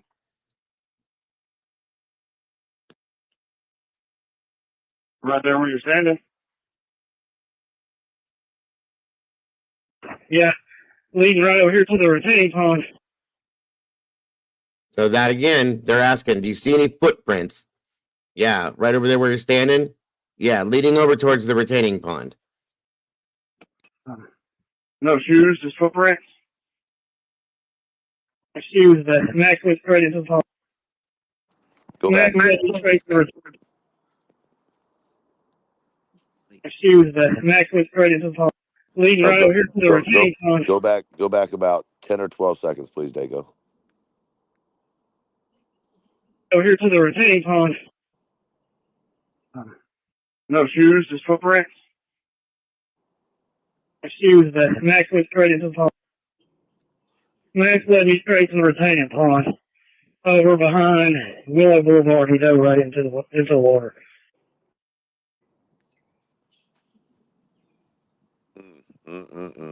Did you guys hear that? No. Hey, Tammy. No shoes, leading over the retaining pond, and he's talking about Max the dog, okay? The dog drugged this man. You can hear him panting, okay? And the dove right into the pond. Following that. Mind you, the officer clarified shoe prints or footprints. And he said footprints. Right. That's huge. Absolutely. And there's more to this. Who was it that put that channel in the chat real quick? Because I know I can't remember the name, but there's better and more audio with this. Whereas where we hear the other things too. As them canvassing, blah blah blah, so on and so forth. But that right there is the most important bit to me in this entire case. Because for some reason, what was the rest of the channel's name? Pebbles. Because for some reason, we're told that that was a false hit. I can't wrap my head around that, you guys. How is that a false hit? It's not, it's not, Dago, and this is where we have to think above the line of common sense, right? We know that it's not. We know that it was a forced. We know that that is an extremely big part of this case, right? Just common sense would tell us that this is an extremely big part of the case, and they needed that to be held to the chest, right? Now, mind you, most often they would have switched to a non-public channel to have this conversation back and forth. Right. So, and they didn't, and that's their fault for not doing it, because normally this conversation would not have been able to be obtained. Yeah, they'll typically go to like channel 3 to have their back and forth about things like this, and for whatever reason they didn't do it. So that's big to me. And I'm trying to get to that other audio here. I can't seem to find. Does anybody have a link for that, Pebbles? How do we know this well, it has to be legit, Pebbles. It's between law enforcement officials. And it's through the dispatch, so I don't see how they could. Oh, it's absolutely legit, guys. We've got to get off the idea that in the beginning somehow this was a big plan and all these law enforcement are involved and the sheriff's involved. And as soon as the other agencies became involved, they would have found any type of BS that would have happened if that would have been the case. We've got to stop with that mess. Someone's sister working somewhere or someone's family member working somewhere at this point in the case has no bearing. As a matter of fact, it's more of a disadvantage than it is an advantage. Or like there would be some type of this big, plan. You know what I'm saying? It's just not in the cards. It's just not. Yeah, and that's why I'm moving over to this. Excuse me. Why I'm moving over to this, Pebbles, because there's more to this. Those were just fragments of it, and this is more of the full thing, from what I understand here. All right, hold on here. Let's see if this is. Caller advised of a 15-year-old male is not in the bed. Medium white male, 30 blonde hair, approximately 5 foot, 120 pounds. I was going to be wearing a black sweatshirt, black sweatpants. Two males have a form of autism.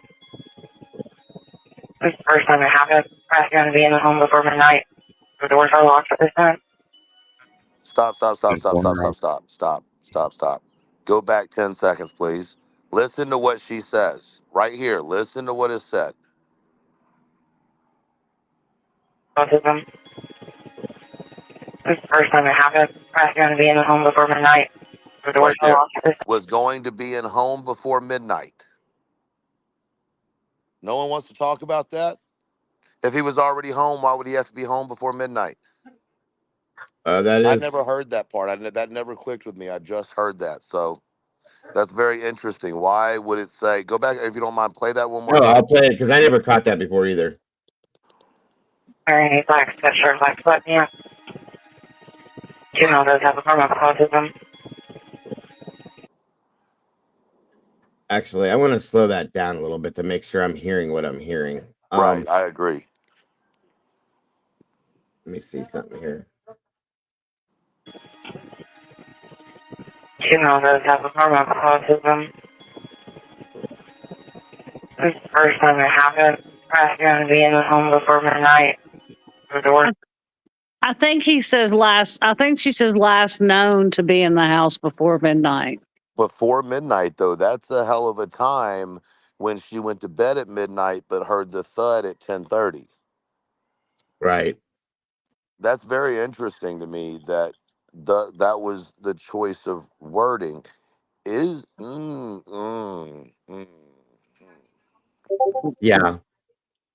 Last, Hold on. You last know what? known, Pebbles, last. Go ahead. sorry, real quick, Pebbles. You can click my link, like you're gonna come up here, go backstage, and drop it in the back chat, and I can click on it there if you want to, hon. That's fine. Anyway, go ahead with what you were saying. But yeah, I think it says last known to be in the house before midnight. Mm-hmm. But that is interesting. It is definitely interesting. maybe it's nothing. Well, yeah, but everything is something in this case, in my opinion. I'll be honest with you, especially with these audios, because I think they tell their own story. How long for this time? Informer. Central to 47-180 Lawrence Hall. Juvenile. Left his son at the house. The mother is driving around looking for him in the Victoria Place subdivision, and she is driving a baby blue Infiniti. Sit there and see what's going on. Do our own searches of residents. We'll go from there. In the area. Check long haul up. It is another thing. I like the way this is set up. Watch the timestamps as this is the full timeline. It shows you how this all went into effect and when it did. And it also tells you that they were on top of this, like right away. Did she say she left the son at her house? Let me go back. I did listen to that, but she's not left her son. Hold on. I think she said he left his cell phone at the house. Oh, gotcha. Okay. Some of the wording that it'll put up there with the captions is probably off based on what they think it says. Okay. Thank you, Pebbles. Central to 47-180 Lawrence Hall. Juvenile. Left his son at the house. The mother is driving around looking for him in the Victoria Place subdivision, and she is driving a baby blue Infiniti. Wait. It did say she left her phone at the house. And then said she's driving around in the car and gave an explanation of the car, as in, if you see her, you can speak with her. Oh. But she had. Wait a minute. Hold on. Wait a second. Because my understanding is that she called from the car, didn't she? She had her phone with her because her and Chris were on three-way with the Sumner County Sheriff's Office. It Play it says again. juvenile left his phone at the house. Oh, that's right. Thank you, Clue. And welcome back. Welcome back, Clue. Thank you. No, that's right. That is right. We talked about that once before. I forgot about that part. Yeah, because it was in the other one that was a little bit clearer, but all right, let's go forward. This first time it happened, I was going to be in the home before midnight. The doors are locked at this time. Informer. Central to 47-180 Lawrence Hall. Juvenile. Left his son at the house. The mother is driving around looking for him in the Victoria Place subdivision, and she is driving a baby blue Infiniti. Sit there and see what's going on. Do our own searches of residents. We'll go from there. In the area. Check long haul up. Seeing her. You can text the assist line and route to the. Oh, wow. They had already formed an assist file. Right. Like I said, they were on top of this from like the minute. That's there a was big no case. Yeah, there was no slacking, no nothing. So anybody that says that they didn't, I have to argue. Like, this was impressive to me. Sit there and see what's going on. Do our own searches of residents. We'll go from there. In the area. Check long haul up. Seeing her. You can text the assist line and route to the missing juvenile. I took personal medical center ER, Center Station ER, Center Regional ER, and Skyline, all clear of the juvenile. You can see like the code red has them on at 7:45. Next big track back up, going into the construction site over here, back towards the beach. It's awful muddy. Do you see any footprints, anything? Couldn't have any shoes. Doug, is it? I do have some footprints. Right there where you're standing? Yeah, leading right over here to the retaining. No shoes, just footprints? He literally dug into it. Max led me straight to the retaining pond. By he's talking about Max the dog, that Max dug into the footprint.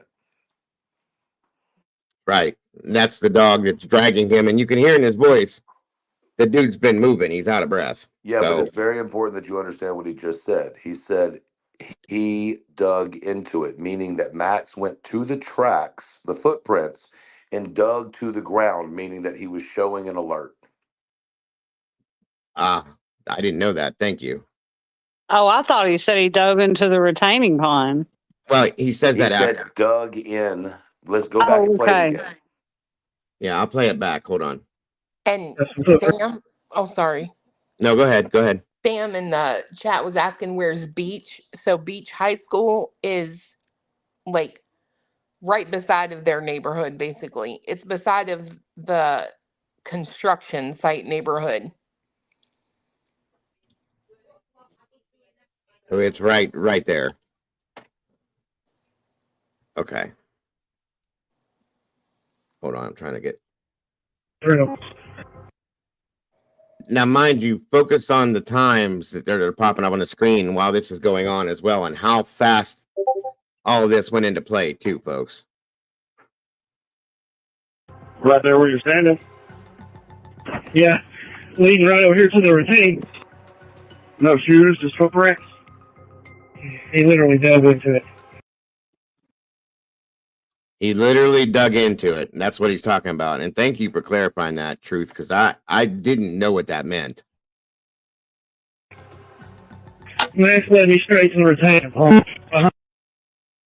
Into the water. You see where he separates the two, and then he says Max jumped directly into the retaining pond? Right. So we'll play it back again so you guys hear it. So he separates the two. He separates the digging in at the tracks, and he separates the actual jump into the pond. Mm-hmm. Okay, I gotcha. Yeah, a couple people said it's his accent. I get that too, but here we go. Leading right over here to the retaining. No shoes, just footprints? He literally dug into it. Max led me straight to the retaining pond. Into the water. Did you guys catch that? Yeah, it just sounds to me like he's saying dove, not dug. Well, he says it. I think he says the dug into it first, and then they move into the point where he says dove into the pond. Mind you, he said that the tracks or the footprints were right as you're going up to the retention pond. If you know, the basic, acknowledgement of a sign that a dog is going to give is either sit, spin circles, or like dig the paws into the ground. So that's why I think that's what he's saying, that it's two separate identifiers. Right.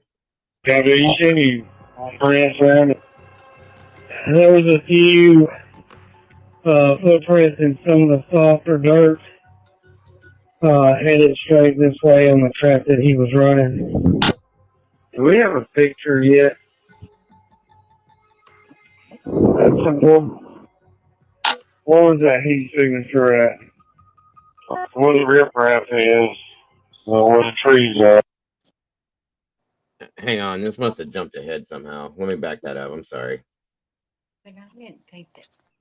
Well, I have a question. So, if that is his footprints, there should be a route to the retaining pond, and on that route, I'm sure some of those houses have cameras leading out there, right? No, not if you go in between the houses, and they showed it yesterday in Clues Live. If you go up right behind the line of houses and then go to your right, and go across and come down where the retention pond is, it does not appear like you would be caught on camera, but it's something that would have had to have been known by the person. So you could avoid the cameras all the way to the construction site neighborhood, and there is a house right by that pond. There's like two houses, but on your path to that pond, you do come across a house that has people living in it, like it's already been sold, and they do have a camera, but from what I can tell, you're at the back of the house when you're walking by it. So Is unless that the abandoned house? Cool. no, No. Okay. it's lived in. Got you. I'm sorry. Also, mind you, there are no street lights. Okay, it's pitch black. It's new construction, and we're talking about a young man that is thin and in all black.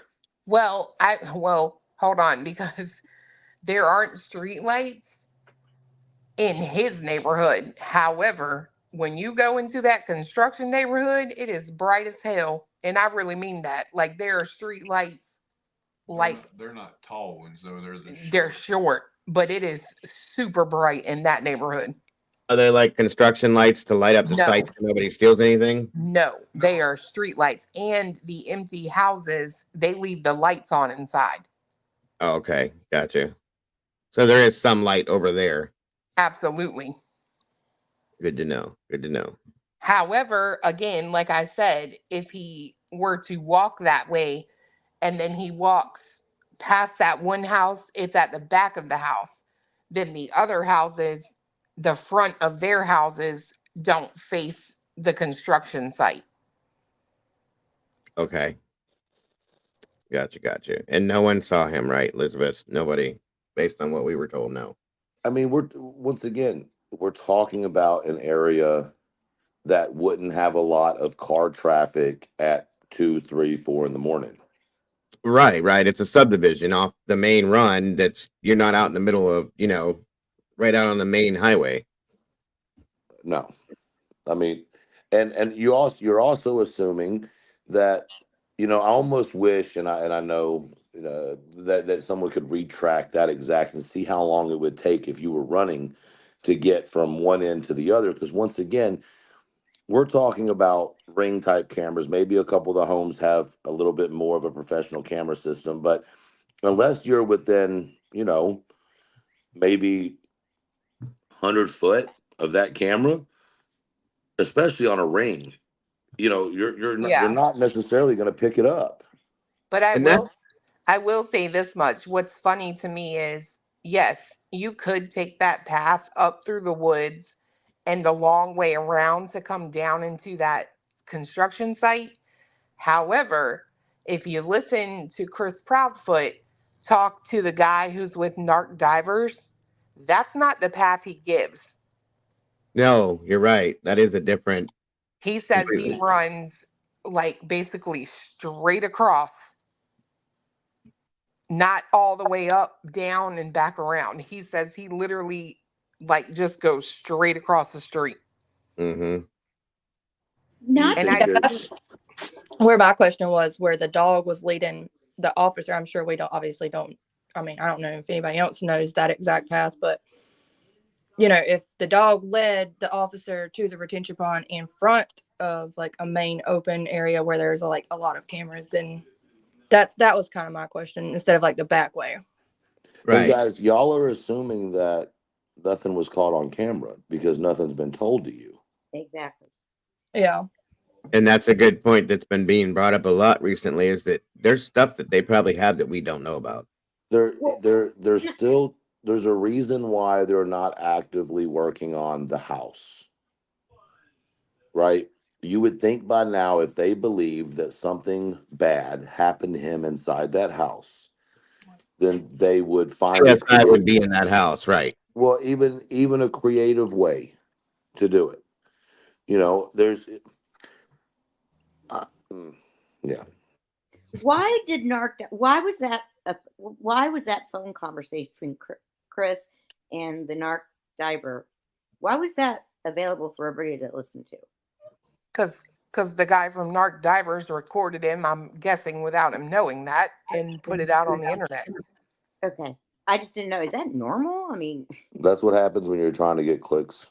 In That's stuff what I was like about to this, say. it happens a lot. Yeah. gotcha. Okay. That's what I was curious. I think, and that I think that's something that really infuriates me, because I think people who are on YouTube, they don't ever, like, as much as they want to say they're true crime and they want to help these people in this case and all that, then why the hell would you ever put out anything that could jeopardize an open investigation? You're a liar. You want money. Stop That's a playing. good point. That's a good point. It is. If you're not in it for the right reason, I can agree. For sure. But Truth, let me ask you this: if the dog dug it on the footprint, wouldn't that wouldn't that destroy the evidence, the possible evidence there?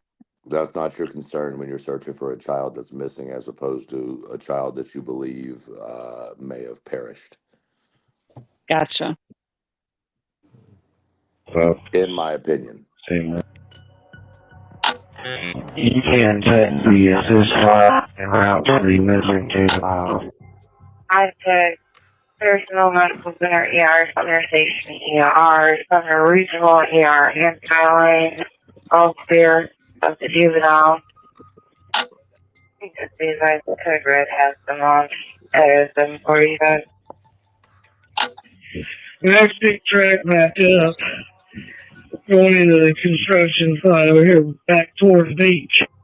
It's awful muddy. Do you see any footprints, anything? Couldn't have any shoes.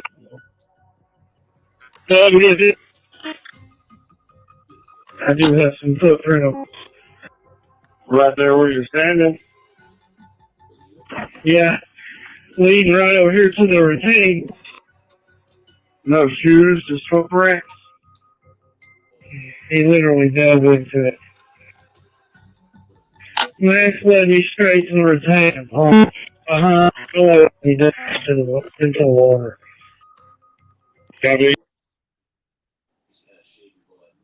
Okay, so that's weird because the other audio I heard before, that almost sounded like it was cut off, and the one from before wasn't. But he does say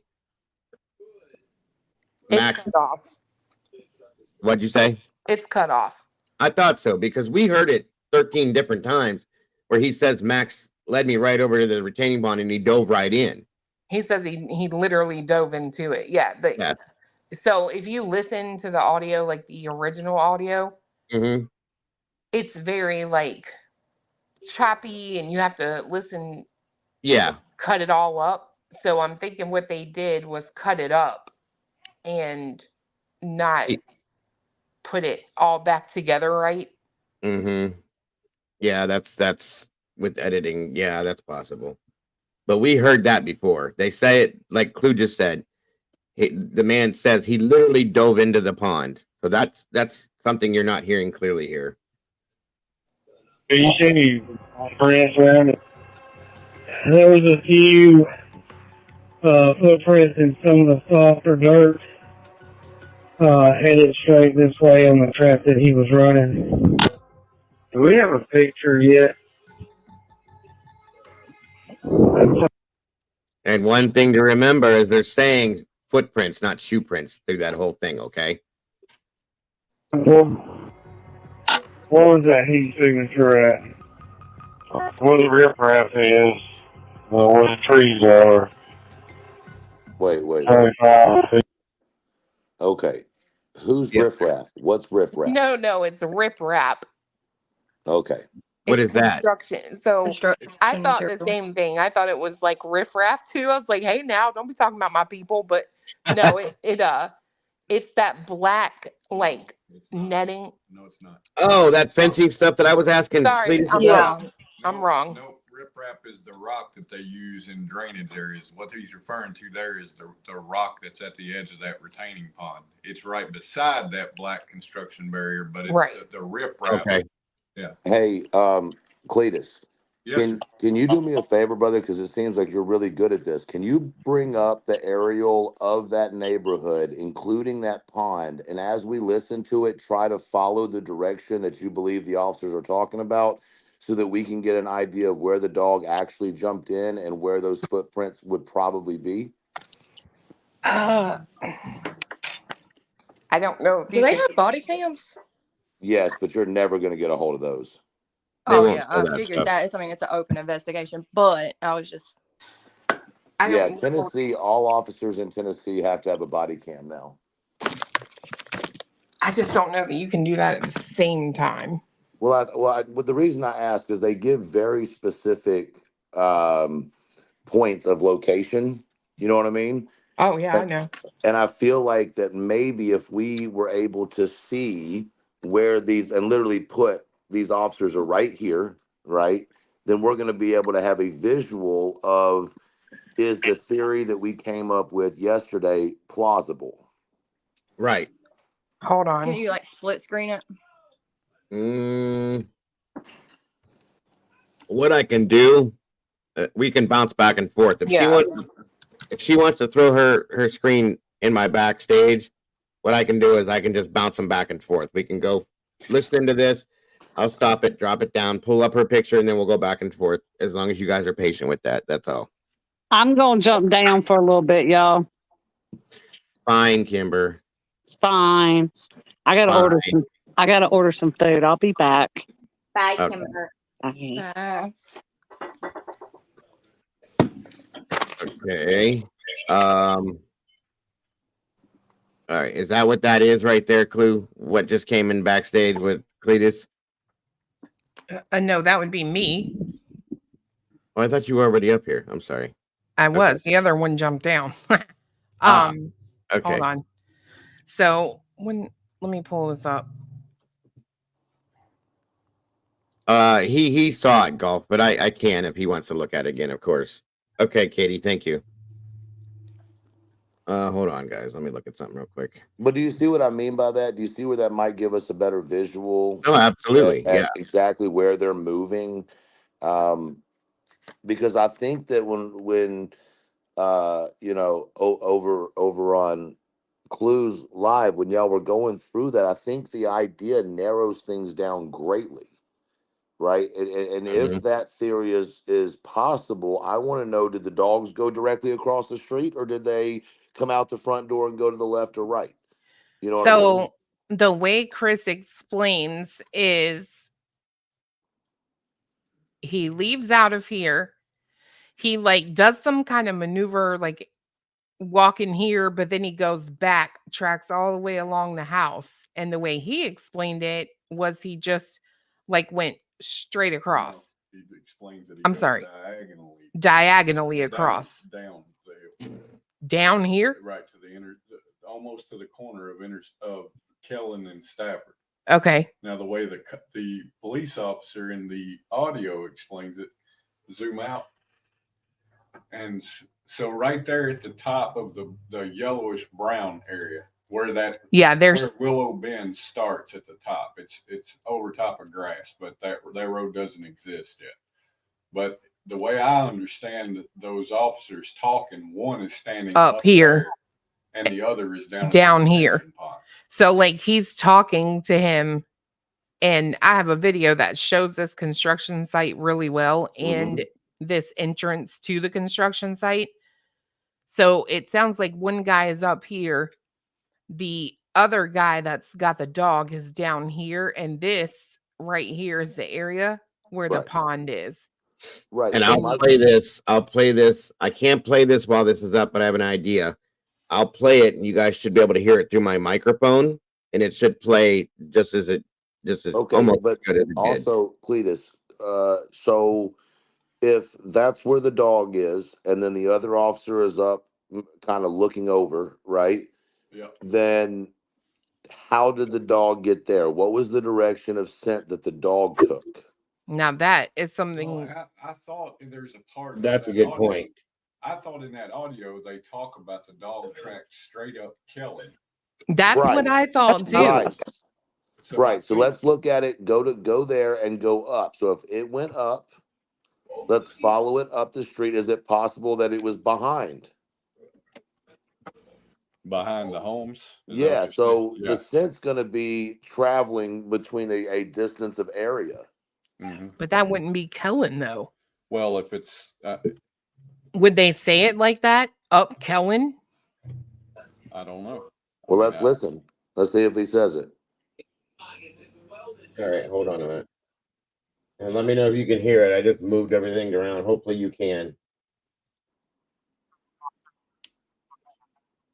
Can you guys hear that okay? No. No. No.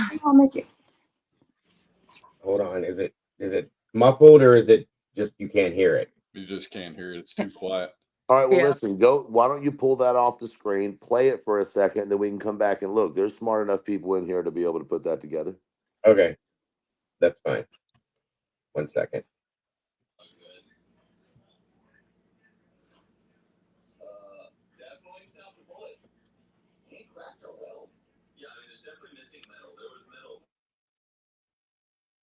All right. Do we have a picture yet? That's simple.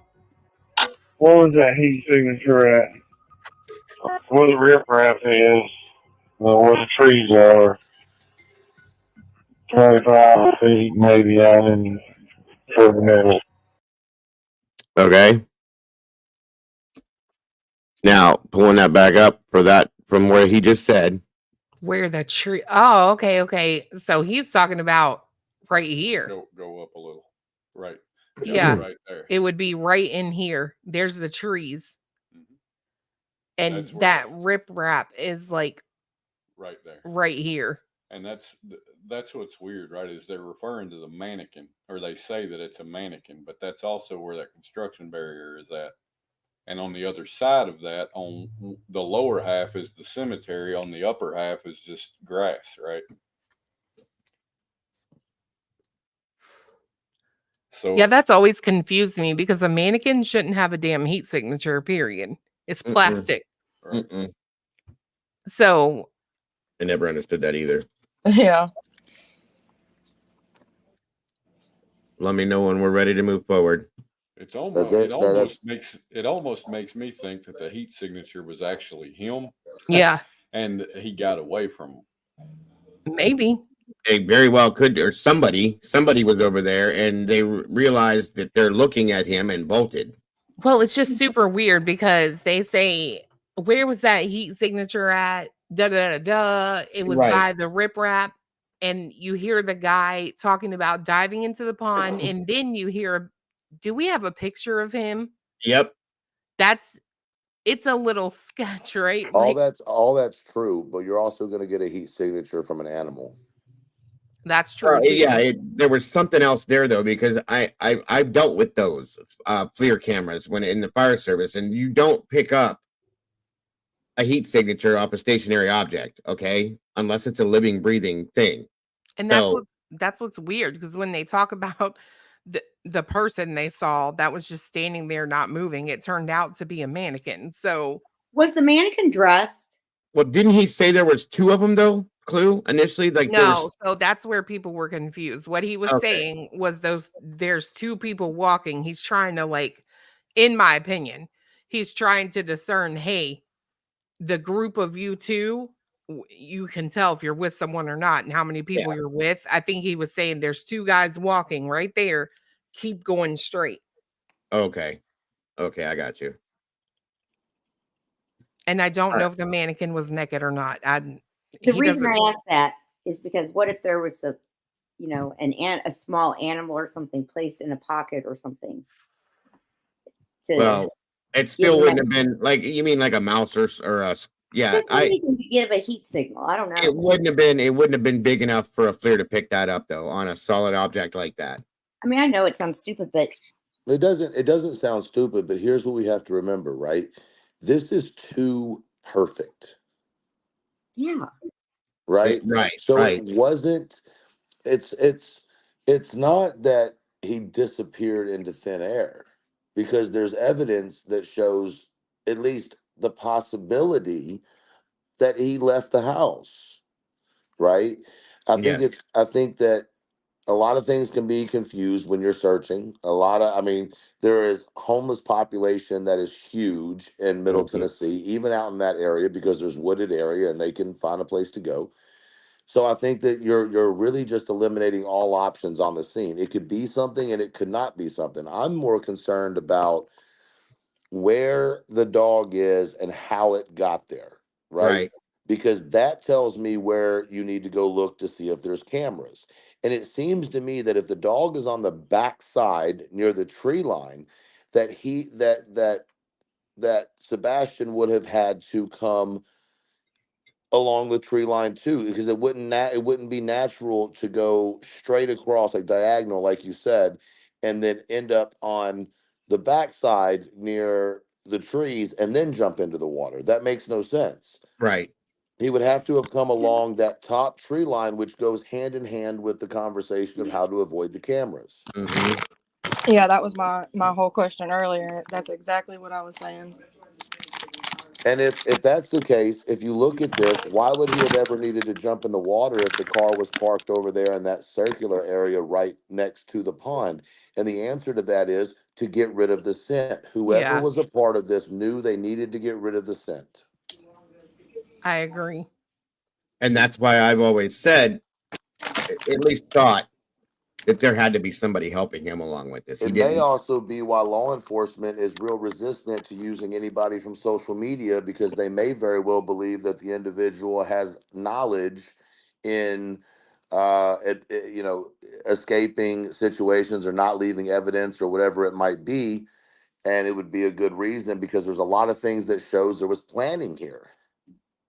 Yeah, absolutely. 100% premeditated, in my opinion.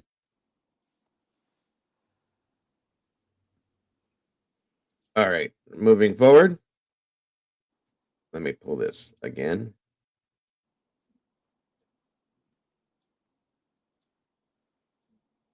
Okay. Hey, Cletus. Yes, sir. I don't know what you do for a living, but I'm assuming you're a roughneck yourself, right? And then some. I've been called Right. less accurate things, so yeah. Okay, that works.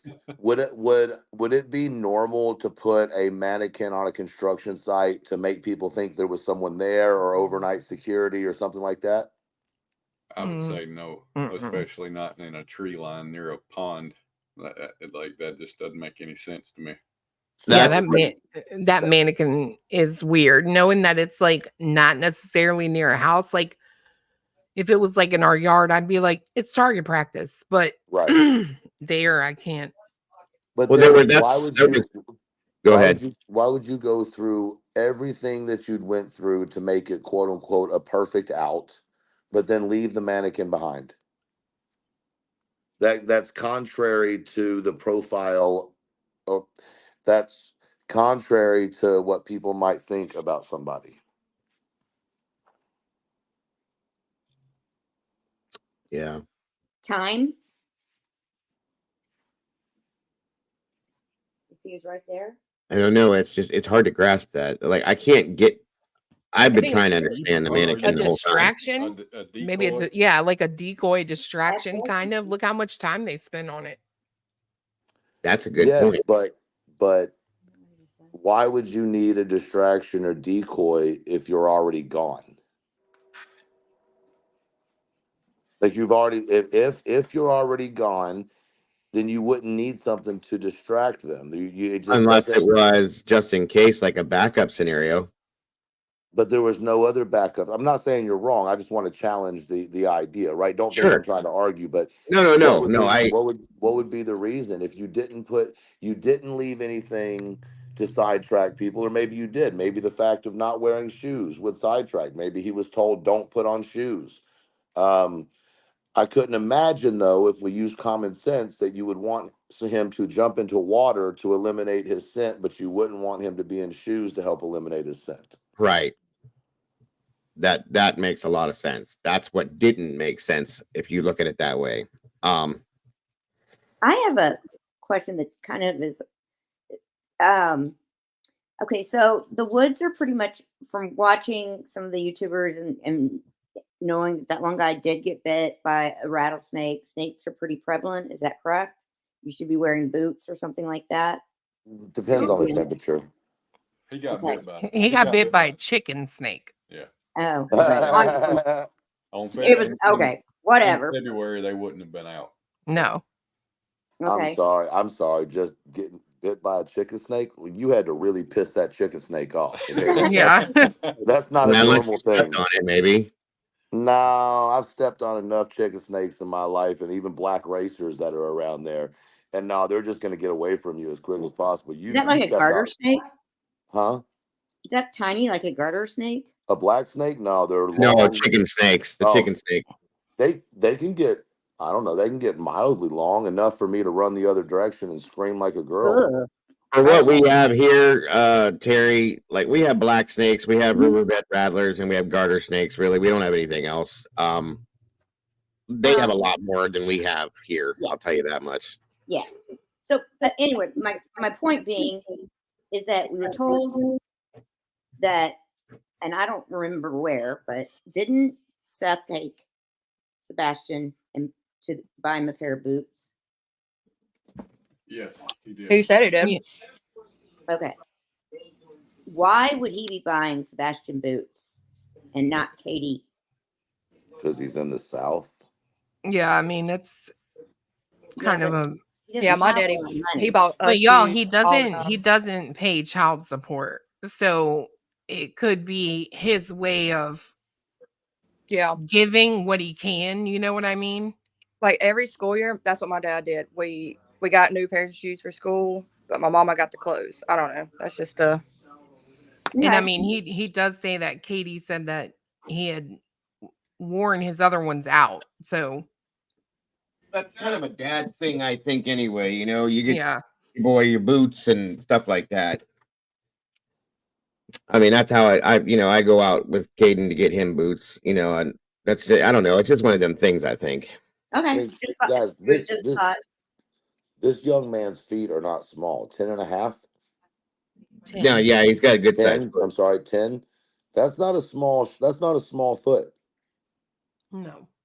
That's why I had always wondered if he had put on one of the adults' shoes in the house. But you know, that was never I claimed. think he went out barefoot. I mean, it goes hand in hand. That's the thing, is we have to be careful, with all due respect, Dago, is that when we're listening to facts, what we're listening to right now are facts, or at least circumstantial facts. Yeah. Right. So they have to be taken a little bit sway-like, because it's information that is immediate coming in without being processed. Right. Mhm. It's assumptions. Once again, leads and assumptions go hand in hand. Right. So I thought that police officer asked the other police officer, what size shoe do you wear? well, it's so that they can do a comparison to see if it's a 10 or not. So if the guy's an 11 or a 12, you can sit your foot next to it and see if it's in that range. Okay. All right. Hey guys, the construction zone, there's another pond. There's somebody standing in the woods. It looks like a person. It is a person, we know, but there's another pond. He's standing back there by himself. Past the construction zone, in the same area back there. Yeah, the north end of it, yeah. Looking over here, go straight back. There's a person in the woods by that pond. There's the house on the other side of the tree line. All right, stop that for a second, please. Can we pull that map back up? I'm back like a bad habit. Welcome back. Thank you. Can There's we the map. zoom in and see, based on what he just said, where is the person standing?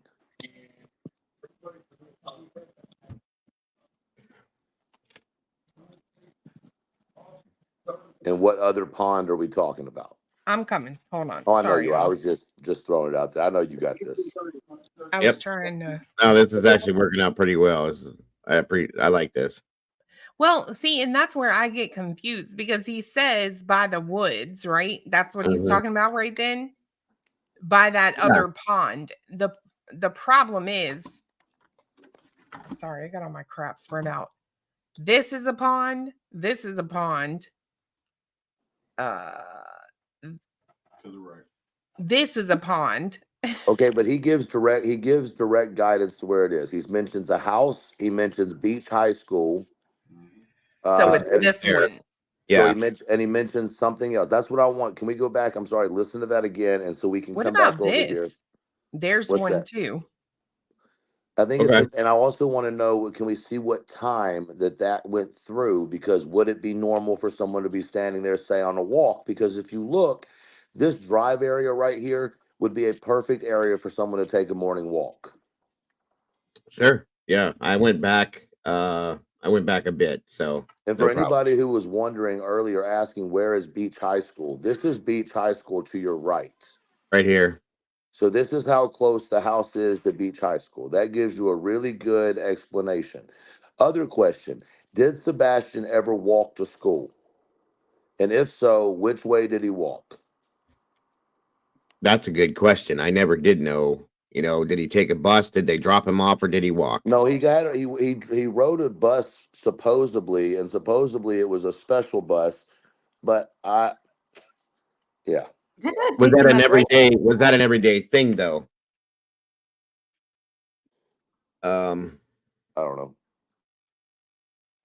This is near a high school. I think you can. Well, that's another good point too. Will Warren just said, "Folks, this is near a high school.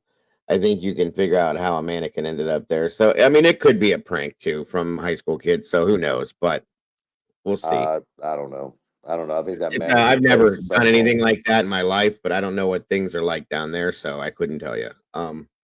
What down there?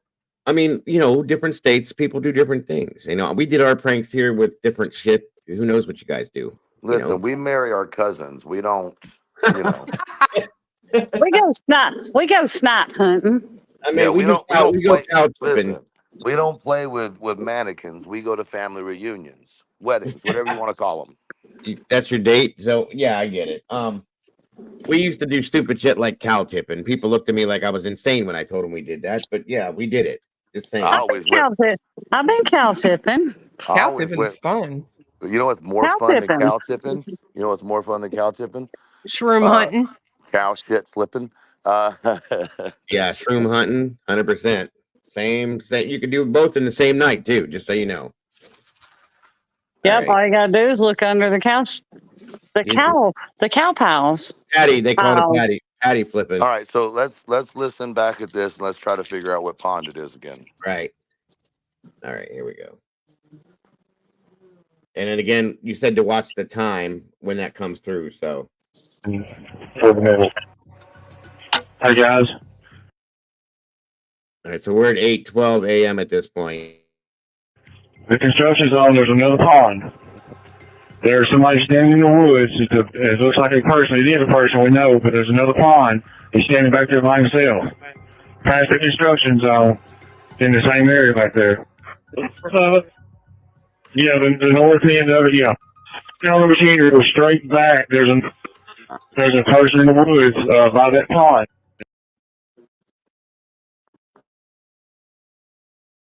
Okay, so do you know where that's at, Clue, based on what he just said, or do you need me to go back again?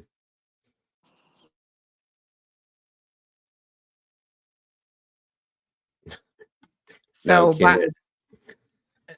I mean, that's by the woods. I don't know, because see, this is what is hard to do with this map. None of this is green anymore. Absolutely none of it.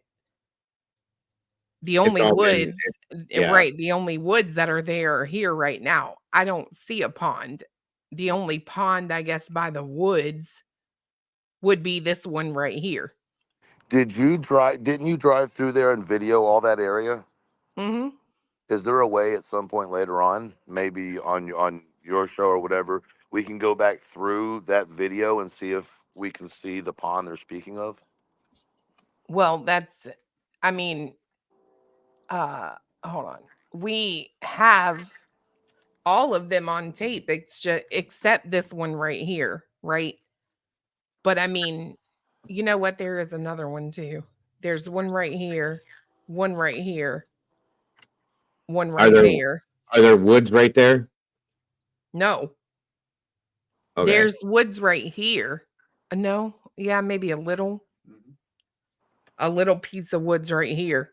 So it's north. They said north of where they were standing. So where was the dog? Okay, what was the time difference between the dog going into the pond and this coming out? That's what I'm wondering. Because Okay. they're talking from the dog's position, saying that it's 50 yards to I can't remember exactly what it was, but it gives almost directions to where to look. And I understand that you're saying that the construction site looks different now, right? Oh yeah. Okay. And this is the only view that's available, I'm assuming? Well, let me show you. There's a picture right when they started with the dog conversation. There's a picture of the construction site right there. Okay, I came up on here as they're talking. Hold on a minute. Let me move this. It's an aerial view? It's not aerial, but it shows like you're walking towards it type Yeah, thing. no. I think the only way we're going to be able to see this is if there's a satellite aerial view of the new construction. Well, Dolly flew a drone, didn't he? I think he did at one point. This won't help at all at this point here. Truth, that right there. Not really, because that doesn't give us any direction of where that picture is taken from. Okay.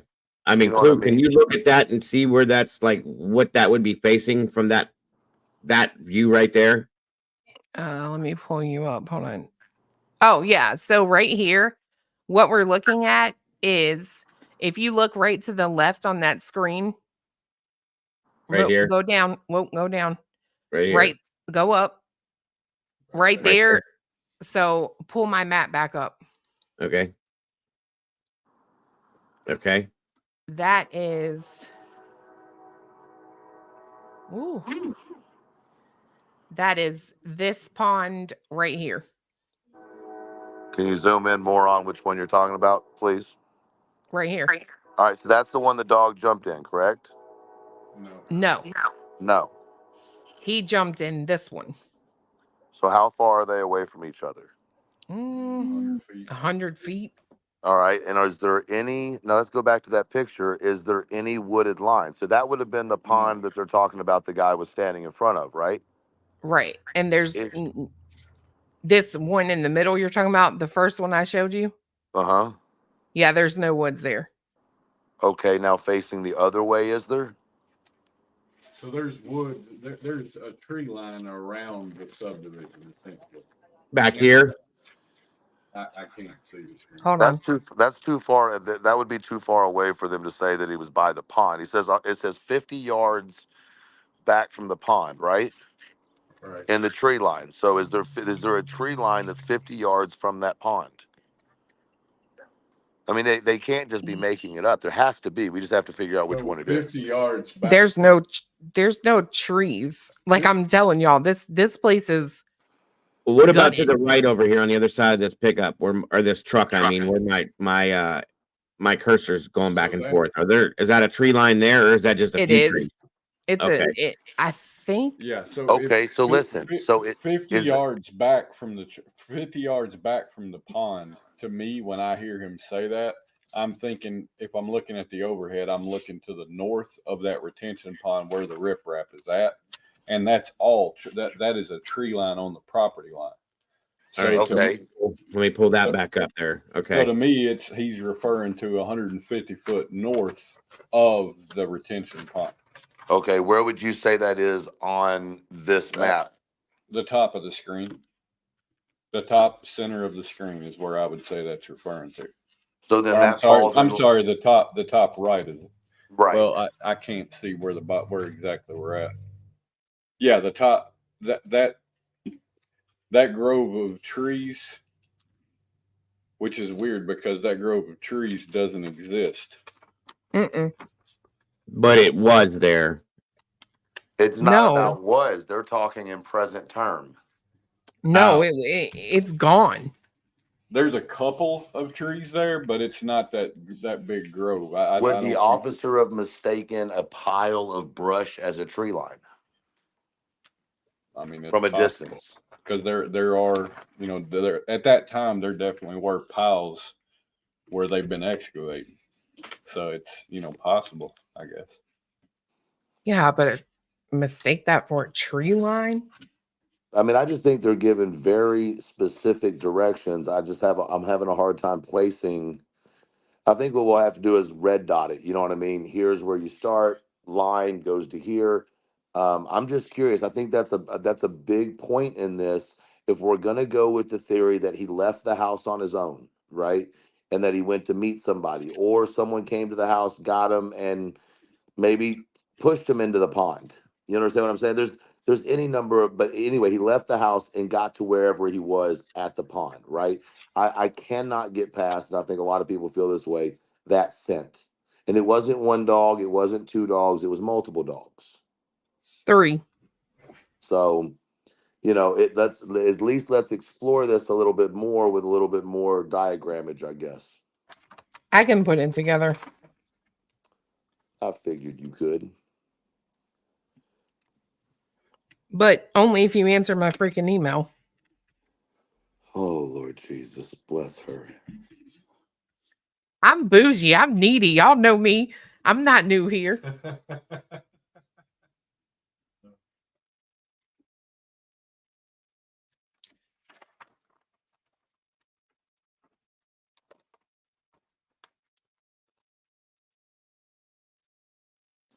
Miss Minotti will be putting that together for us tonight. Okay. So what do you guys need me to do real quick, Nothing. I think the email is self-explanatorily responded to in the prior email. Okay, I just wanted to double check and make you do something. Okay, cool. Thank you. Okay. All right, so we're gonna go forward then.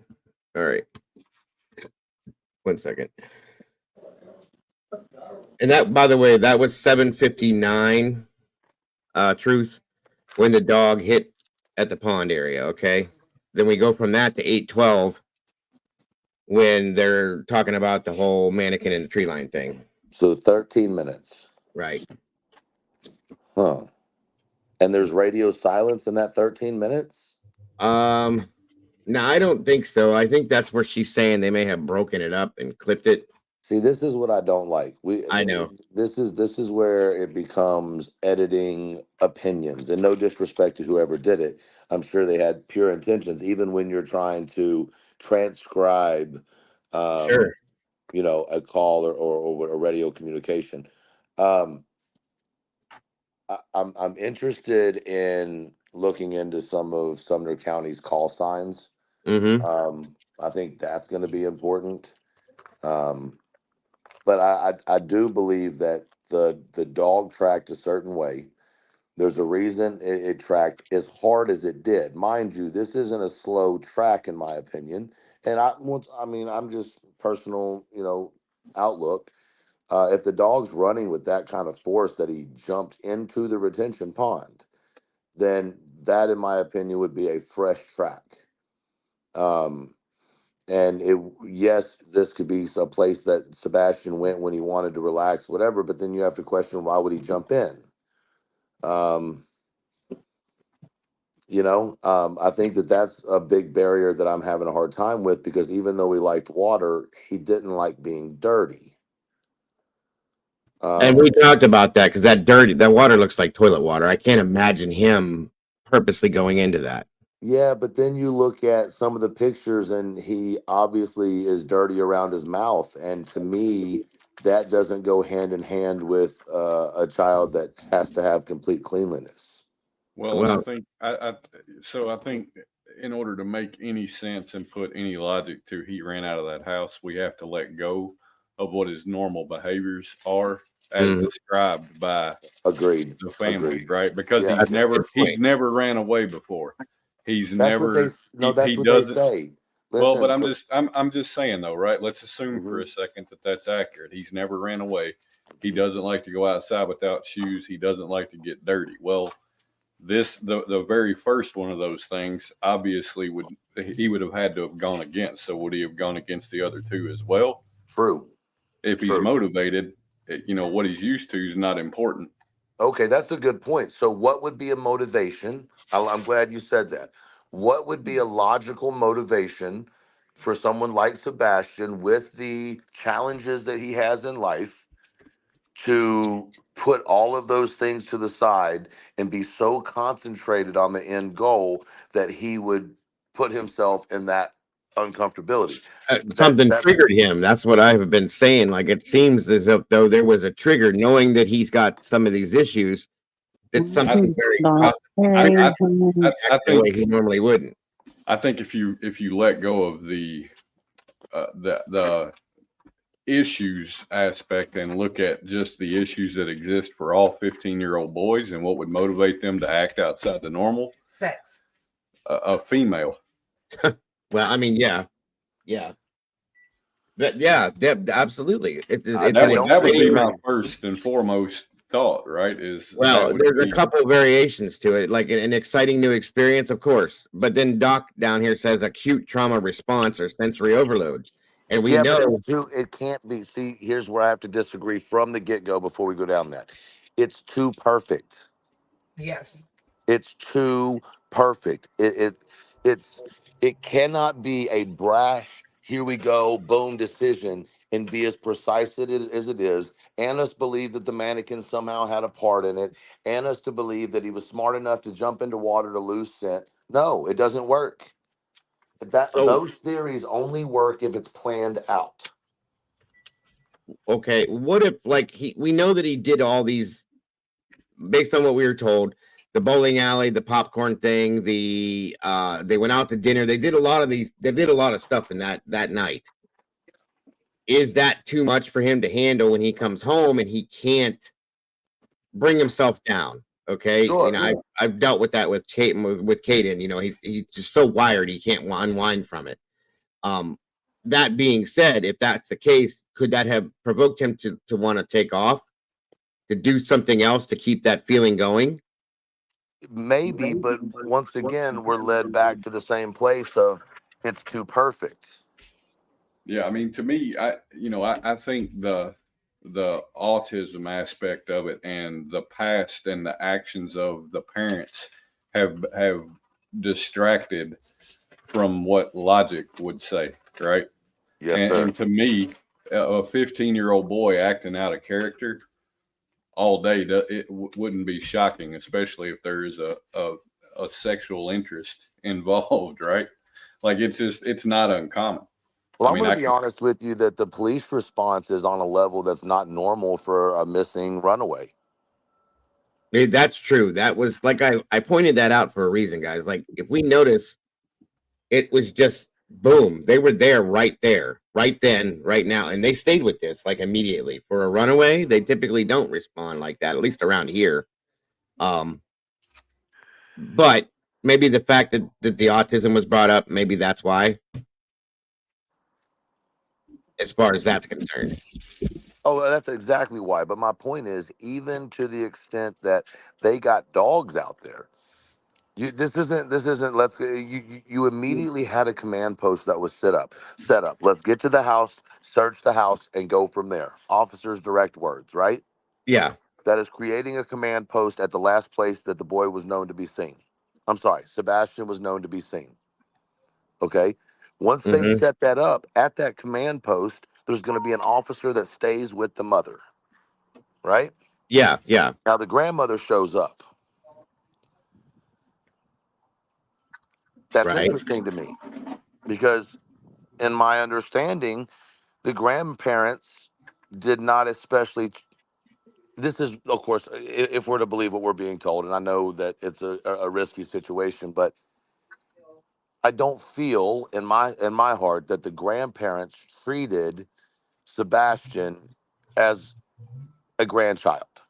As if they were their own. Yeah, I know what you mean. So then why would you come running over immediately if you felt like he had just run away? Like, there's more questions that come with the people that showed up at the house, but nonetheless, you set up a command post, and from there you send out a team.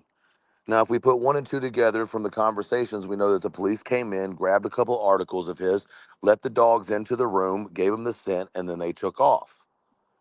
Right? This is very calculated for, and the only reason you're right in my opinion, is because of the diagnosis of not just the autism, but because of the chromosomal deletion.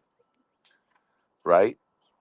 And so you want to try to find this child immediately. You go, you put all your best forward, and then as you're interviewing and as you're looking at things, there's a reason why at some point you would stop doing those things. It's not because you don't believe that he's in trouble, or is it? You know, to me, it's very interesting. Early on, Sebastian or Seth made a comment about homeless people. Y'all remember that? Yes. I do.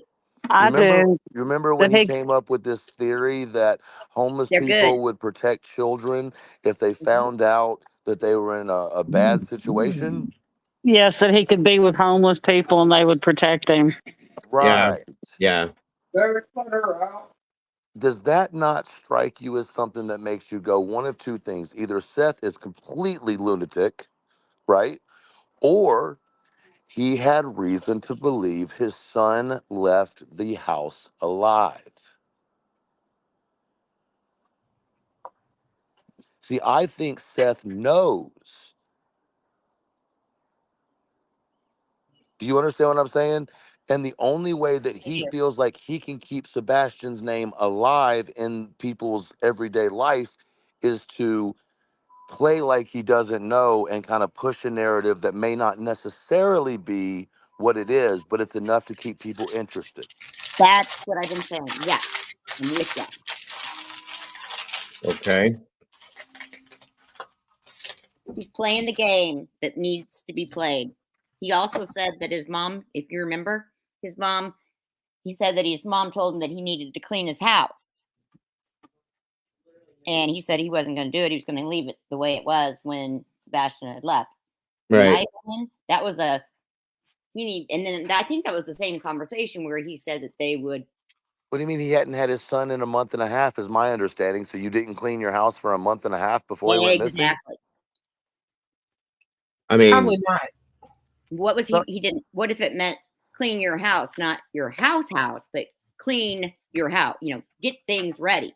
I don't know. With all due respect, his mom has either put him in bad positions by saying things that aren't true, or, whatever the case might be, because he came out and said that she was mistaken, blah, blah, blah, about the test. But I've said this as soon as it came out, I cannot, and I even said it before the results came out. If the test came back inconclusive, then there was no way that I could not believe the rumor about the intern calling her mom. wait, Y'all the remember? rumor about what? Say that again. I So didn't you hear you. remember the rumor right after he took his polygraph test that the intern for Nancy Grace had found out that he had failed his lie detector test, and that Nancy Grace had gotten angry in the office. Oh, This is what was said, and that yeah. she said, "Well, we'll just we can say it's inconclusive because of whatever, right?"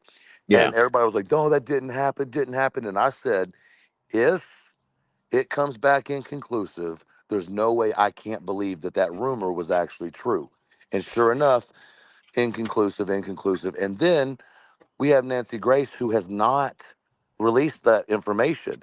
And not only has she not released it, but her coverage of Sebastian's case has kind of drifted away. And that's Yeah. not She like shut Nancy down. She Grace. shut down for sure. But that's not like her, unless she was told something by law enforcement. That's a good point. I have been questioning. I think we even talked about this with Clue. Nancy, that was a big deal. She ran through that whole thing and does this test, and then that's it. And we haven't heard nothing since. That's definitely not like Nancy. I agree with that. But if the polygraph came back, if Seth's polygraph came back inconclusive because Nancy was so determined for everybody to take one, she can't save face either. Nope. So She what about? cannot save face. So therefore, that's another reason for her to go quiet Right, as which goes well. hand in hand, with the rumor that she was flipping out in the office, and because she had put her trust in Seth. Because she was all up over it, Where is this? Where is this 15-year-old missing autistic teen? I Because I remember think that she truly face. believed that. I think she truly believed at the time with the information that she had, and probably the limited conversation that her team had with law enforcement, that Chris and Katie at the time were probably prime suspects because that's the last place he was. So she was coming at it from the information she had. And the way she was talking to Seth, yeah, I can believe that too. I mean, she's human too. She's going to make mistakes as a crime reporter and the things that she does. Listen, I'm not a big fan of Nancy Grace. I have my own opinions on anybody who goes Same here. Hollywood. If you're really about the kids and you'll stay in public service and help those kids, otherwise you're in it for the money. It's just what it is. I think that when her fiance died, it changed her direction, and that's perfectly fine. She is probably an amazing woman, but I also feel like she's somebody who probably has a lot of demons on her heart from the cases that she's been involved in. It will absolutely weigh down on you after years and years. Right. So if you felt like, just hypothetically, right, if you felt like in this situation with the missing child, that there is somebody that knows something and potentially knows exactly where he is, would you want to put a ton of focus on them, or would you want to let things calm down to the point that they maybe slip up? Well, here's the thing though. That was my question too. But if the law enforcement said, "Stop," you're going to make this into something it doesn't need to be, that I can see that, because she's been dead quiet about this, not spoke one word, which is very strange. I've been wondering about that since that happened, regardless of whether or not it embarrasses her or not. I can't see her not talking about a hot story. Okay. Well, I mean, look, at the end of the day, it ain't about embarrassment for her. It's about drama, right? Well, and you know what I mean? To me, putting that out would be, I mean, it would be a moneymaker for her. Absolutely. So the only logical answer would be that law enforcement asked her to stop. And that would be the only thing I could see stopping her, because we know how she is. And then my question would be, what would law enforcement tell her to stop for? And, Because it's not a missing person. Well, because it's not a missing person, maybe in their eyes. Or they have some like very interesting info, and that what she did could overlap and cause something to break the integrity of the case at that point. Well, I mean, no police department investigator or detective wants an outside source giving someone a lie detector test in the middle of an investigation. Yeah, right. That's a shitstorm within itself. Mm-hmm. Yeah, I agree with that for sure. Once again, I can't say enough. Law enforcement are working their ass off to figure this out. And if I said it yesterday, I'll say it again. If you're hearing from them, that's when the case is going cold.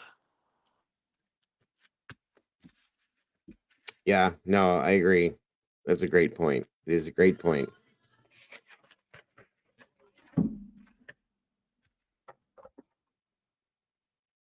Thank you, T2014. I do agree. It's a very good panel tonight, and these things are making a lot of sense. So, all right. Do you guys want me to continue forward with the audio? Yeah, I'm gonna drop. I've been on here way too long. Well, I need to shut down too. It's been a long time, but I'm going to go forward with this audio a little bit more, and then we can pick this back up tomorrow. I have no problems with that. So, all right, let's get some more of this out real quick. Black sweatpants with a white stripe, black long sleeve t-shirt with a print.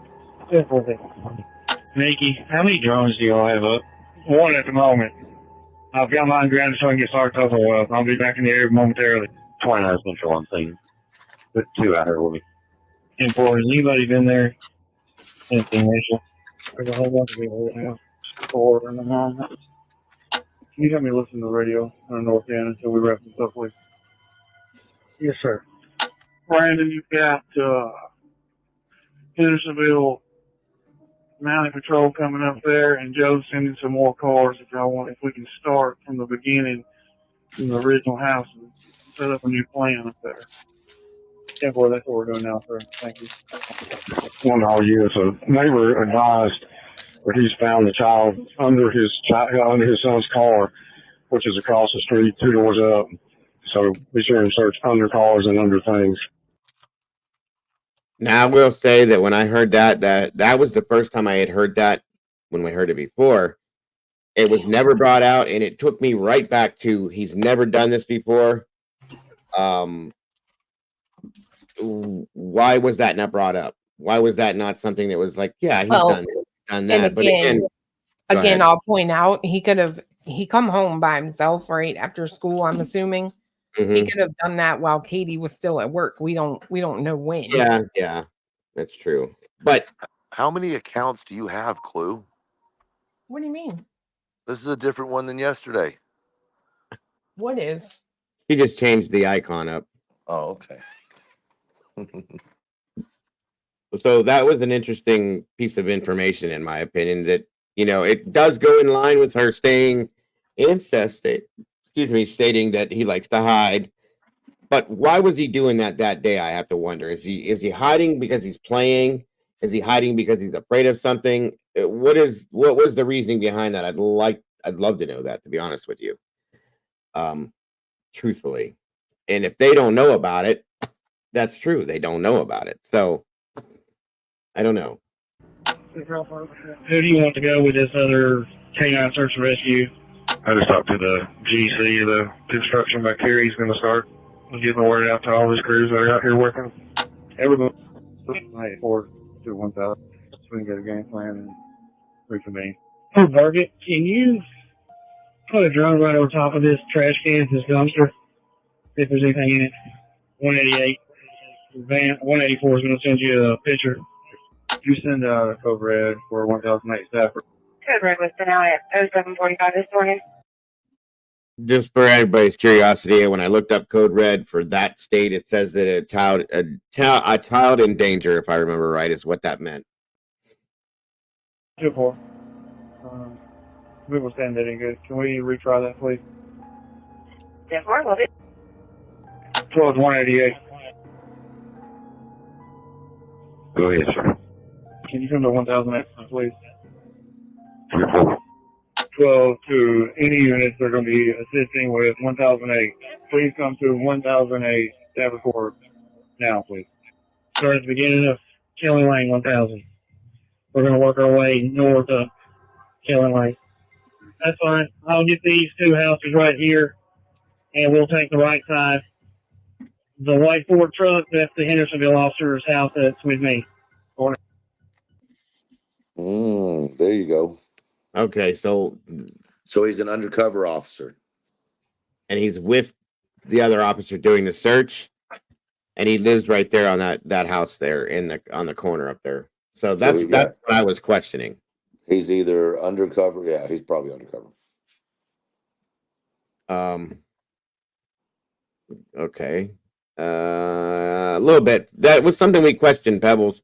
They asked for a picture, and then the tone did change. That was something I picked up on the last time we listened to this, but we never went any further with that. So. No, that house hasn't been checked. The next house up from is a single white Ford in the driveway. We log a neighborhood Facebook page. Post was made 1023 check. No motion on camera.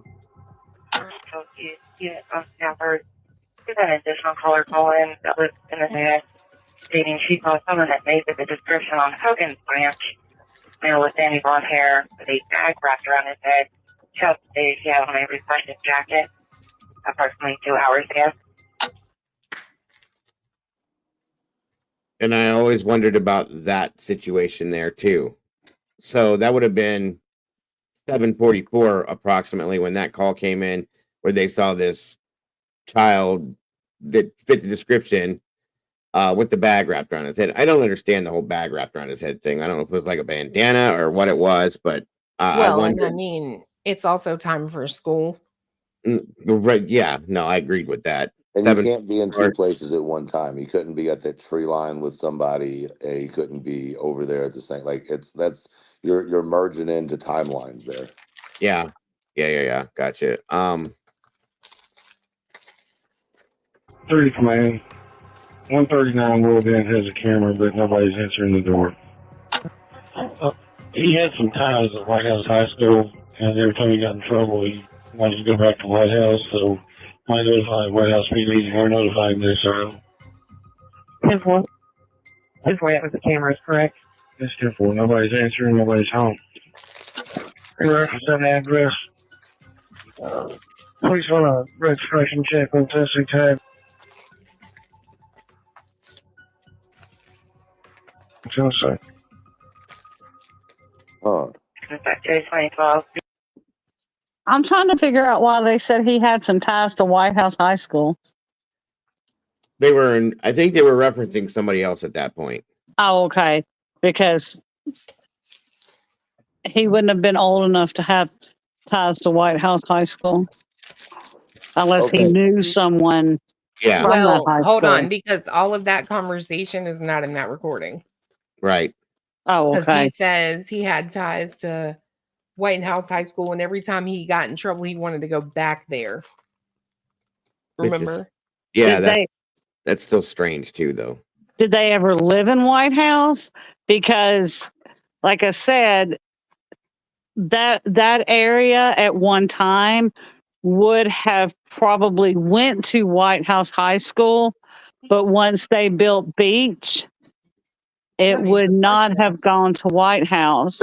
So, and Sebastian is at the age where he would not have gone to White House. He would have gone to Beach. Does White House have a connected middle and high school? Oh, I think they do. I can't. Is it a K through 12 or is it like a? Well, you know what I mean? see, White House has White House Heritage now, and I can't remember if. I remember, if I'm not mistaken, White House used to have the middle school either adjacent or on the same property. And if See, I that's the think case, he may have gone to the middle school because we don't know where he went to middle school. It hasn't right. So, No, but we he. do. What was that middle school name? John Edward Wayne something. Okay, then that wouldn't have been in White House because White House No. Middle School would have been White House Middle School. No, And it's in Hendersonville. I would just say, let's write that down as something to look into to find out what that would be. You know what I mean? That's an interesting. If he's never run away before, why would it say every time he gets in trouble he wants to go there? Yeah, Well, because that's what I wonder, if there was a teacher there or somebody there that was close to him that helped him through things. maybe, and there could have been a teacher that was at Beach that maybe went to White House to teach, and she told him, if and I'm she not told him, mistaken, go ahead, I'm sorry. and she told him she was going to White House High School to teach. But see, White House does not have a high school anymore. It's not what it's what did I just say? It's Heritage High School now, and it's on 76 in White House. So it's Right. Heritage High School. How long has it been since that's changed, though, Kimber? It's been a long time. Okay, because I was going to say, didn't it just say he likes to go back to his old? Can we play that again? Because I think yeah, he I can go says, back up. Hold on. My son was in school when they built White House Heritage, and my son is 32. So my son. So yeah, it's been a while since they I built just White House wondered Heritage. if maybe law enforcement, they were older officers that were just calling it that because that's what they always called it in the past. You know what I mean? Yeah, and that could be. But I mean, what if that's a possibility to search the White House area? Yeah. Well, let me back it up here and see if I can catch back up where it was. The white Ford truck, that's the Hendersonville officer's house that's with me. No, that house hasn't been checked. The next house up from it, you'll see the white Ford in the driveway. Where you are, okay, neighborhood Facebook page, post was made, 1023, check, no motion on camera.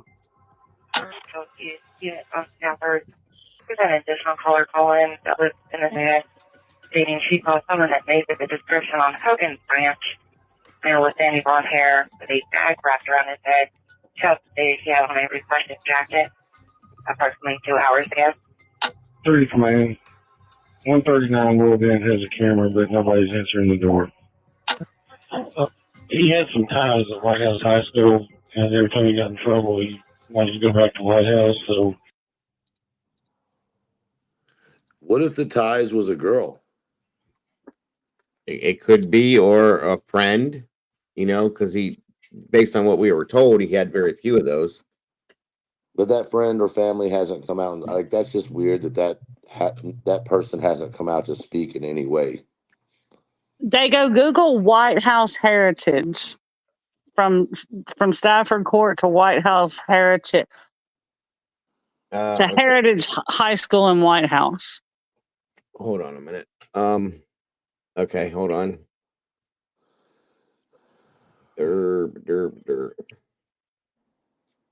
Say that again now, Kimber. The way you said it. Google Stafford Court in Hendersonville to Heritage High School in White House, Tennessee.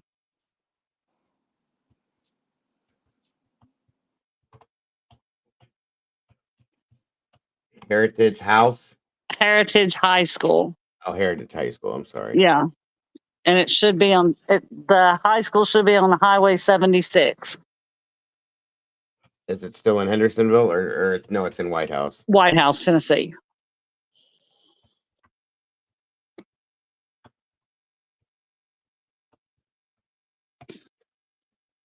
I'm just curious how far the distance. 20 minutes. 12.3 miles. In a vehicle, it's 20 minutes.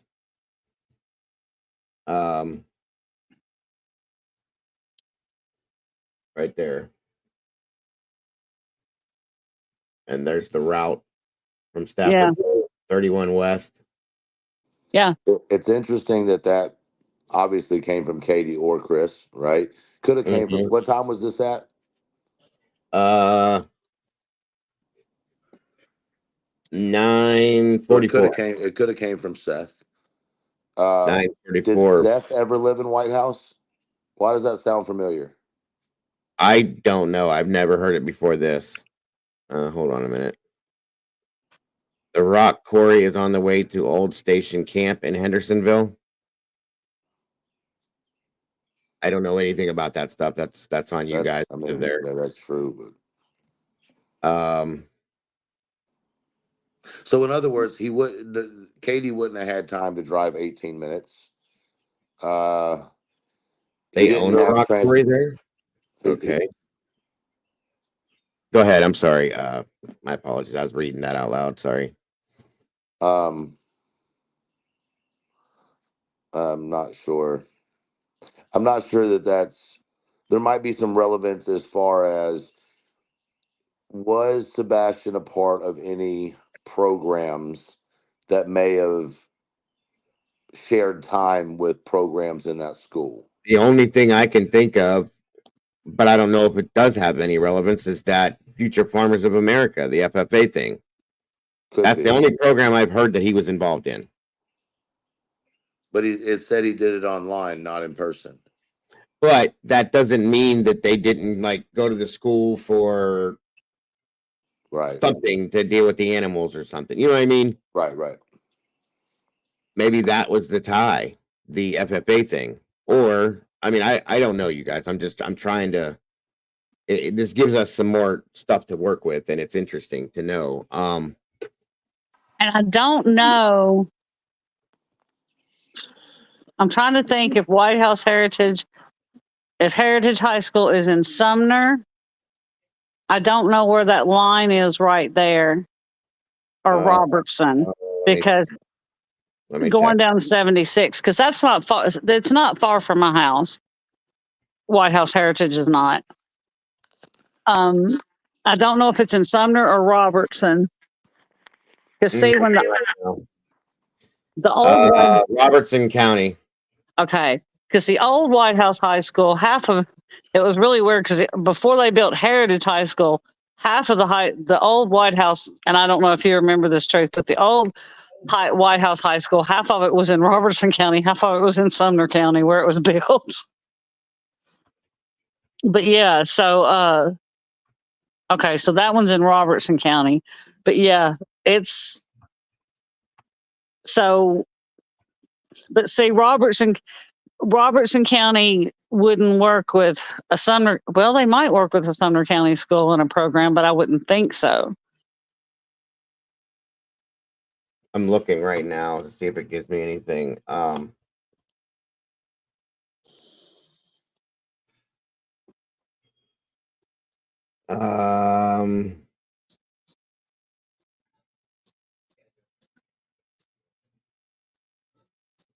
Well, yeah, okay. What does that tell you right there? FFA. Seeing the FFAs may all be somehow because they are all linked together. Yeah, all the FFAs from all the schools, because all the schools around here have FFA. Mm-hmm. We're in Tennessee, so all the schools around here have the FFAs. So yeah, so I mean, there's that. That is one little link there. 100%. That could be the tie. It could be a teacher or a representative of that's involved there. So if he was taking the class online, he could have talked to another person online in the class. 100%. 100%. And I didn't go to the Facebook thing. It took me to it. So, that's interesting though. But yeah, guys, I think I'm going to have to pull it down. We've been here for almost 6 hours with this, but it's been a very interesting. I like to do these deep dive things because it's definitely giving some information and some insight into things. So we will pick this up tomorrow again, where we left off from this point, if everybody's interested, and keep going with it and see if we can pull anything up. I'd like I said, taking it from the beginning and going forward and seeing if there's anything that was missed, anything that was overlooked, or anything that could mean something that didn't seem like it did in the beginning. Yeah, now I'm bugging on the whole, since they said White House, so I'm. I mean, it is interesting. What ties could he have had to that school? Yeah. That could have been a place to go to. That could have been a person that he was close to. And they said White House High School, and that's the high school now. And I don't know if they use the old high school as anything else, but like I said, the old high school has that was Heritage was built when my son was in school. So if Sebastian has any association with a high school in White House, it would probably be Heritage because, like I said, my son's 32, so I don't think Sebastian would have any tie to the old high school. He might have some ties to the middle school, but I don't think he would have any tie to the old high school. But yeah, that's Truth. I put the link back in the chat if you jump down by accident, in case you want to pop back up here to finish this up. And that goes for anybody else that was up here. There's a link right there. But yeah, no, I agree with you, Kimber. It's definitely the fact that they said that when he gets in trouble, he wants to go back there. Yeah. That specifically is something that is interesting to me. Why? Sam, that retention pond was not at the beach high school. That retention pond is in the construction area in the neighborhood. It's not at the beach high school. It's in the retention pond that Clue was talking about. That is in the neighborhood. Right. Hold on. I know I've been quiet. I'm sorry. I'm still here though. I've been listening. I was just helping. No, you're fine. Something. I appreciate you being up here. Anybody that wants to jump up, if I have the room or whatever, it's all, we're all here for the same reason. You know what I mean? Sorry about that. My dinner came. My dog's barks. That's okay. I don't know if you can hear me, Truth, but I appreciate you being up here. And everybody else that's up here too. Go ahead, Kimber. I'm sorry. Thanks, Dago. But yeah, I may like go up. I don't know. I may ride out there this weekend because, like I said, it's only like 10 minutes from me. Because every time I hear a dog bark around here or something, I kind of look out, to see or whatever because you just never know. That's fact. It could something could always happen. Anything could happen. That's fact. That is Right. absolutely. But again, thank you guys very much for this. And guys, like I said, I think we can finish this tomorrow and lead with this and just go forward from here and keep going and see if there's anything that anybody can come up with. Anything that may have been missed, anything that may have been talked about that was overlooked, any of that, and it's good to have people that live in this area, such as Truth and Kimber and Clue and all this, that helps us to see things in a different, since we can't be there, we're still talking about it though. That's a good question. Draw just asked. Kimber, have you heard any of the local people talking about what they think may have happened? Most of the local people here think that most of the local people feel that Katie and Chris had something to do with it. There are some that do not. There are some that feel that since Katie was the last one that saw him, that she had something to do with it. Mm-hmm. It's the court of public opinion, of course. Of course. And I did that, and I'm just trying to stay neutral at this point. Absolutely. I It mean, is hard. I see it on all sides, and I may not stay as neutral as I should. I do see it from all sides. And I think they all look suspect. There's been the change in the story on their side. There's been some suspicious things with Seth, but it's all suspect. I wouldn't want to be in any of their shoes. I agree. But yes, it's been a court of public opinion thing. Very, very possible. Very possible. I haven't really heard anything on that draw, whether they've said whether he's been hurt or hidden.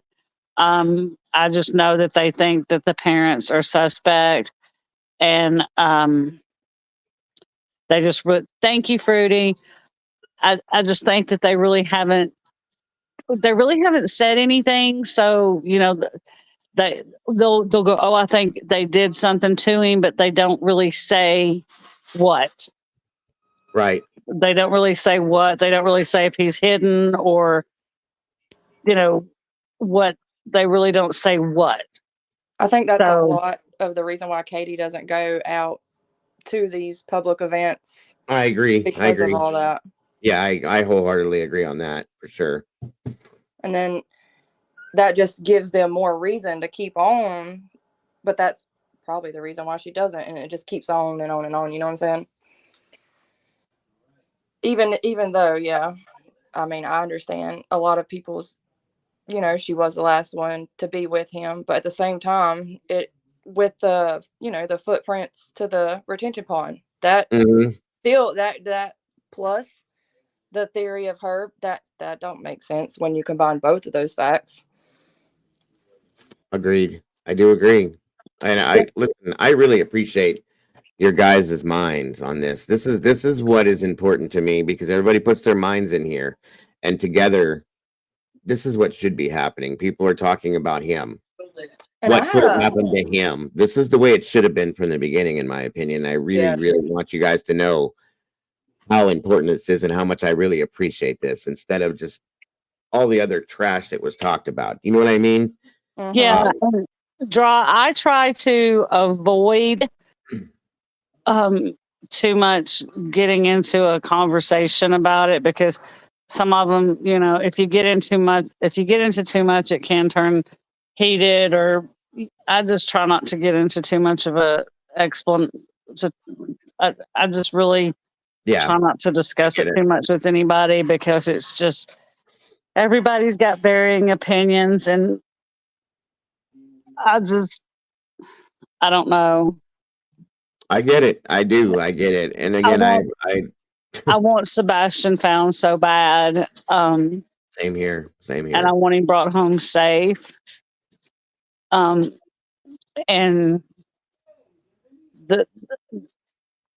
I keep hope that he was lured out and he is somewhere safe.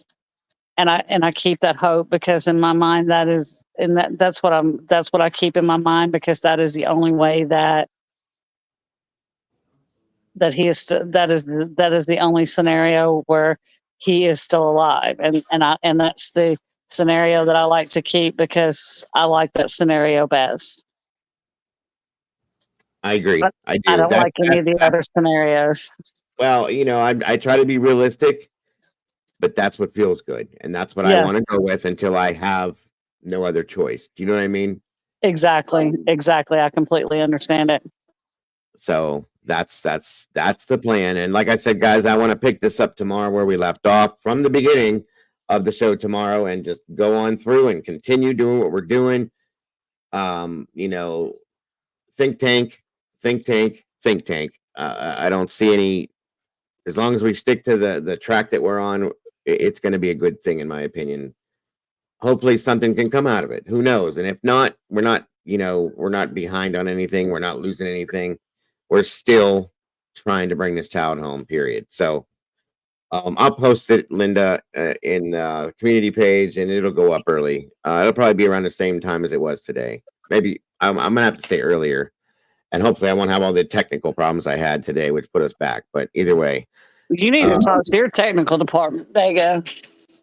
It was all Google. It was that stupid Google update that locked it all down. That's why it happened. I figured that out. But I need a tech advisor, period. But either way, guys, great show today. Everybody that joined us on panel, thank you so very much. Truth, if you can hear me again, I hope to see you tomorrow. Same thing.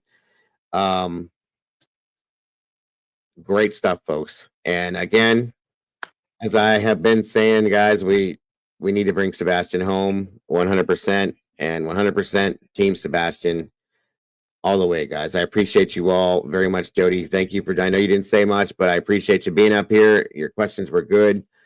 And Kimber, you're always welcome. Thank you. I always enjoy having you up here as well. Clue, thanks, Dago. everybody else. Thank you. Great stuff, guys. Absolutely great stuff. And guys, moderators, you did a great job today. As always, thank you so very much. Thank you, Draw. I appreciate that very much. And that goes for all of you guys. Anybody that donated to the channel via these links, God bless and thank you very much. Like I said, guys, we never expected, but it is so very much appreciated. It helps to keep us going. And everybody else for supporting the channel and supporting the search for Sebastian. God bless us on that. I appreciate that very much as well. Guys, please don't forget to love yourselves, to love each other. And please don't change a thing about yourselves, folks, because you guys are the beautiful people. And I will see you all very soon. Good night, folks, and God bless. Everybody have a good night. Bye. Good night, y'all.